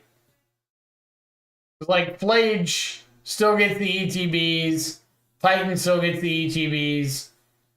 Murktide is a little bit better, but like any card that's good against killing Murktide is pretty solid.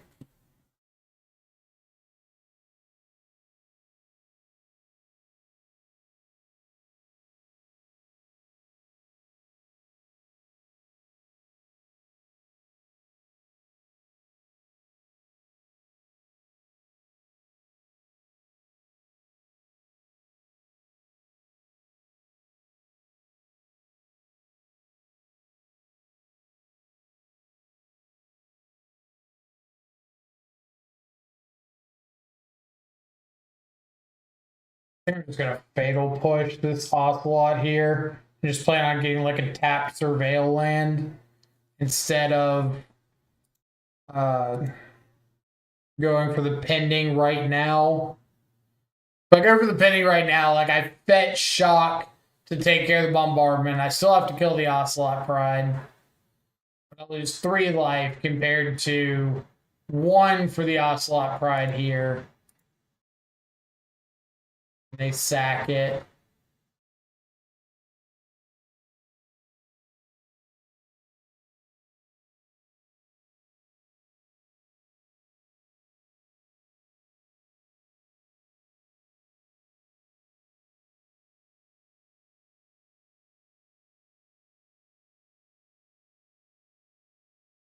I do have a cling to dust in the yard, so we've got some help against like a flage.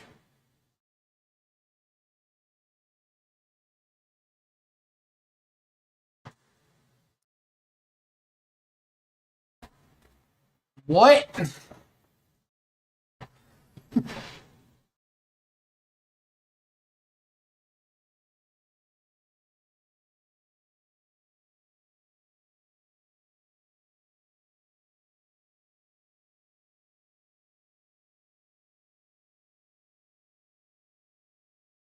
Does this do anything if it's just sitting around? I guess it kills itself off and draws 2 next turn. Okay.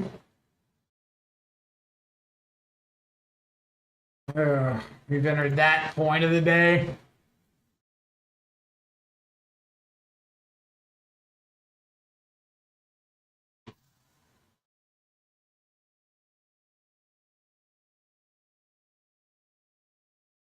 I'm just gonna cycle away this other pest control. Hadn't done anything in a hot minute.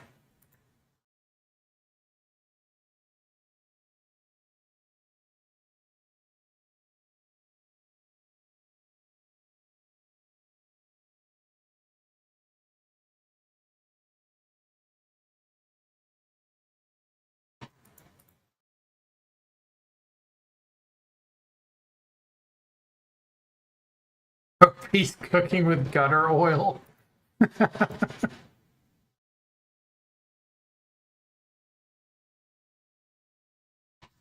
Yeah.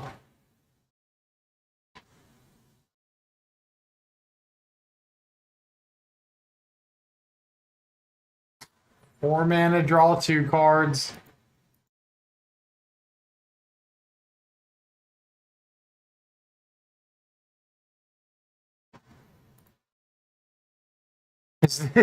Is this the ring in 2025? Cling to Dust has been surgical extraction. Age, yep.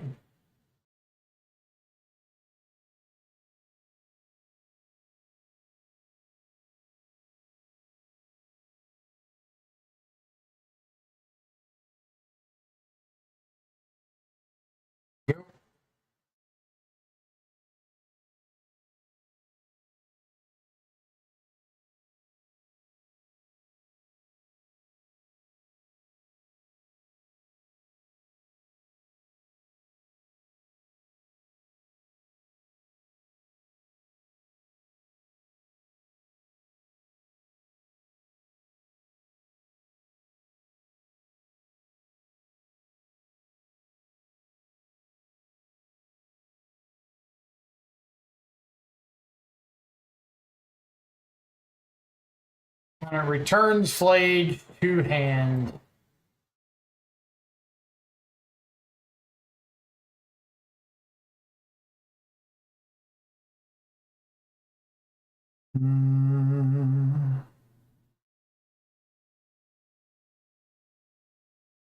Counterspell. See what they decide to do.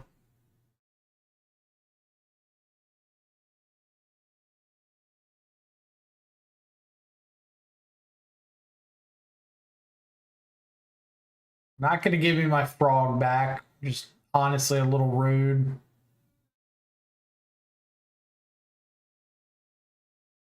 Yep.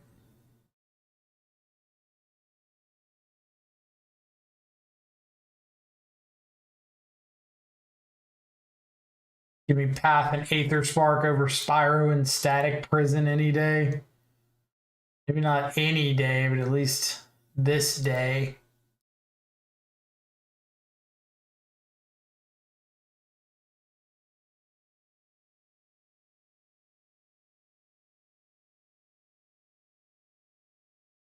Yes, I'm playing out another frog and letting them path this.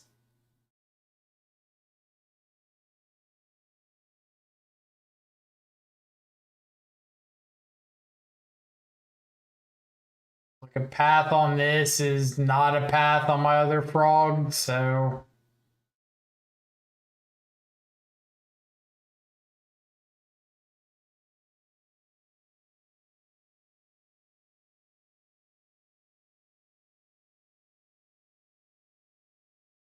I'd like my reptile back.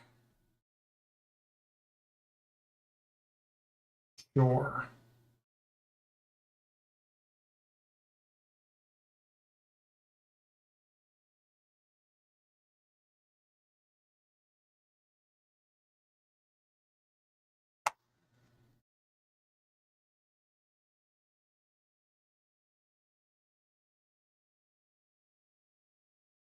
No. Frog has done nothing wrong. I would greatly appreciate if you would stop picking on him.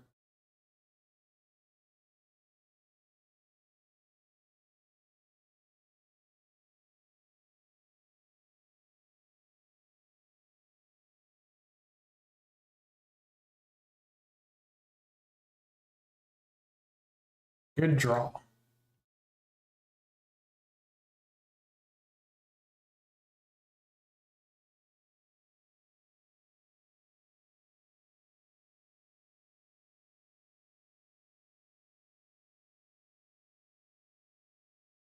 Let me hit you with the frog.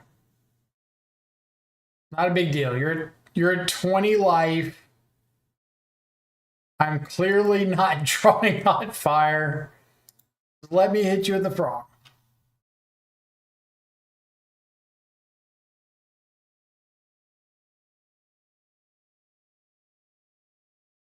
Get the super's gone.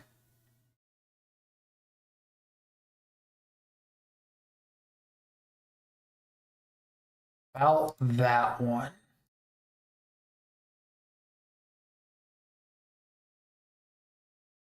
Not want you surgical extracting my counter spells. They're kind of important at this moment.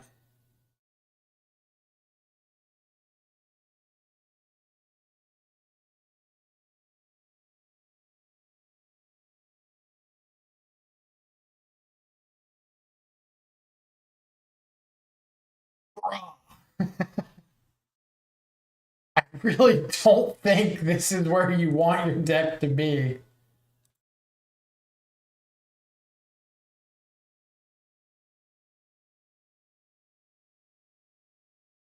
Maybe I'm wrong, but Ketramos. All right. Let's breathe a sigh of relief here.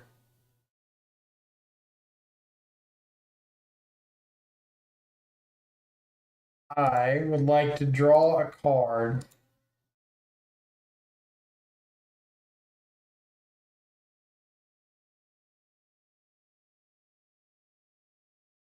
I'd like to discard some cards.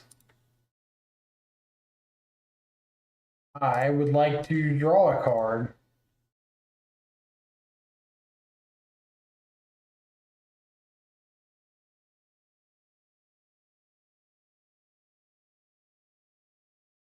I'd like to exile your graveyard. I would like to draw a card. I would like to draw a card.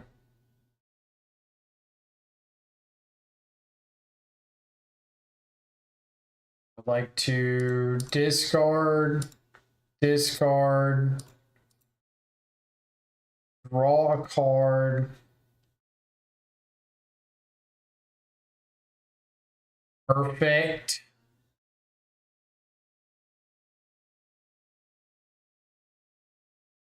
Then I would like to kill this Aether Spark thing that draws cards because only I can draw cards. I've decreed it.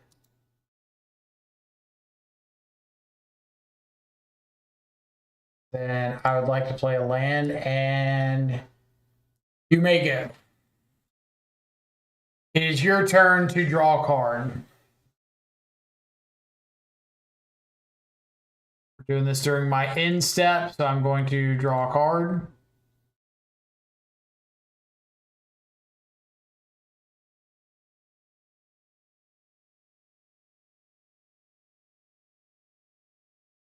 We have another Flage.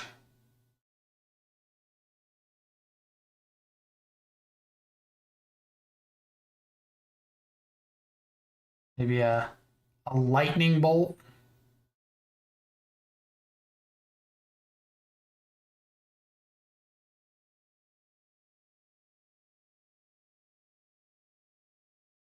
They were going to draw 2 cards next turn. What are you doing, Step Frog? Doing Step Toad?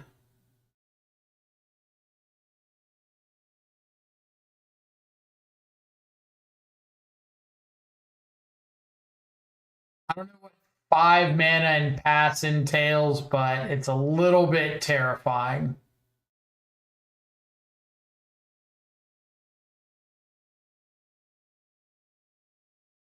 Their hand just double lightning bolt.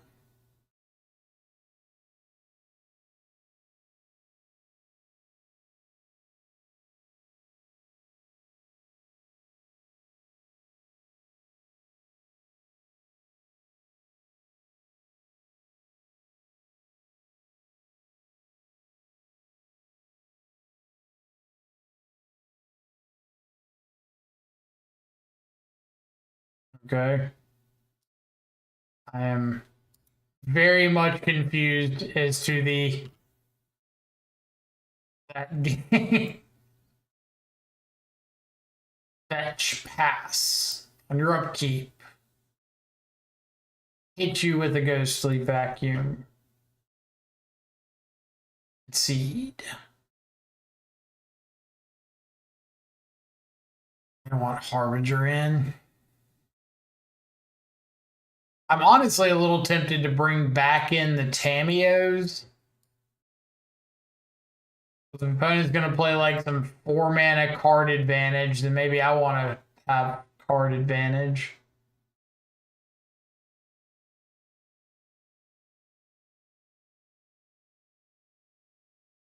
Counters an Aether Spark. That's all I'm saying.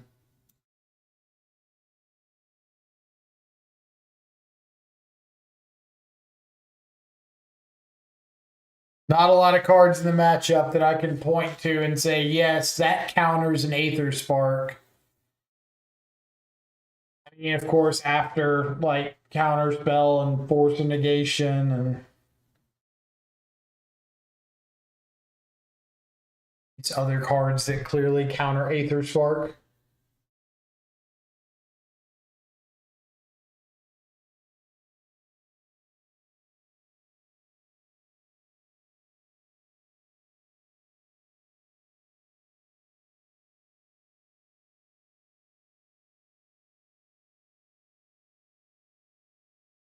I could go ahead and pending this. Think I'd rather save it in case they have a Goblin Bombardment on 2.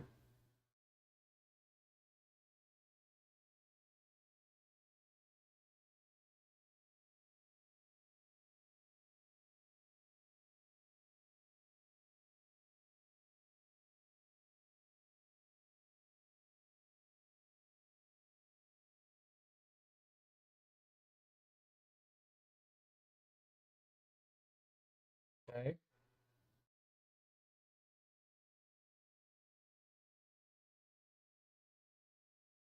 Boros players and blind ripping the Flage into the yard. Name a more iconic duo.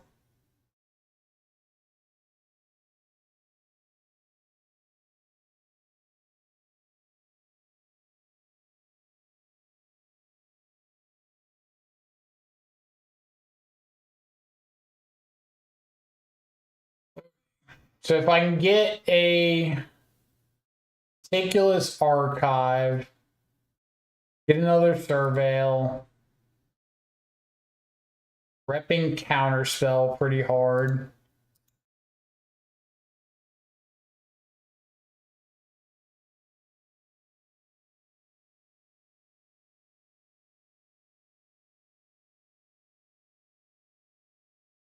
You want to Selesnya Hammer, you're just like making up the matchups now.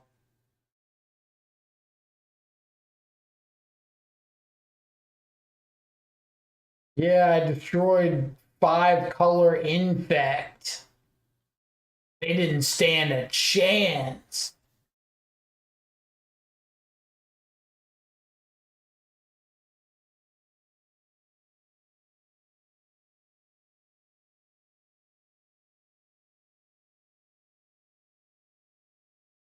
Get you out. Have Bombardment. Have Archive into turn. Bloom Lake is a really nice pickup here. We're going to go Ending this.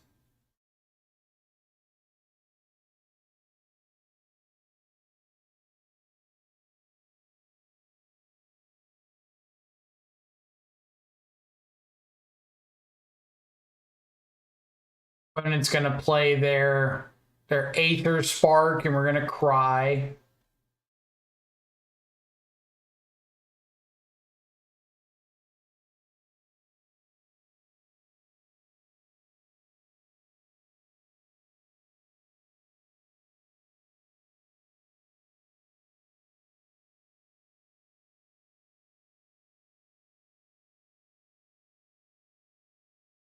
Onto the fetch with Cling to Dust on the Flage.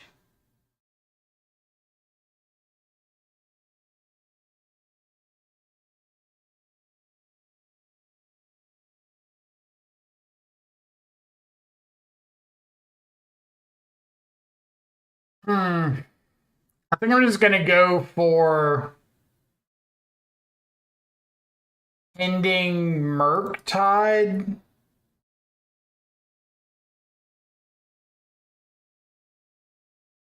That's what I want to do. I don't have the double white to KetramoseTide pending.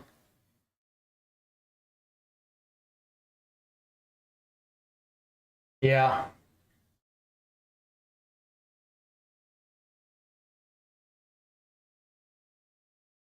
Ketramos next turn, then Pest and Murk.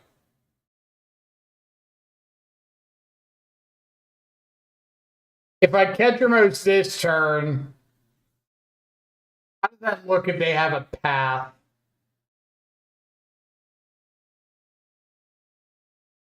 Like they've been to Static Prison. I have to assume they haven't answered whatever the first thing I play out is. Either a path or another exile effect, like another Static Prison. So whatever I play out first is probably getting answered. So I would rather have the Murktide answered and keep the Ketramos than have the Ketramos answered.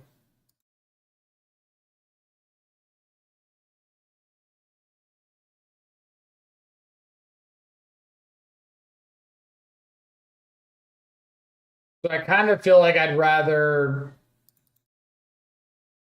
play Sync tapped and Murktide. I don't know. I've got triple white cards with one white mana. So I really don't want to play around a plan that makes me use my white mana. No. I'm pending here. Like, they've already shown me that they have Surgical in their deck. I don't really want to get into a war of having to have, or into a war of my pending getting Surgical. I can't double spell my white cards.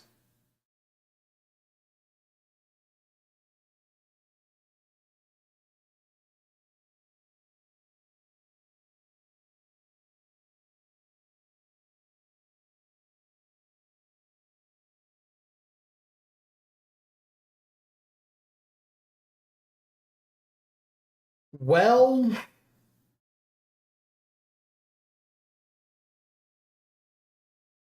did not matter, did it?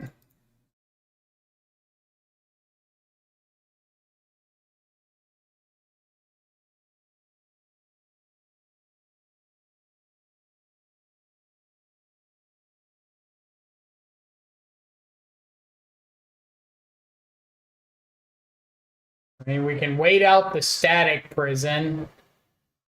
Got a dragon, so that's something.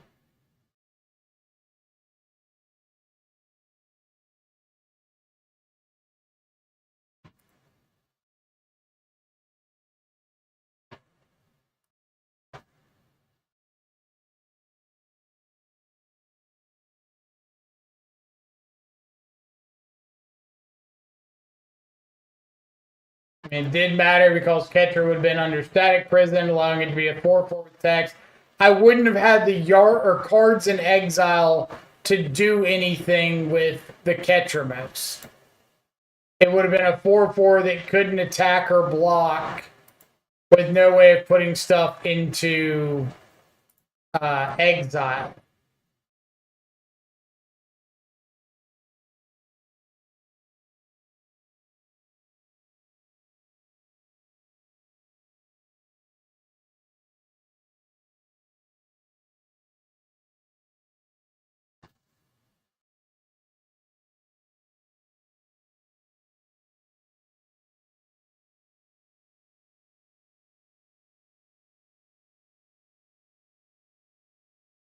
Can't do anything about the Ragavan.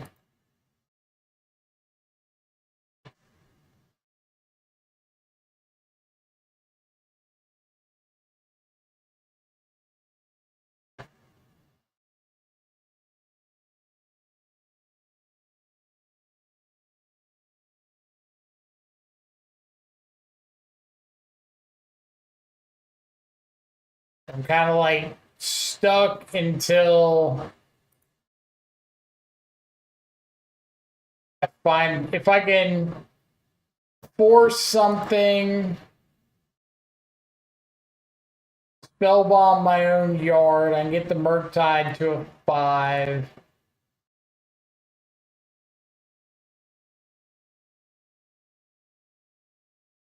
So this is just trying to get bodies into the yard so that they can get the tokens back and grow the guide.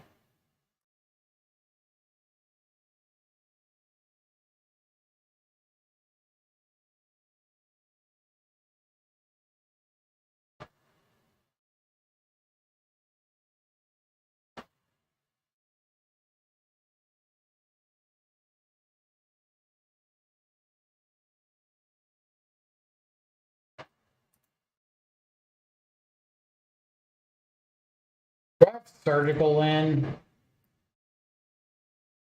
Do.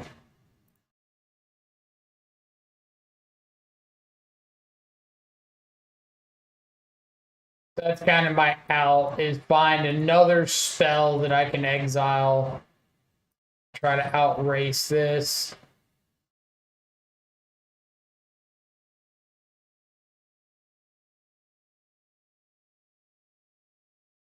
Both my, I don't know, only one of my pest controls is gone. I mean, I probably just go ahead and block this Spyro to get the extra tokens, but like I'm growing the Murktide, so.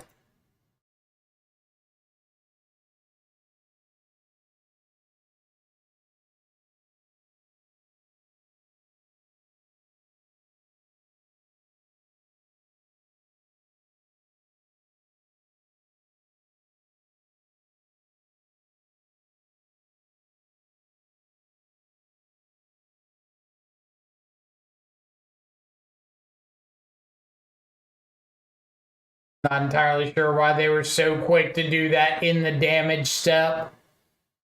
Like they couldn't just respond to the spell bomb.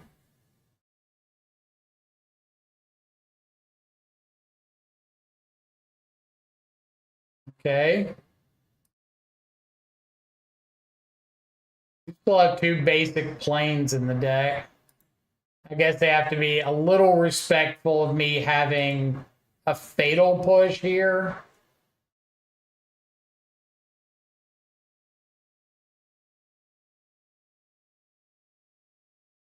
Which they're going to proceed to immediately ignore.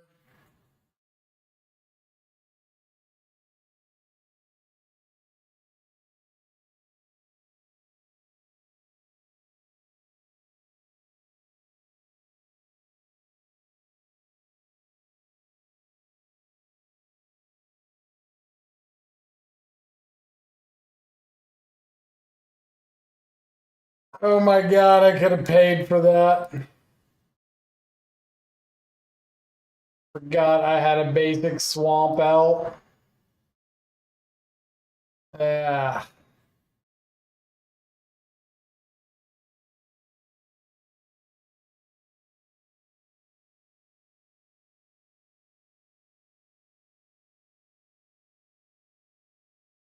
So I'm killing them in 5 turns. They're killing me in 4. So cannot attack.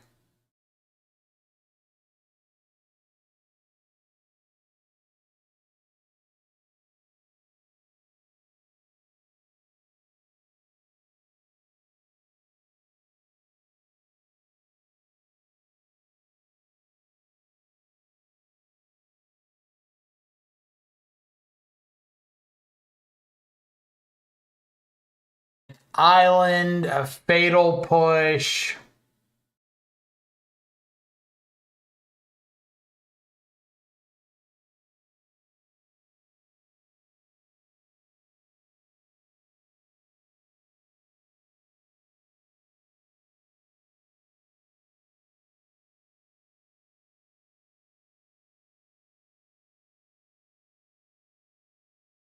Back-to-back islands for a sink. Nope.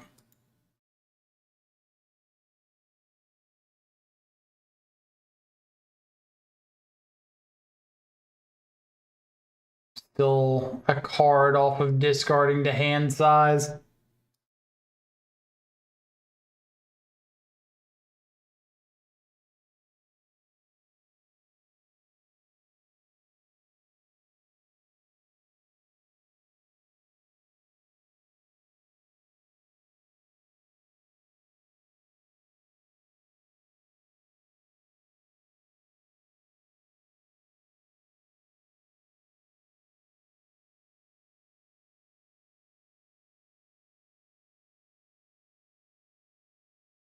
Uh,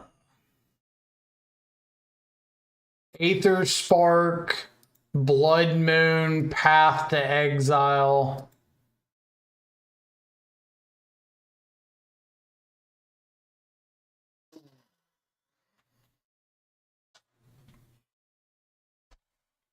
I'm gonna start sideboarding 4 Karn the Great Creator for the Blood Moon matchups.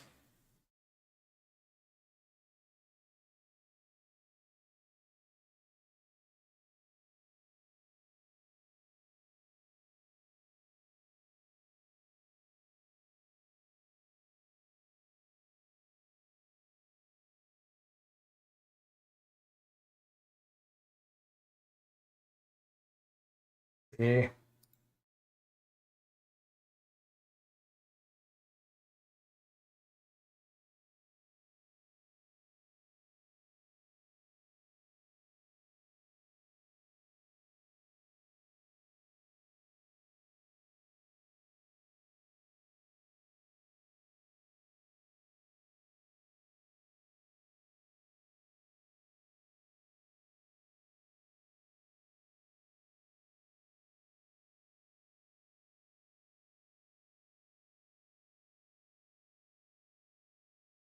Push, pending, force, no threat.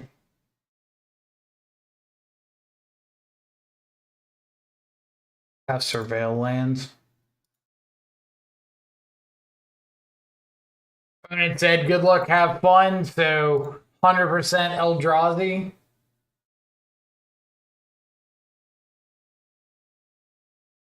Or Amulet.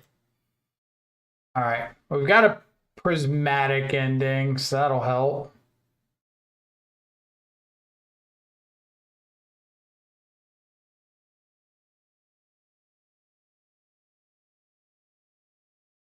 Also, I do appreciate our deck being kind enough to give us these basic islands.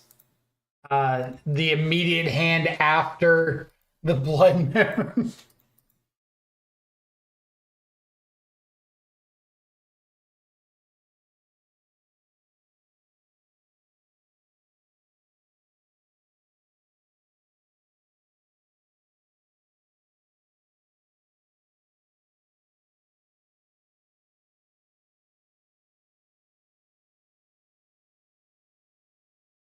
Malevolent Rumble finds him another copy of Amulet.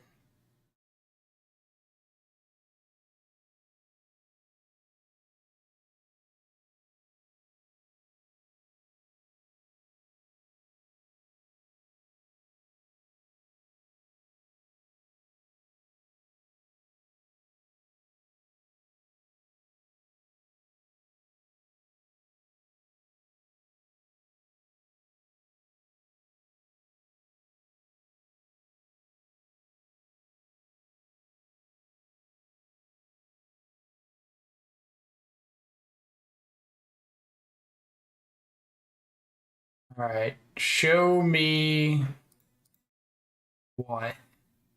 Murktide.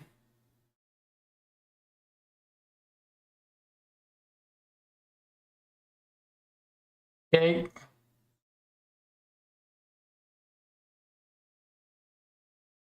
No idea if that's going to do anything, but we don't register the card to not jam it when we see it.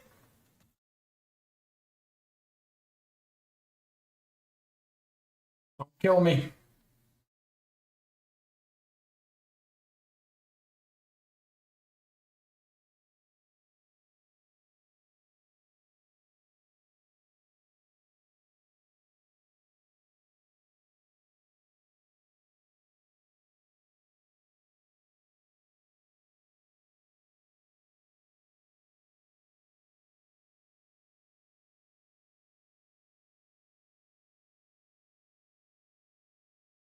Cape shift. Go get 2 Lotus Fields. I'll let them cast Titan.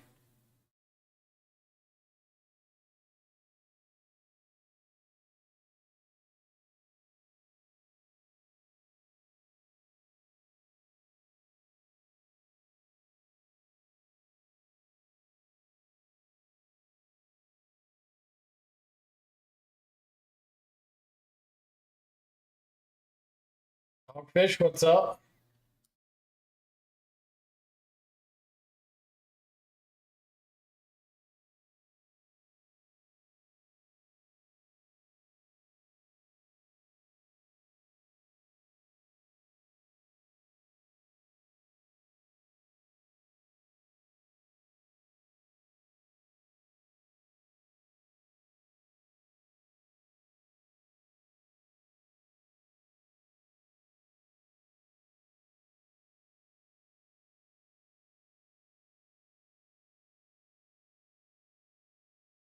Yeah, Dogfish, this is getting tightened after Prismatic ending on their turn 1 amulet, forcing their turn 2 amulet, and then having another Urza Saga to get a 3rd amulet.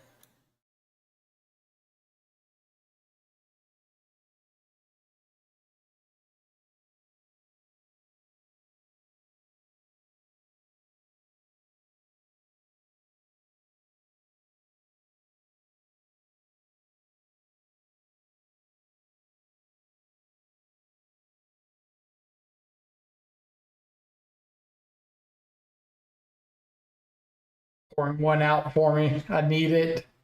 I need it.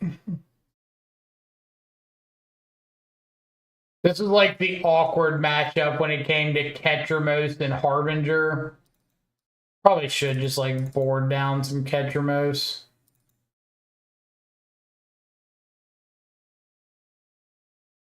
Against Eldrazi, I was fine cutting the prismatic endings and bringing in more, like bringing in the Harbingers and the Spreading Seas. But against Amulet, like I want the pendings.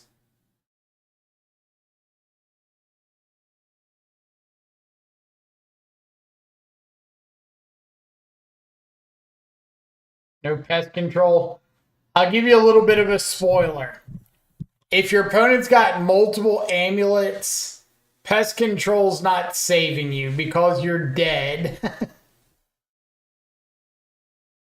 Like it can hit Saga tokens, but I don't really care about the Saga tokens. I care about the amulets. An opponent's just like not going to expose a bunch of amulets unless they're ready to kill me. So pest control being a sorcery is just not helping in that situation.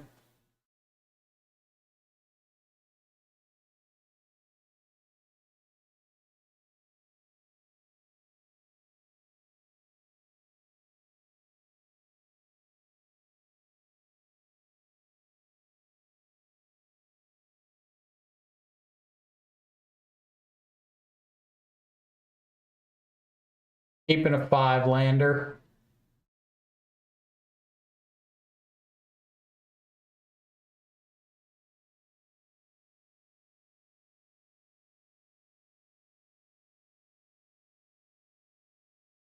Gonna need some help.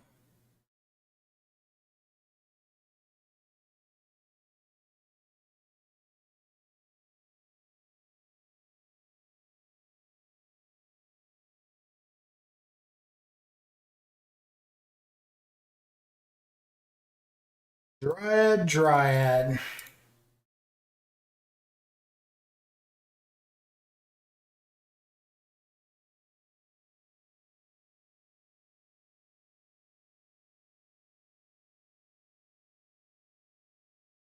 You're not top deck.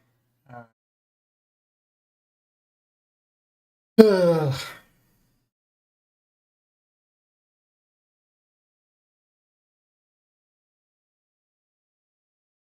Getting an untapped land here, nice. So we can at least interact with the spelunking.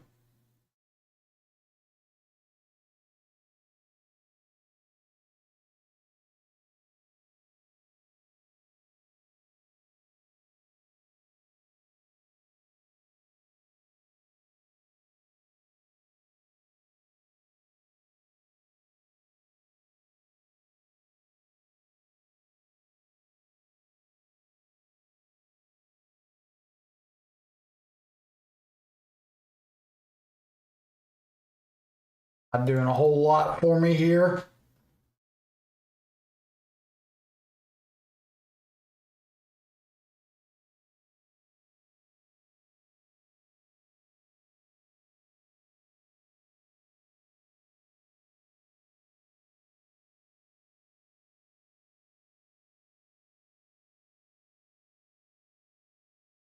All right. Find something. Something good. Like another cantrip with Tameo.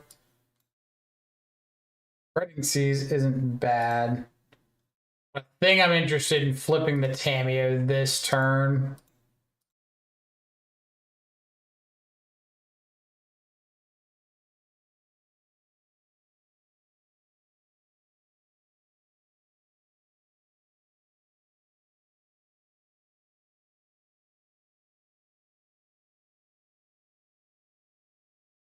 Okay.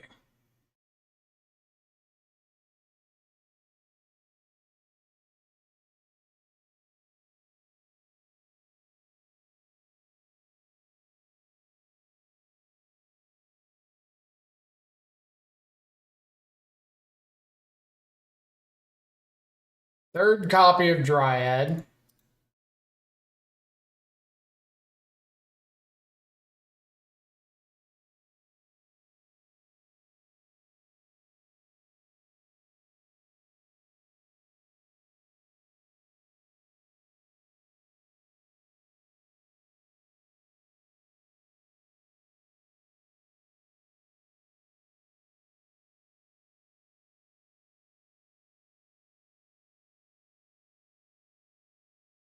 Guess if they have found a Titan here with Spell Snare, Hit Post Board, Analyst, and Rumble, pretty much, and it's just a little bit better than some of the stuff I got to take out, like Cling to Dust and Fatal Push. I'm bringing in Harbinger, so Ketramos gets worse.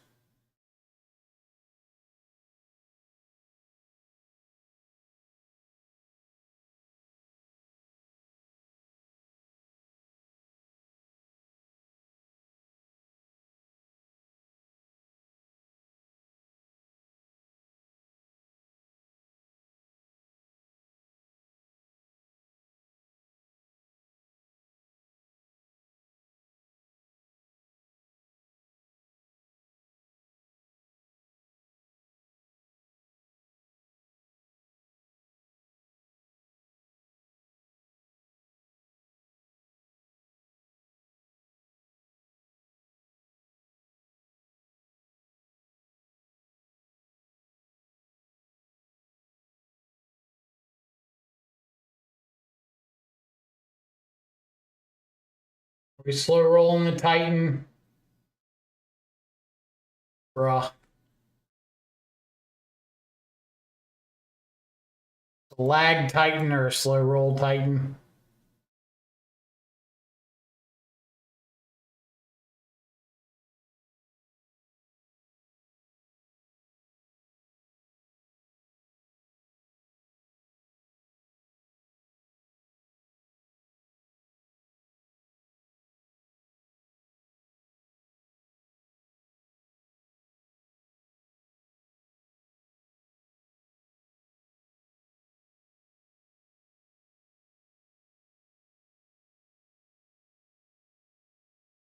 All right, well, at least Tamio can rebuy a Vanishing Verse here.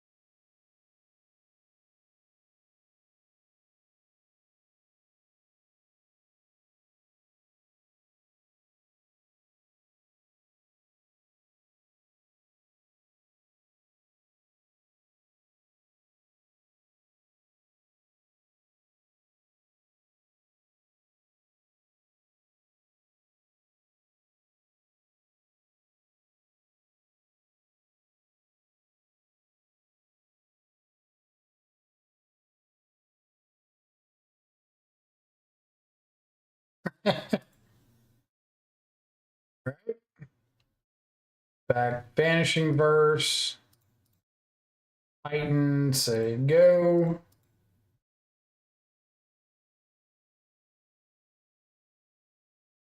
With.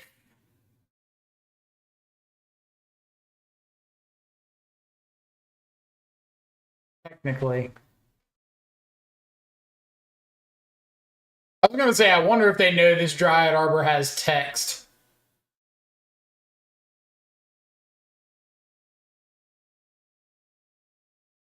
Then just woodlands on the or spreading seas on the woodlands.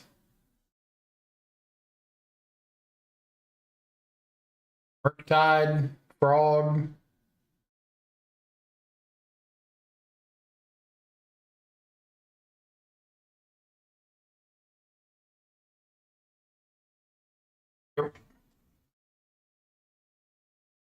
Probably just Tamio buy back a counter spell next turn.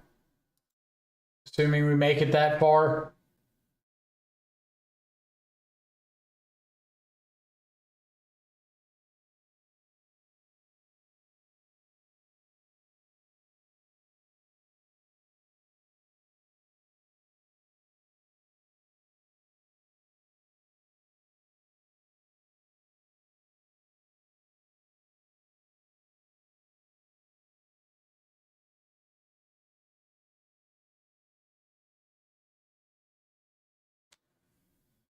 On Malevolent Rumble. Come on, Malevolent Rumble. Or that.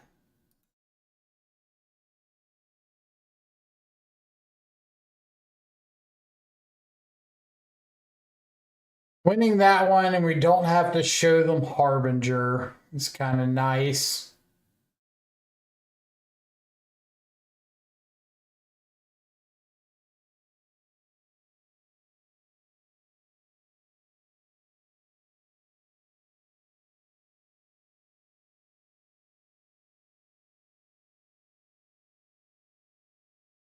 All right.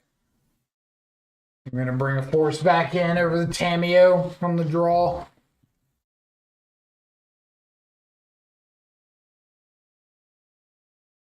Why are you cursing me with these hands?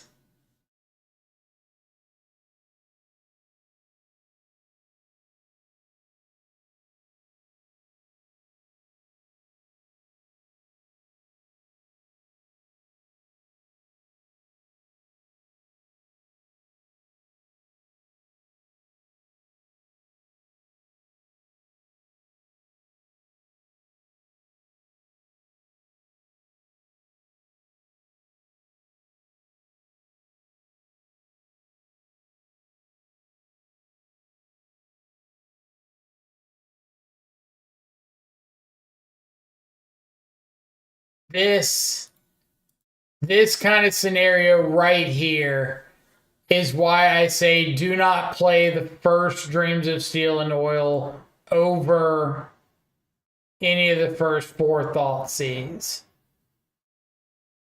It is just not worth having these scenarios.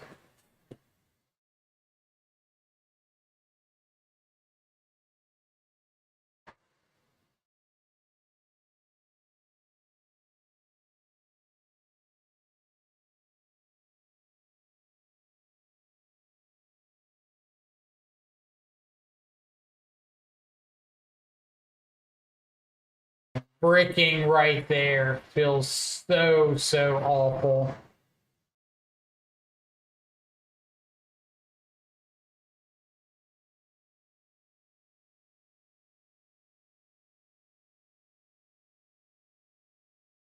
And I'm pretty sure I should listen to my own gut right there and not run Dreams of Steel and Oil at all in this scenario. I feel like it's not worth it.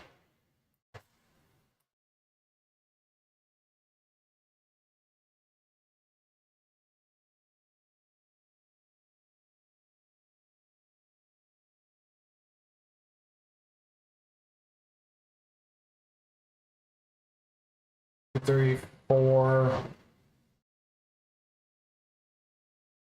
Lunking.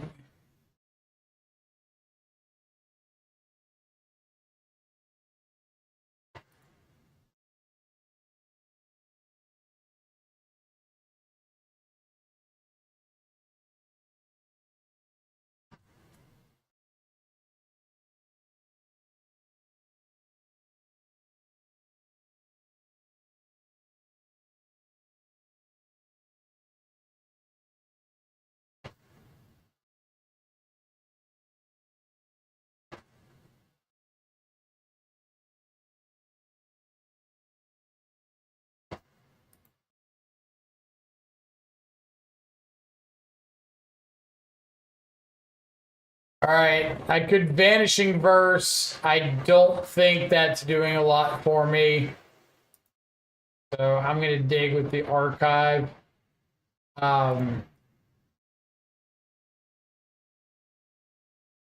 Force is good.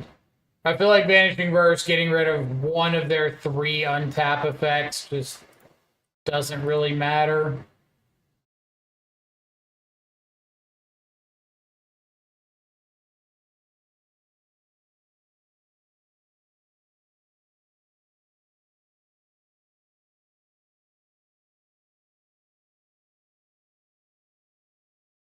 Two, three, four, five, six, seven.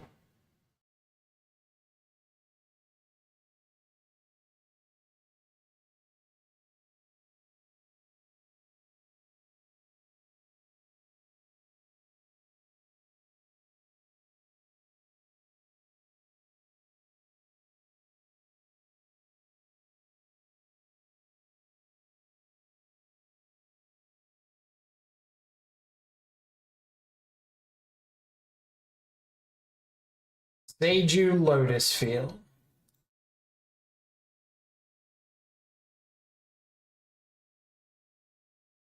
Okay. Could be beatable. Immediate Titan off the top.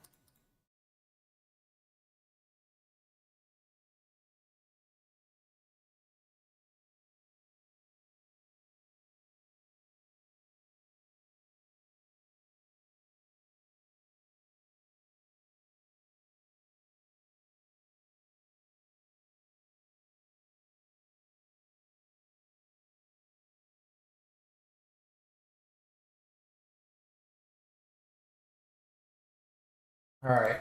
And I need this this fetch for Undercity Sewers, so I can try to find another counter spell.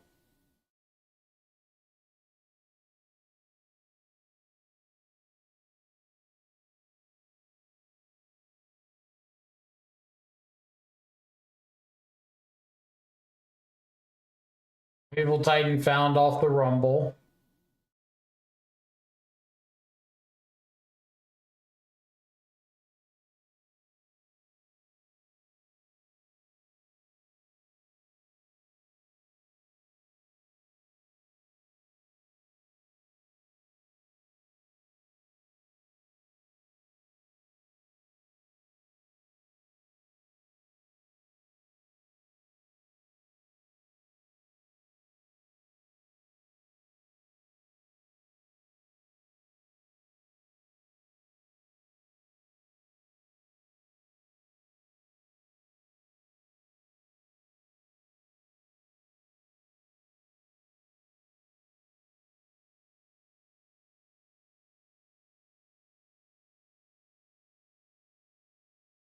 We don't get a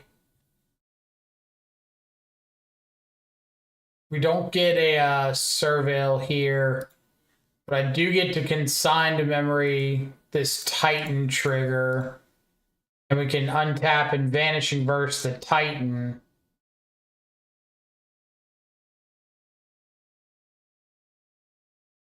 That's a step in the right direction.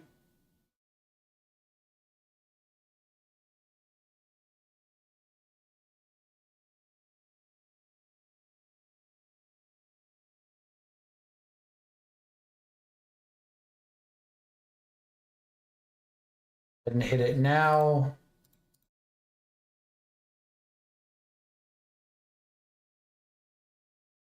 Don't want them to do something like top deck. I guess they don't have colorless for a mirror pool, but I don't even think it's worth entertaining.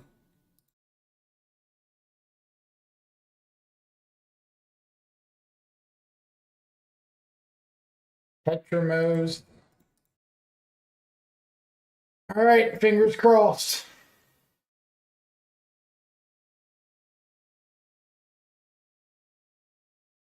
Only copy their thing or anything. Only their thing. Nice. I don't think we deserved that one, but I'll take it.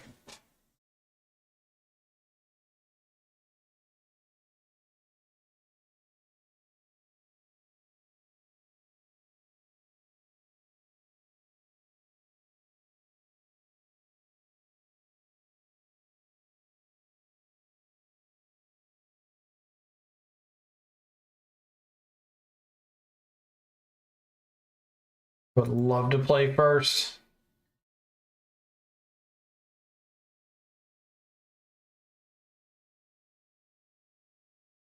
Okay. Got a frog and a Ketramos. How bad can it be, right?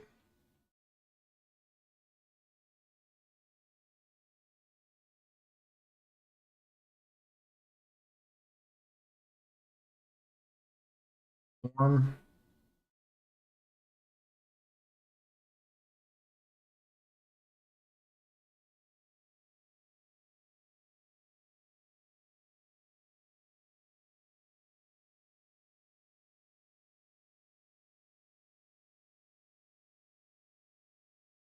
All right, well, I've got like nothing going on, so we're gonna jam a frog and see how far that gets us. They're able to kill me on turn 2, so be it.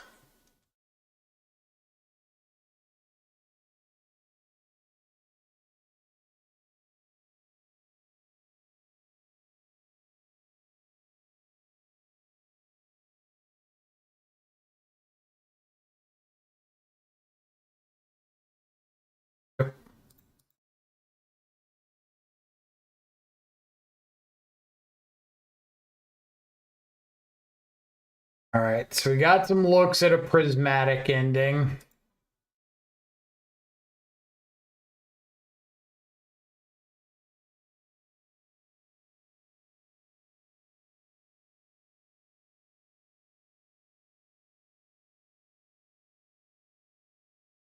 Force is also really good.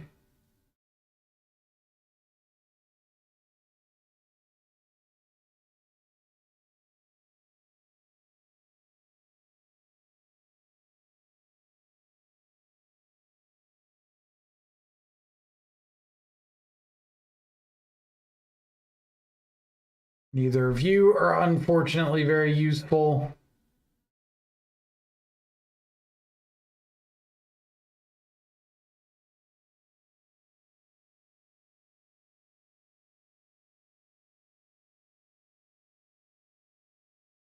Eventually, when Moto lets me put these on the bottom, we'll see what we hit.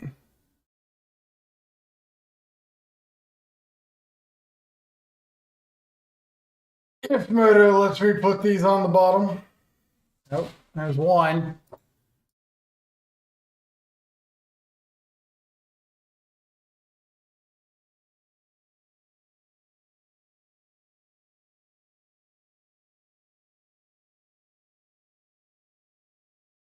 Dude, this lag.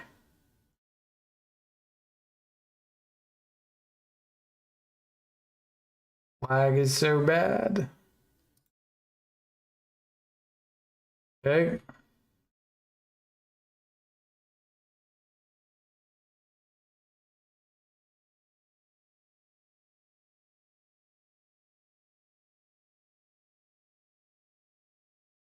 Another ruby medallion.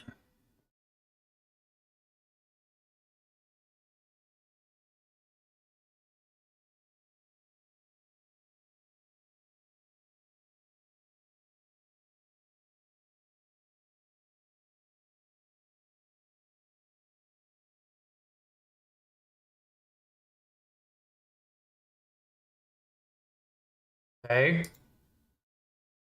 This is better than being dead.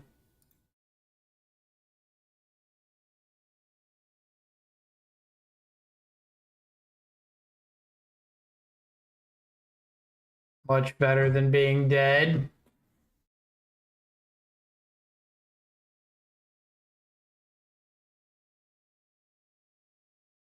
How am I starting this? I think I'm just going push Ral. Do I care about pushing Ral? Yeah. Push Ral, attack with Frog to start. Because if I find a prismatic ending, I'd rather do that.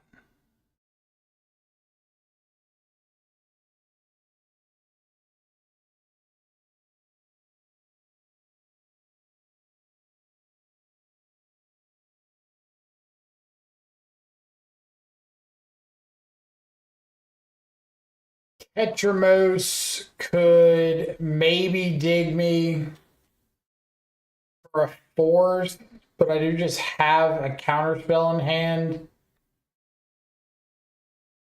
So I think I would rather.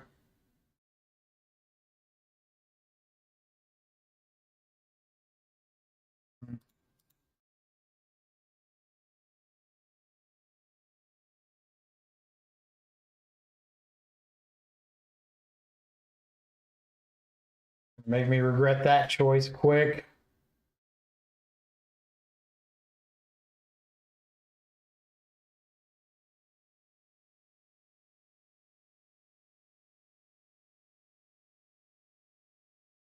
Yep.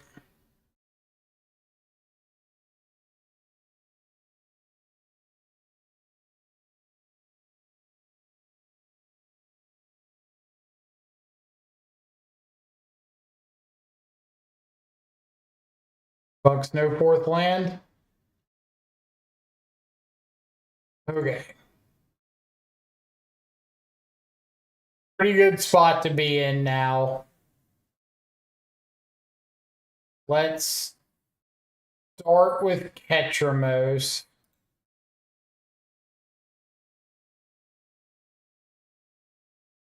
I think I'm doing that no matter what.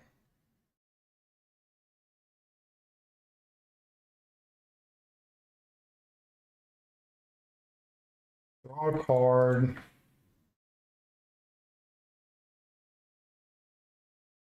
Okay.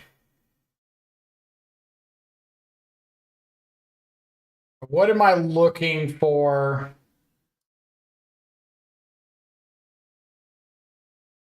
The most. I think I want.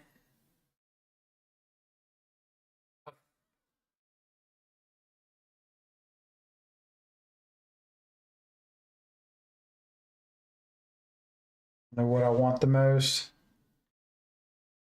I've got the removal spell for the Ral or the medallion. I guess I'm attacking with the frog. The frog's on the ground, or the frog is in the air, so it doesn't really matter now.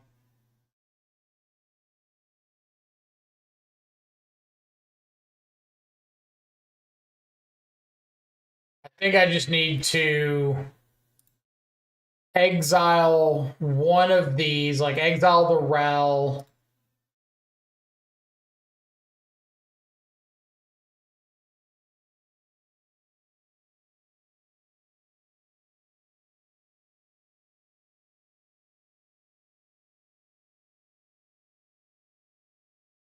exile the Ral and pass with force and negation. I'm gonna get one more draw just in case it's something.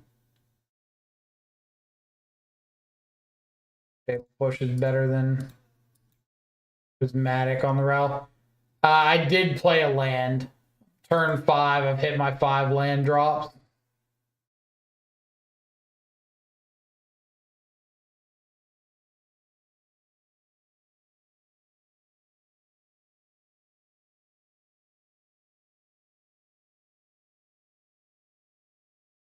Work for them to have an artist talent in play.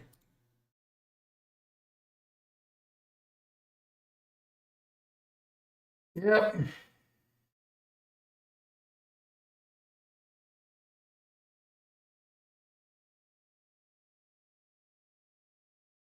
If the artist talent is the bait spell, that's a hell of a bait spell. Bait spell.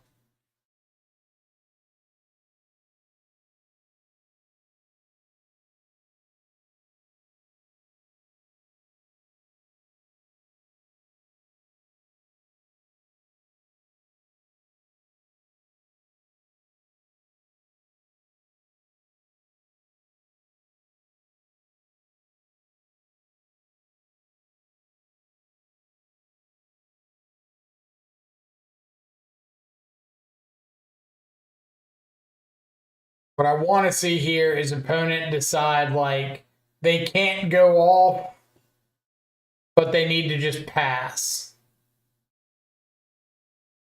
Kind of like, oh, I can't go off here, but neither can they. But they just whooped into it.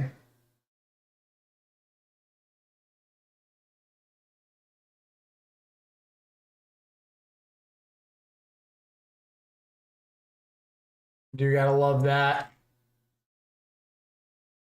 All right. Good old backdoor. Oops, I comboed.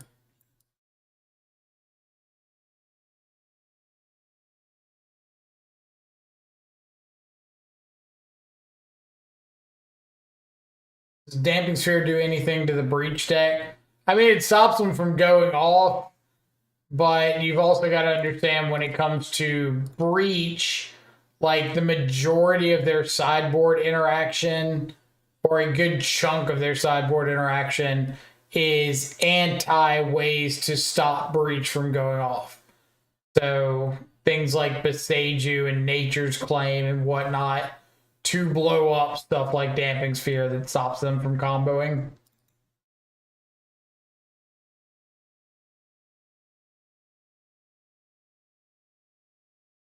Like the card is good, but I would not put it in the realm of like resolve this and beat the breach kind of or beat breach kind of cards.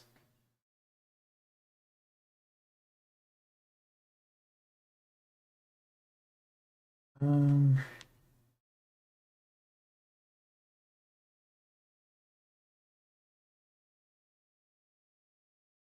Surveil land here first.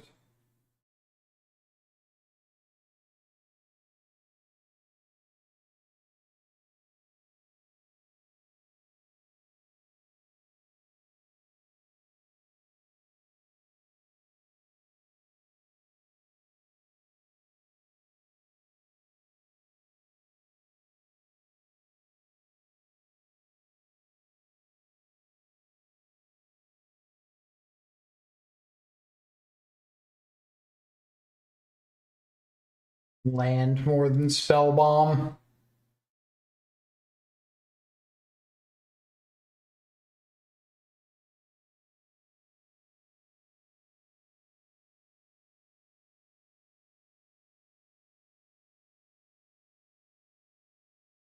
They did keep something on top.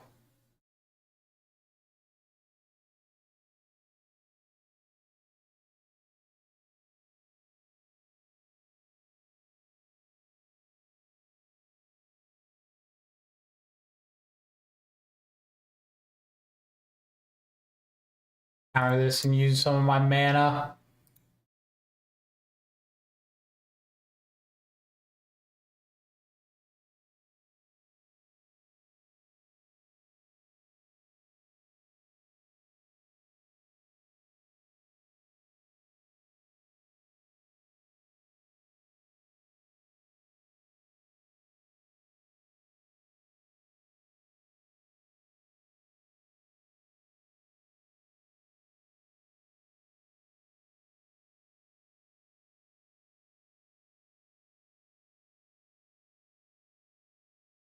Okay.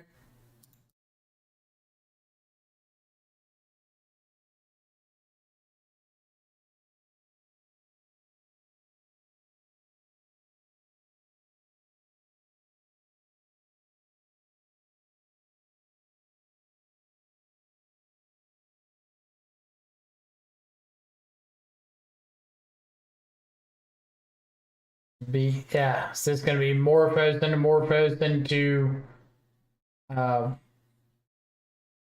glimpse. Mhm.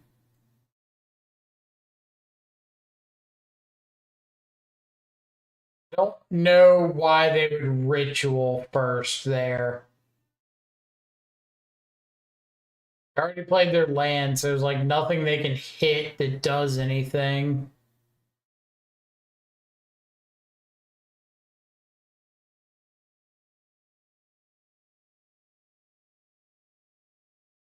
Okay. So we're gonna get this Ketramos online. I know they have another glimpse in hand, so I kind of want to hit the glimpse in the yard. I believe I'm gonna start on that because it gives me a draw with Ketramos.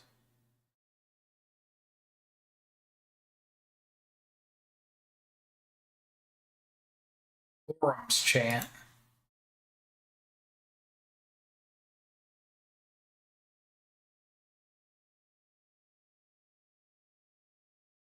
All right. Ketramos draw. Forums chant is can't cast spells at all. If I cast preordain, there's a chance that they could respond with Orum's chant. So I think I'm just going to lead on the Murktide.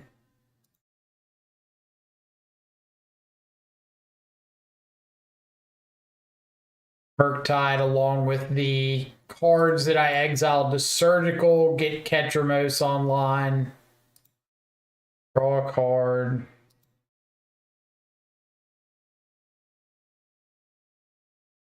Back in. You've currently got a Velikut's Awakening and an Orm's Chant.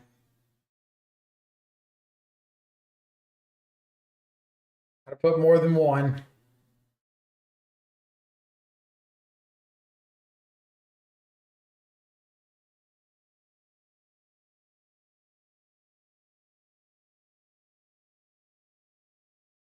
This is pretty good with me because I get to chop into their mana a good bit too.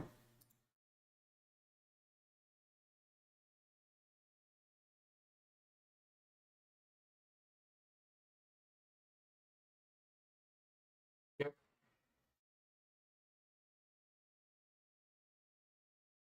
Orm's Chant, Velikut Awakening, unknown.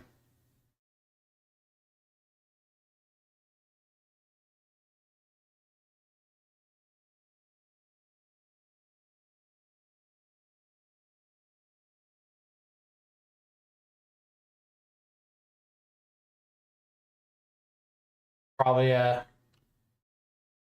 not gonna kick the Orm's Chant.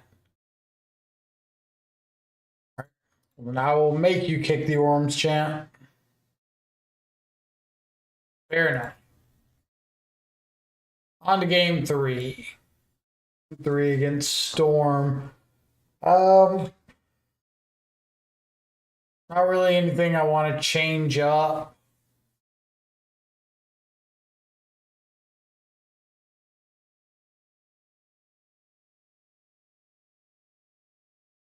I think we'll just run it back.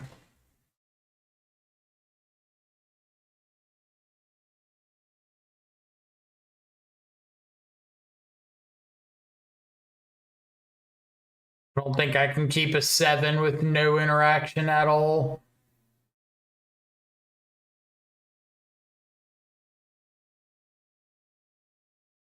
Better.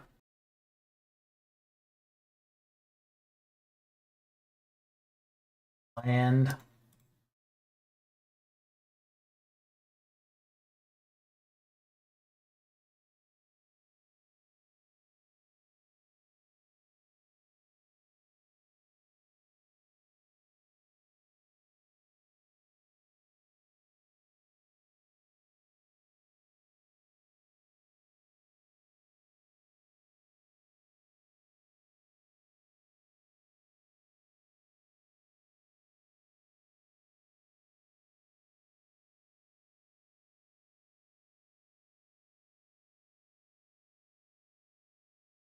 Part of me wants to just surgical the glimpses to see if I can get a little more information, but I recognize that is a extremely greedy line.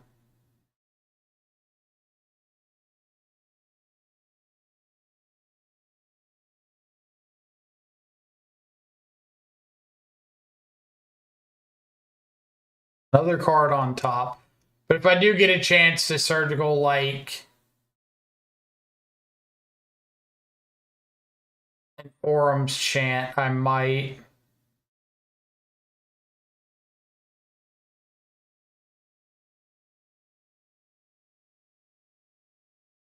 They're missing land drop. Feel a lot better now.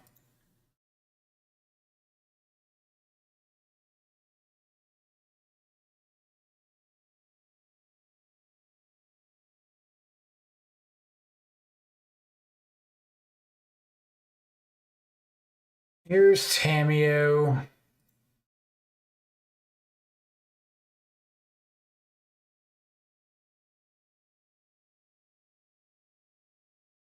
If they go for the Ren's Resolve, I'm countering it. If they go for Ral, I'll Fatal Push.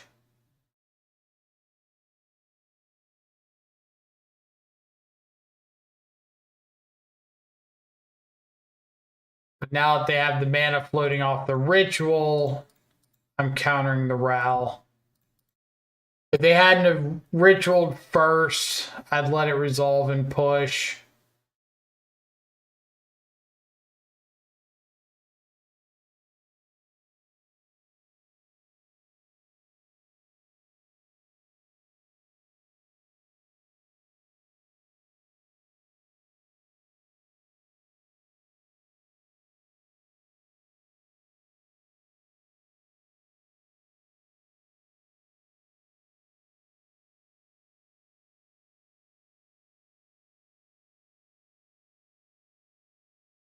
I do feel like I need to be considering surgical on like desperate ritual.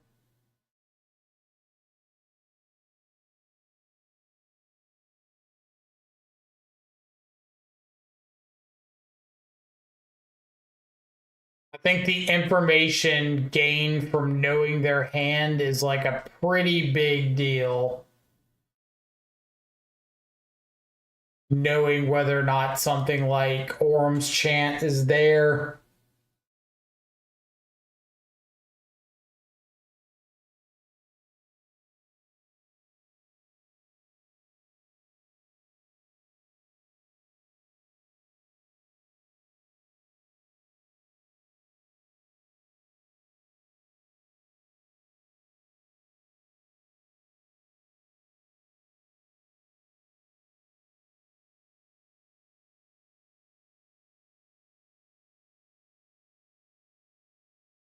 They'll fake out, eh?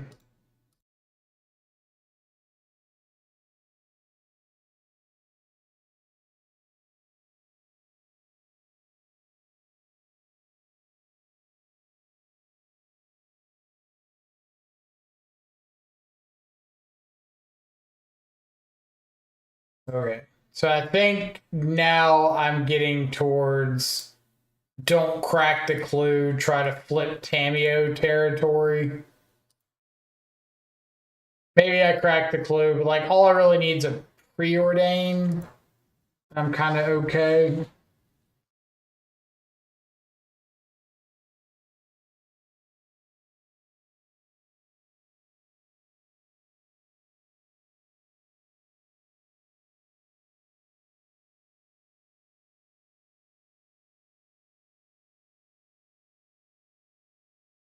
We saw the green red surveil land game one, right?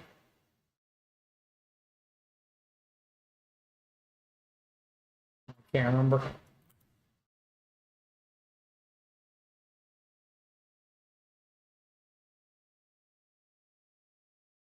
Might have, might not.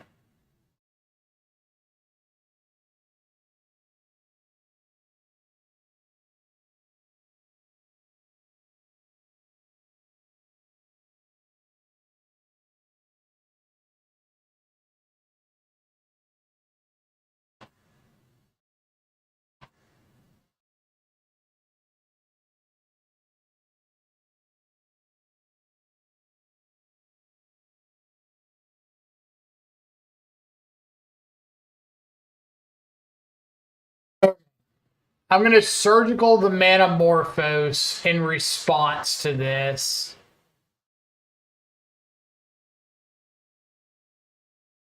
And see what their hand is looking like.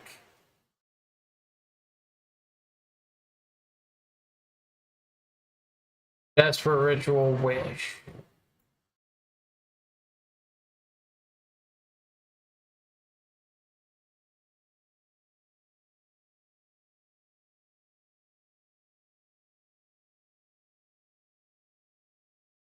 If I can let this go and then counterspell the first thing they cast from the graveyard.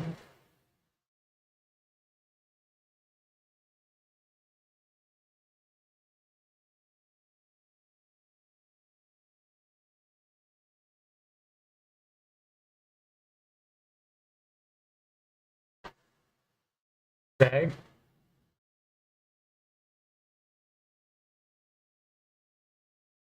Now I want to make sure that I spell snare whatever's coming from the graveyard so that I can save counterspell for the wish on their turn.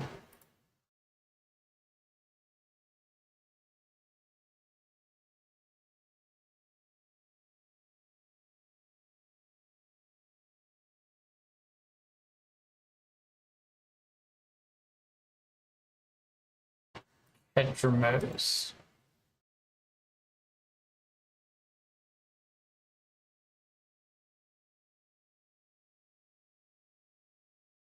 All right. Here's our god.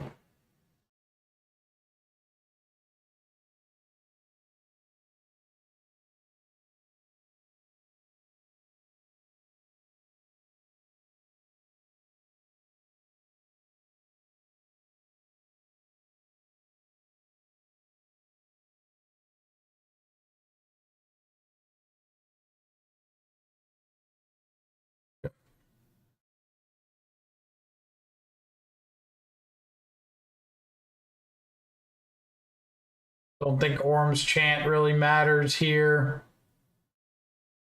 Take that back. It matters on their turn. Their next turn, potentially.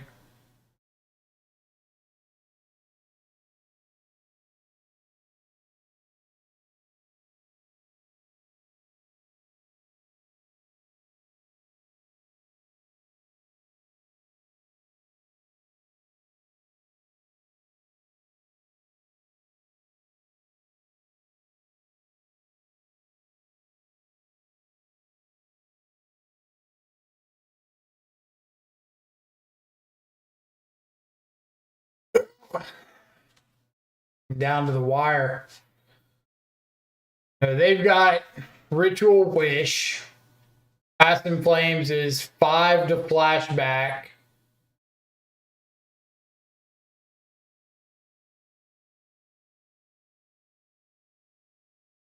All right, I am going to go ahead and crack this clue. With Tamiyo making a new clue. That's pretty huge. With Tamiyo making a new clue on my turn, I can prismatic ending my own clue to trigger, or to help trigger Tamiyo. I guess I need one more draw to do that, though. Oh, their Orm chance in exile, so I can use it to Ketramos. Pretty hot.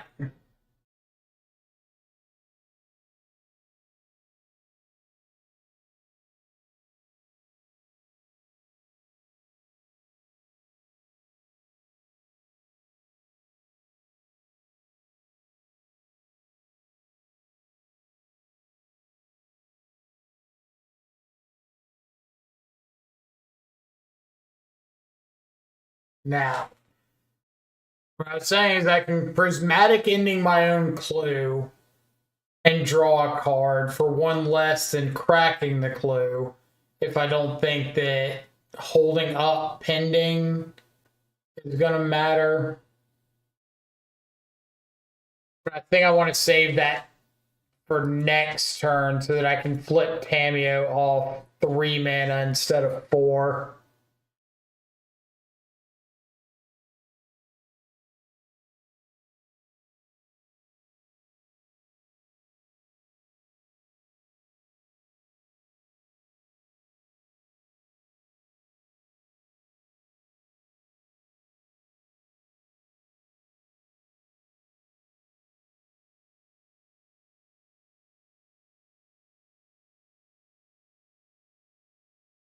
I feel like we should be about wrapped up.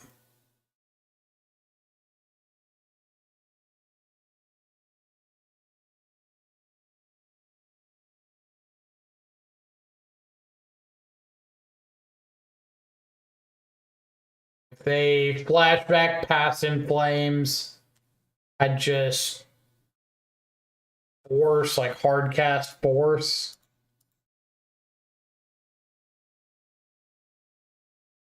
Now they've got a Wish in hand, an Orm's Chant that's leaving here.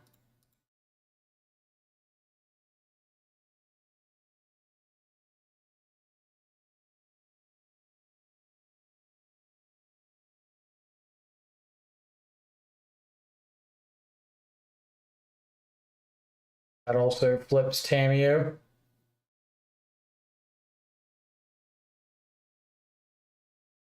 Back in.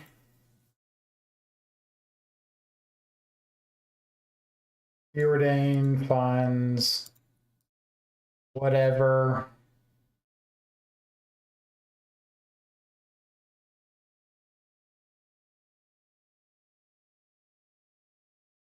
This is going to draw like 5 cards.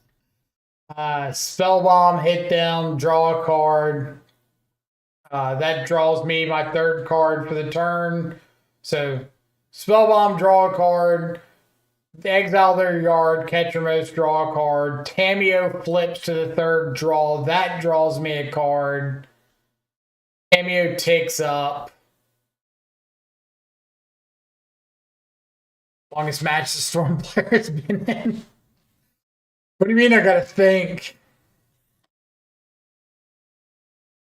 Just want to click buttons and Storm. Ugh. Kids are fed. We need a little bit more. We need to get them a value meal.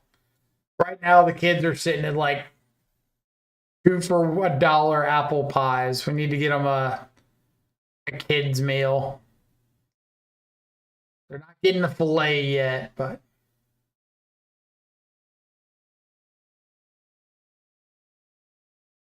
Ketramos specified card. If it specifies card, then it would not draw. That would be something I did not know about it.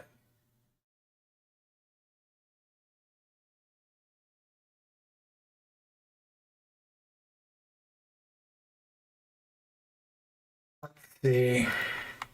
Card. Ketramos. New dog.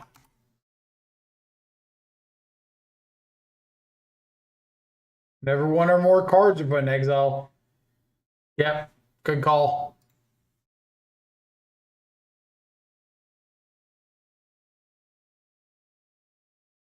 Sorry, Ketramos.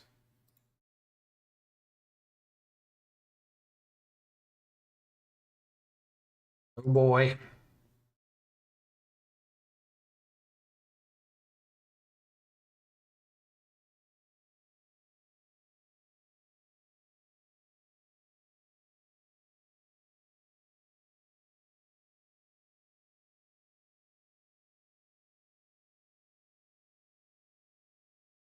Got a Thought Seize here. I can't have him resolving a Bale Merc. In before 2 Bale Merc.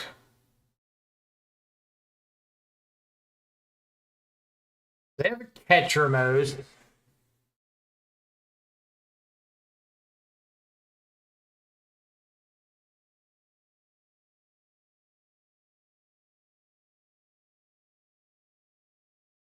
And a Thalia.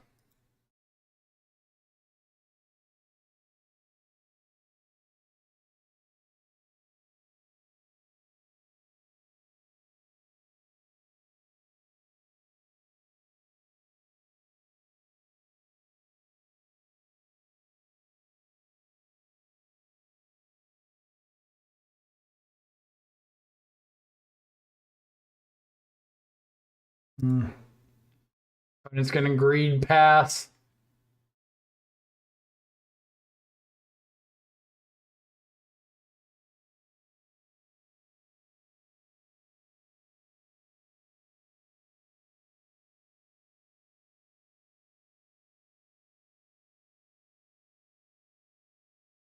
What do you think about the position of Bowmasters with Discard and Ketramos running around? I don't think it's as good as we probably want it to be.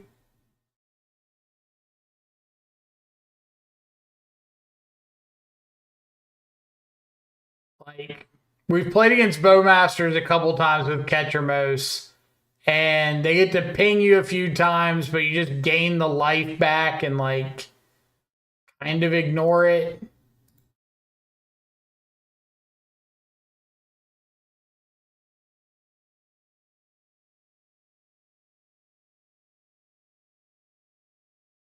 Hmm.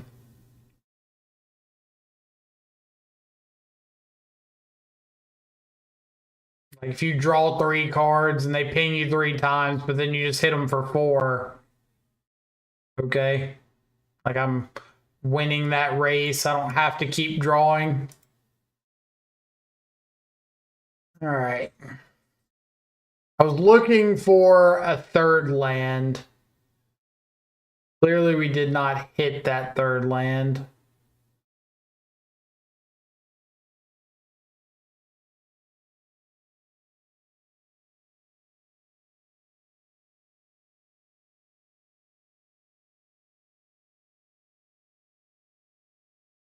Now, Moto is trying its best to lag me out.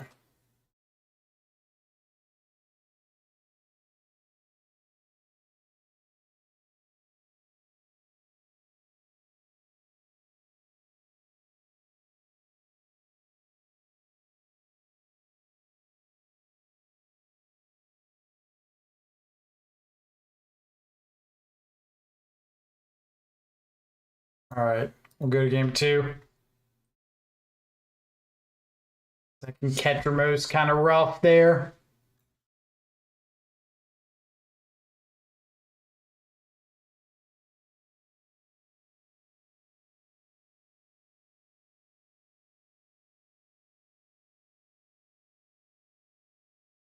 Now, I don't know yet if there is an easy way to tell if they're on Vial or not. Like, is there anything that I should just be keying in on? Like, hey, if they've got this card, they're on Vial.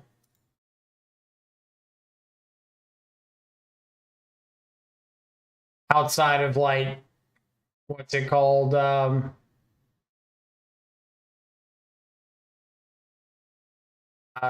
Relic of Progenitus. Yeah, if they're cutting Vial, it's really good for us. It was kind of a trend that was getting a little bit of steam before Portland, but nothing really for sure.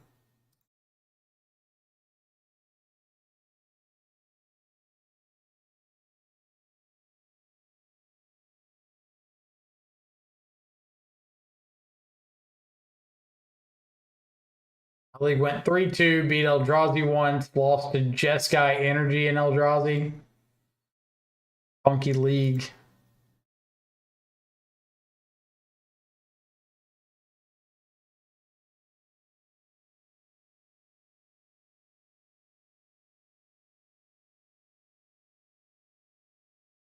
Yup. Whiff on their Overlord.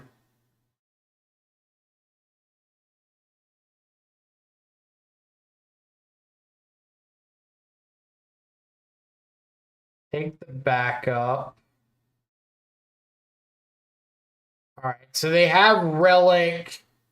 Now I'm supposed to believe because they have Relic, that means that they're Vialless.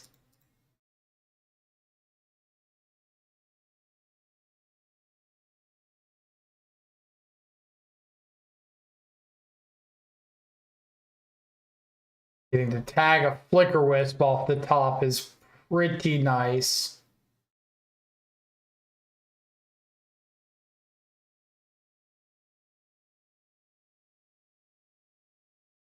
Vindicate in their deck. That terrifies me. Except I do all the, or love all the memes around Vindicate, like indicate and just a dude pointing. All the text scratched out to just say like there.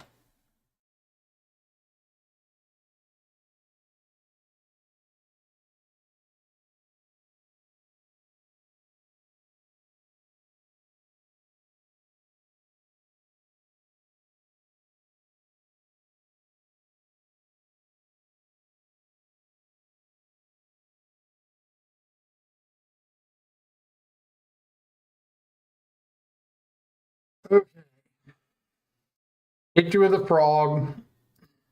Step one.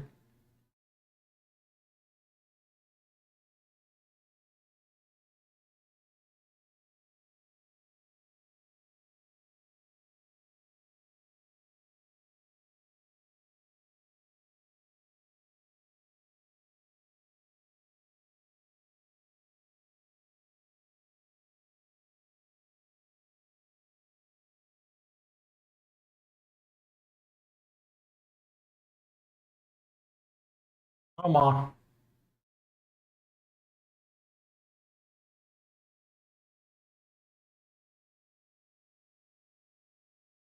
You can get there, Moto. I believe in you.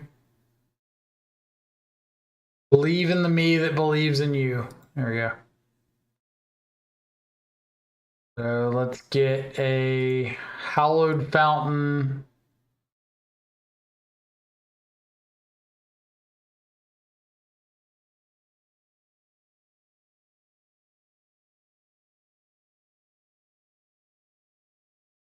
Discard. Ketramos. Discard. Draw. Yep.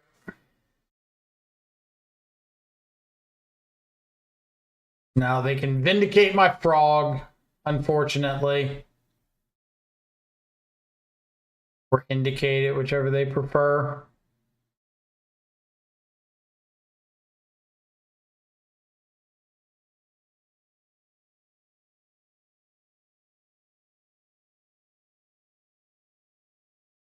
I have Overlord next turn.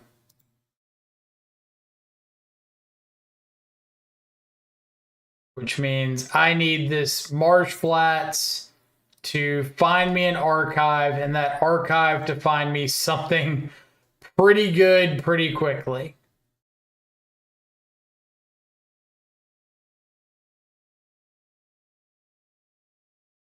Something really, really good, really, really quickly.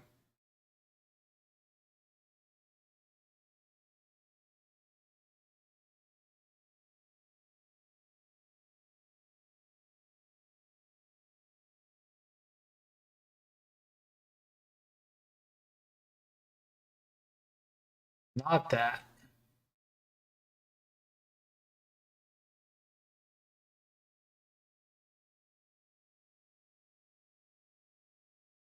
Um,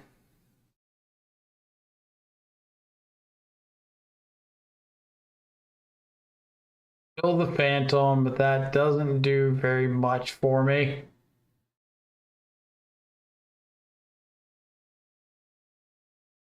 We have to win here. Our Ketramos is nicer looking.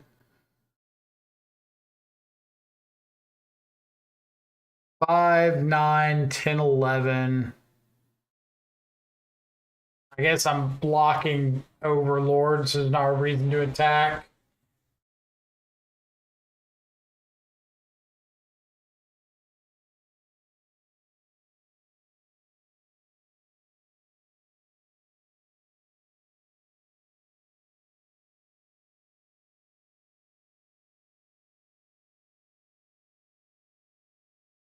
Putin has gotten a Flicker Wisp.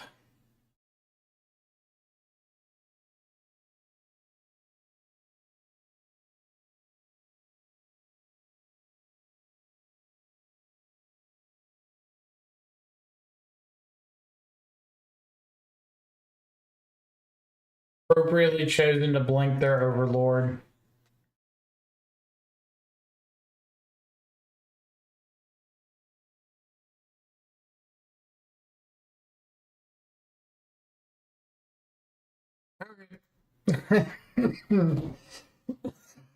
Wrap it up there. Would love to have seen a consigned post board, but yet again, the way the cookie crumbles. What do we think about Ketramos? That there was one game with Tameo that it looked really good. I think outside of that is pretty medium. So probably going back to cutting the Tameo again. I don't think Nihil Spellbomb or Ghost Vacuum really mattered. Like, Nihil Spellbomb was probably actually a little bit better because there was nuking the yard against, like, Storm and Future Flages that played a part. So I would probably say I liked the Nihil Spellbomb a little bit more. The 4-Force did feel a bit heavy. And I did not like the Dreams of Steel and Oil in the sideboard. The Harbinger plan against Amulet looked really bad. I think it's got more merit against Eldrazi, but not against Amulet. So I might just swap out the Harbingers for like 2 more Spreading Seas. Pest Control looked pretty mid. Especially when we're getting Blood Mooned out, but you know.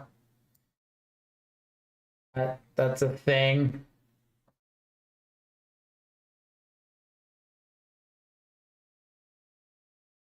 I don't think there's a way to build this deck without like Prismatic Ending. But I kind of wish I could. Like, base Demir, only splash maybe a single Hallowed Fountain for 3 Ketramos and just do that. But I don't think there's enough exile effects to really take advantage of it. So, a little bit lower on the idea. I did miss Spell Snare a little bit, but then again, we saw Storm, where Spell Snare really shines. Stern Scolding was mid. I think what I'm going to do is try to come up with a build of the deck that just cuts like all of the middling cards, like all of these conditional counters and some of the bad removal and some pieces that are like just synergistic, and see what I can put together out of the rest of it. But that will be something to do off stream. In the meantime, we are going to send everybody over to meet MTG, who's playing some Yawgmoth. So if you're wanting to check that out, feel free to stick around. Clouds, GG's. Appreciate you coming around and saying hey. Dropping a couple links in chat for the YouTube, Blue Sky, Twitter, and most importantly, the Discord. So if you want to come join the Control Freak Discord, come say hey, come talk all things Ketramos or Frog or whatever else we got going on. Love to have you there. Clouds, thank you so much for the follow. Greatly appreciate it. Other than that, hope all of y'all have a fantastic rest of your evening. Stay safe. Enjoy some good food and company. I will catch y'all back live later. Adios for now.